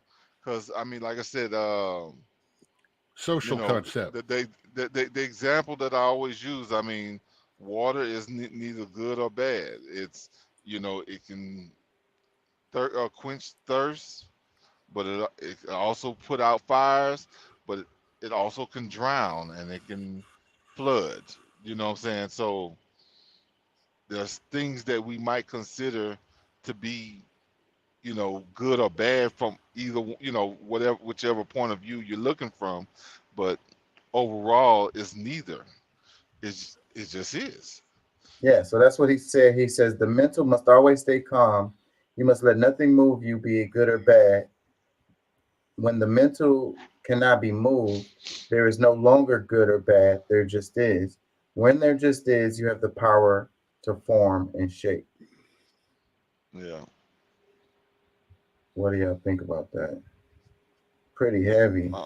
Well, not I mean, because I'm, One thing I got to say is if you don't let yourself be moved, if you make all your decisions from a clinical, rational point of view, you will hurt people. If you do it on a large scale or from a leadership position, people will die. Or people will because live. Because there is You know, when there is no good or bad, and there is no right or wrong, it becomes a number of what it's okay to cut perfectly good tissue off the body if it's greater for the whole. Well, Your I think that moralization is no longer has emotion, therefore it no longer has empathy or compassion. It is just well. See, thought. It is I just don't know if it's numbers. I don't know if it's void of compassion or empathy or any of those things. I think that sometimes, No, you not know, if you're deciding especially just if you're from the not, mental. if you no, this is when you deciding completely from rational thought, from statistics. You know, you can because I mean a lot of times you hurt people making moves based on emotions. Just so if you're talking about just solely on emotions, because you need, Well, I yeah, think, a emotions balance are of not all of rational. those. You can't. Yeah. If you're making a rational decision, some people can get hurt, but you're probably going to save more people than you hurt with that rational decision. That, like, I mean, those numbers still going to exist. The statistics can still, you know, you know, lead you in a way that's going to be more beneficial for the whole. Not to say that nobody can't be harmed from it. I mean, that would be almost insane to say that, because it can. But I think overall, being more rational, having more, complete thought, being more mental about it than emotional, because you can insert some emotion to it, but a lot of times that steers you wrong, because your feelings has no real anything that's your opinion. Like, that's just something, an assertion based on there's nothing to lean on with that. It's your feelings. It's your God. It's your heart that's guiding you. Like, you're just making your decisions based on your emotions. Yeah, because I'm not saying that you can't, because Compromise logic. Let me read this other one. It says, life is the result of the struggle between dynamic opposites, form and chaos, substance and oblivion, light and dark, and all the infinite variations of yin and yang. When the pendulum swings in favor of one, it will eventually swing in favor of its opposite. Thus, the balance of the universe is maintained. There you go. I mean, I don't think there's any way really around it, because that is preset before we get here. Laws of nature, laws of the universe, and too much going against it is going to have something to come back and recalibrate those things that are out of balance. So I mean, we can choose. We have the ability to make choices, but if we're making choices solely on feelings and getting away, or maybe even too much on just your mind, because like I said, we even need to have some balance there. Being too critical can maybe harm you or others as well. So I think the main thing in here is trying to understand the balance and how to keep yourself in flow with either side of it, and being okay with either side of it, because it, like I said, it just is. But So, the universe is always going to come back to balance, regardless.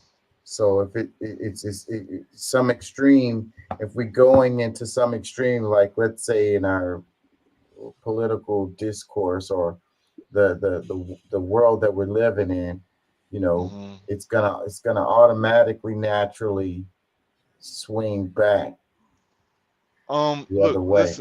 listen, I was looking at something earlier where they was talking about how, okay, the point they were making was like all of the denominations of religions was man-made, and there's never a point where the universe, because the universe might allow man to do what it wants, make choices of what it wants, but overall like the main religion that we should be following is those laws that are created totally by the universe, things that we should and shouldn't do. Like going out of balance from that is steering us in a way where it's gonna come back and spank us at some point. So, yeah, you can go out and do things, you have the choice to do it, but some of those choices that you make without having enough rational thought to it is probably going to or just trying to solely go on your feelings, like you're going to do some things that is not right with the universe, and at some point you may just wipe those things away and bring in something that does fall into balance. Maybe the next great creature is what we consider to be animals, because they fall more into balance with the universe than we do.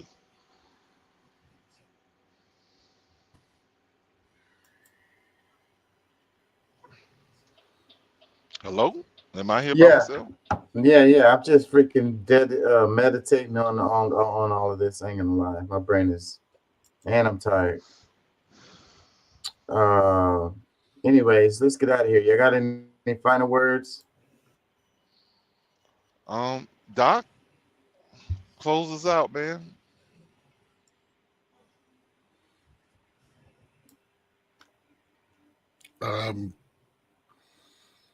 Don't know what to say. I had a whole conversation about born good or bad, and man, I got like Kant and Aristotle and Schopenhauer and all kinds of stuff to throw off on that. Was this supposed to be philosophy hour or what? But me and Doc both love philosophy a lot, so that's yes. Well, see, I've read all the old white men and stuff like that. I just can't remember their names. I just remember what they said. So when I say stuff, I'll get stuff mixed up with the people I'm trying to quote. So I had my names down and stuff on it. I hate trying to remember the for names. The discussion anyways. that when I saw the title. I don't care about the names. Like screw. Yeah, screw I that mean, shit. if you understand what they said in the theories, it shouldn't matter which one did it. Yeah. If you're gonna make me remember it, give me those 1600s pictures and stuff like that. Yeah, I need all kinds of. I need the cliff notes and everything. Do what? Y'all ever really get into Krishnamurti? I don't even know what that is. You never heard of Krishnamurti? No. That's a person. Yeah, he's a philosopher, like probably one of the greatest of all time. I don't know, man. Whenever you get into the realm of philosophy, people have their picks on who is, the greatest or whatever, and it's very subjective. I'm pretty well read. I can't even. I'm pretty well read. I couldn't even quite make out the name either. Krishna. Sounded like you said Krishna. Okay, Murti. Krishna. Murti. No, it's not ringing any bells. It's a more modern Eastern, right? Yes, it is more of a modern Eastern style. That's like an Indian, but I mean overall, I mean most. Now that I've got that slowed down, it looks familiar. I mean, I'm sure you've heard the quotes. I'm sure. You Yeah, just I probably didn't know have, and just didn't know who it was. Yeah, if it's a real popular philosophy, I'm sure I've heard of it.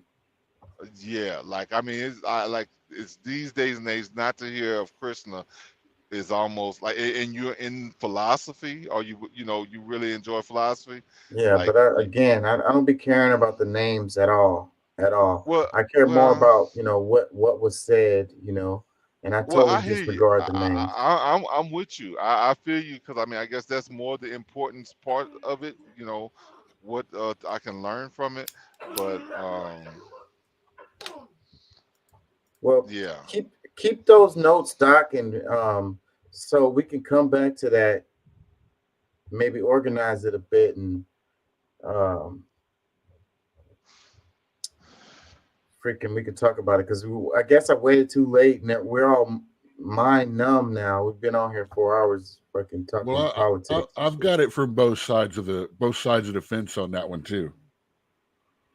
Yeah, because matter of fact, both sides and the guys that were sitting on the fence.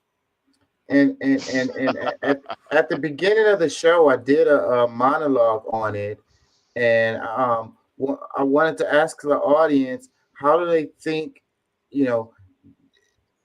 it influences your politics or the way that you treat other people or how you live your life, if you think that people are inherently good or if you think that people are inherently bad. I implore people to think about that and wonder, once they come to the conclusion that people are inherently good or people are inherently bad, that's how they feel about it.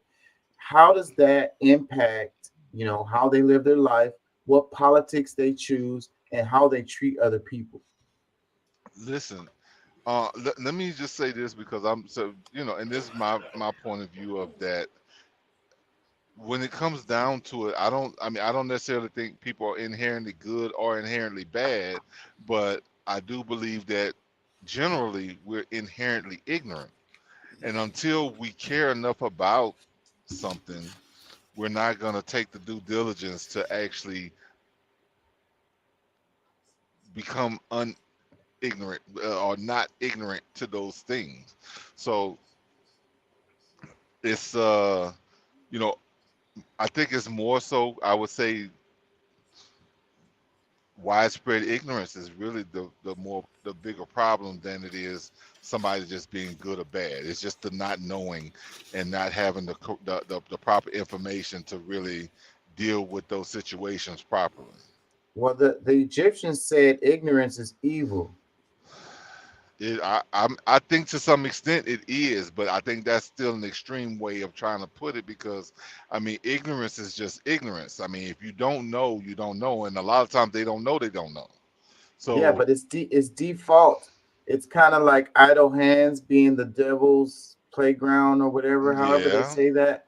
So that's very true. I think that falls in the same vein with where the Egyptian where they were trying to say that ignorance is evil. Well, that falls in the same thing, because you just said, you choose to not become unignorant or whatever, how you said it.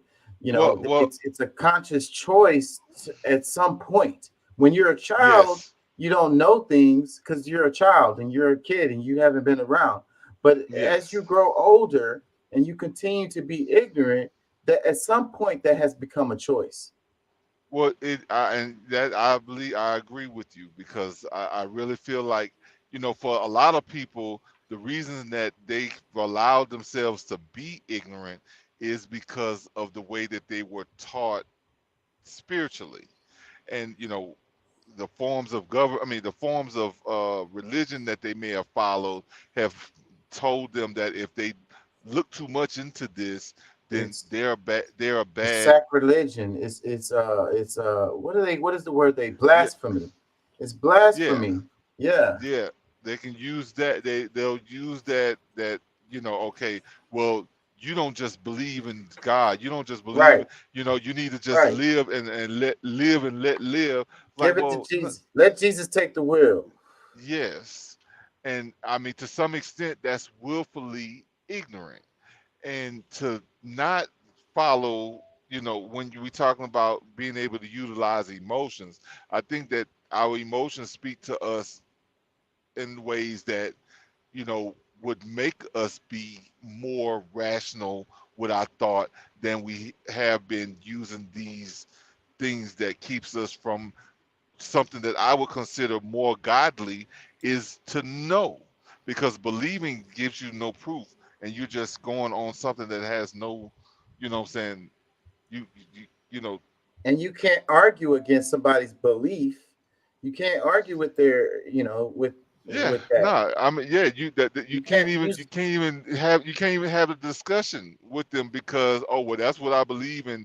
They're not gonna move off their mark. But if you have more principles that are rooted in actual facts and understanding, knowing, like I said, knowing is a higher level than believing. And Yeah. if you're stuck at just believing, people can tell you something and you can believe it, and the whole time you're just living a lie.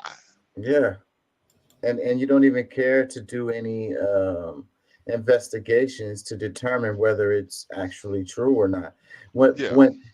But then what a lot of religious people do is they like to go into the realm of stuff that's like unknowable.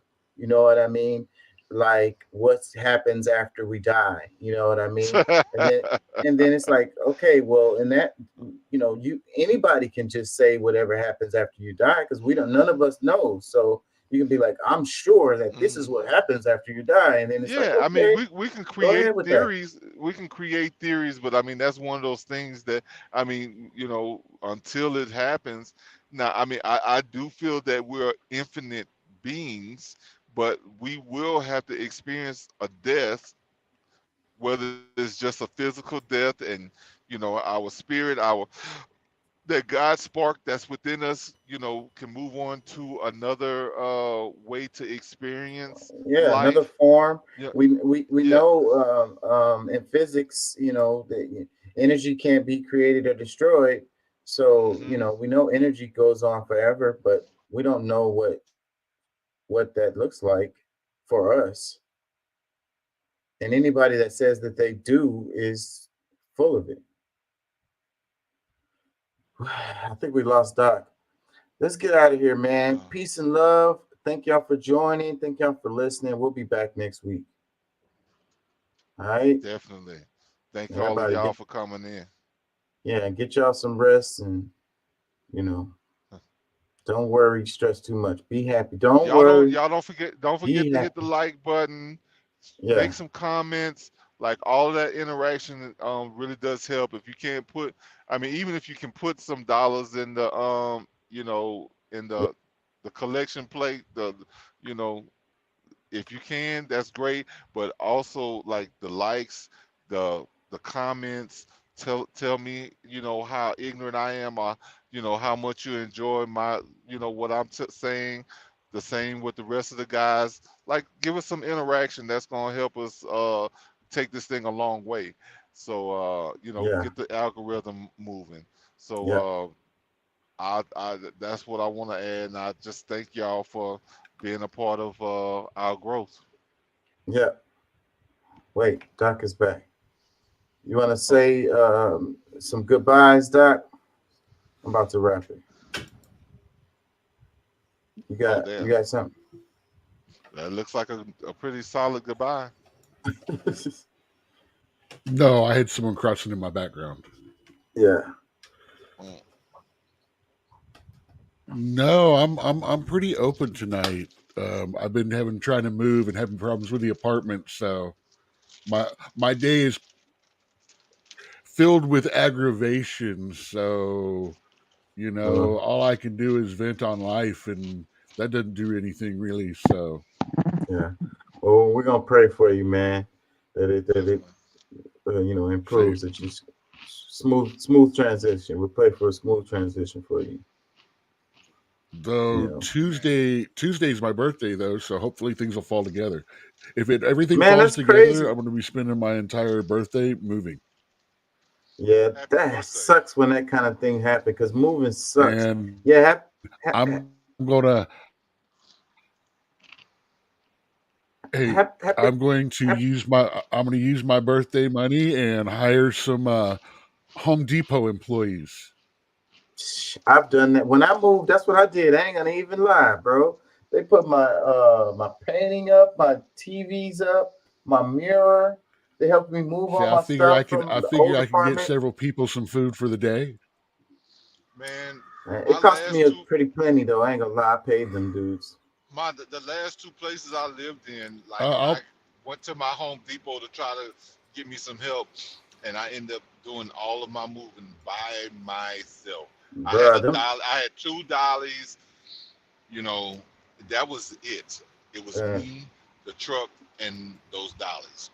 that wasn't my experience. Them dudes pretty much did all the moving for me, man. And they put up my TVs and stuff. Helped set up Well, my place.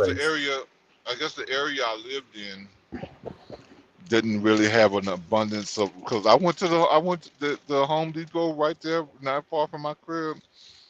Nothing. You just got to chop it up with them. You know, I don't know. The amount of Spanish I know might have helped a bit. There was nobody hanging out. Like when I was in Houston, they had people there all the time. Yeah. So When I, that but you know, particular Home I was Depot, living. they attracted to bigger cities because it's going to be more people that's going to, you know, Well, yeah, they need work every day. I understand. That's what I'm saying. I was in College Station. Yeah. And So that's probably why. yeah, I mean that was. Yeah, that's probably why. It just. But happy birthday, Doc! And you know what? Wednesday is my youngest daughter's birthday too. So there goes some synchronicity for you right there. I had no idea that we had that What is link this, going on. Capricorn? Is this still the end of Capricorn, right? Don't give me the lion, bro. You don't know your No, daughter's I'm sign? Aquarius. Aquarius. Okay, Okay, that's what it is. She Aquarius too then. That's I'm that water Aquarius sign. right at the edge of Capricorn. Okay, yeah, that's that water sign. Yeah, and me and her get along Air sign. well. It's an air sign. I'm a Libra, so I'm an air sign too, right? Is that right? I don't know. When people ask me what my sign is, I just say neon. Now Aquarius is definitely a water sign. Now you said Libra. Yeah, Libra's an air sign. Is it air? I don't know. I thought it might have been like a Earth or like a, but you might be right. I used to know that stuff real good. I had a book on that shit years I'm ago. I'm a fire sign. I'm Sagittarius. Yeah, but that's a link we got, Doc. So my youngest daughter's birthday is right after yours, the day after. That's crazy. Now, Pat, I do have to correct you. I do have to correct you on this. Aquarius is an air sign. However, Aquarius is also called the water bearer. And that's why people get it confused. Okay.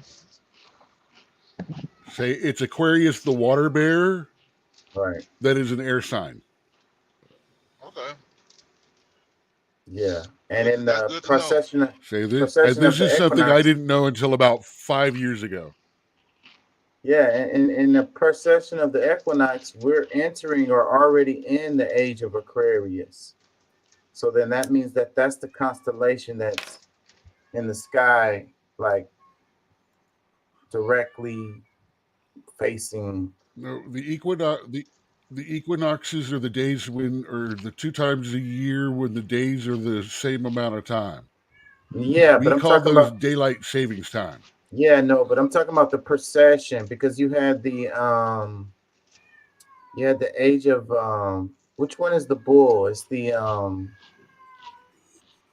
Taurus. You had Taurus, and then after Taurus you had the fish, which is Pisces. And then after Pisces is Aquarius. So and no, Capricorn. Capricorn comes before Aquarius. Yeah, I'm tired. My brain is fried. Let's get out of here, man. That's why when people ask me what my sign is, I say neon. It's easier for me to deal with. I don't care what it does for them. I like to see the look on their face. I'm going to suss in mine is stop. Yeah, man. Let's get out of here, y'all. I think I'm going to change it to slow men working. Did you get that from George Clinton? Stop sign. Oh, what was it? Stop light. Stop light. stoplight. Yeah. And then he says neon light. Yes. Yeah, that is George Clinton. Let me get out of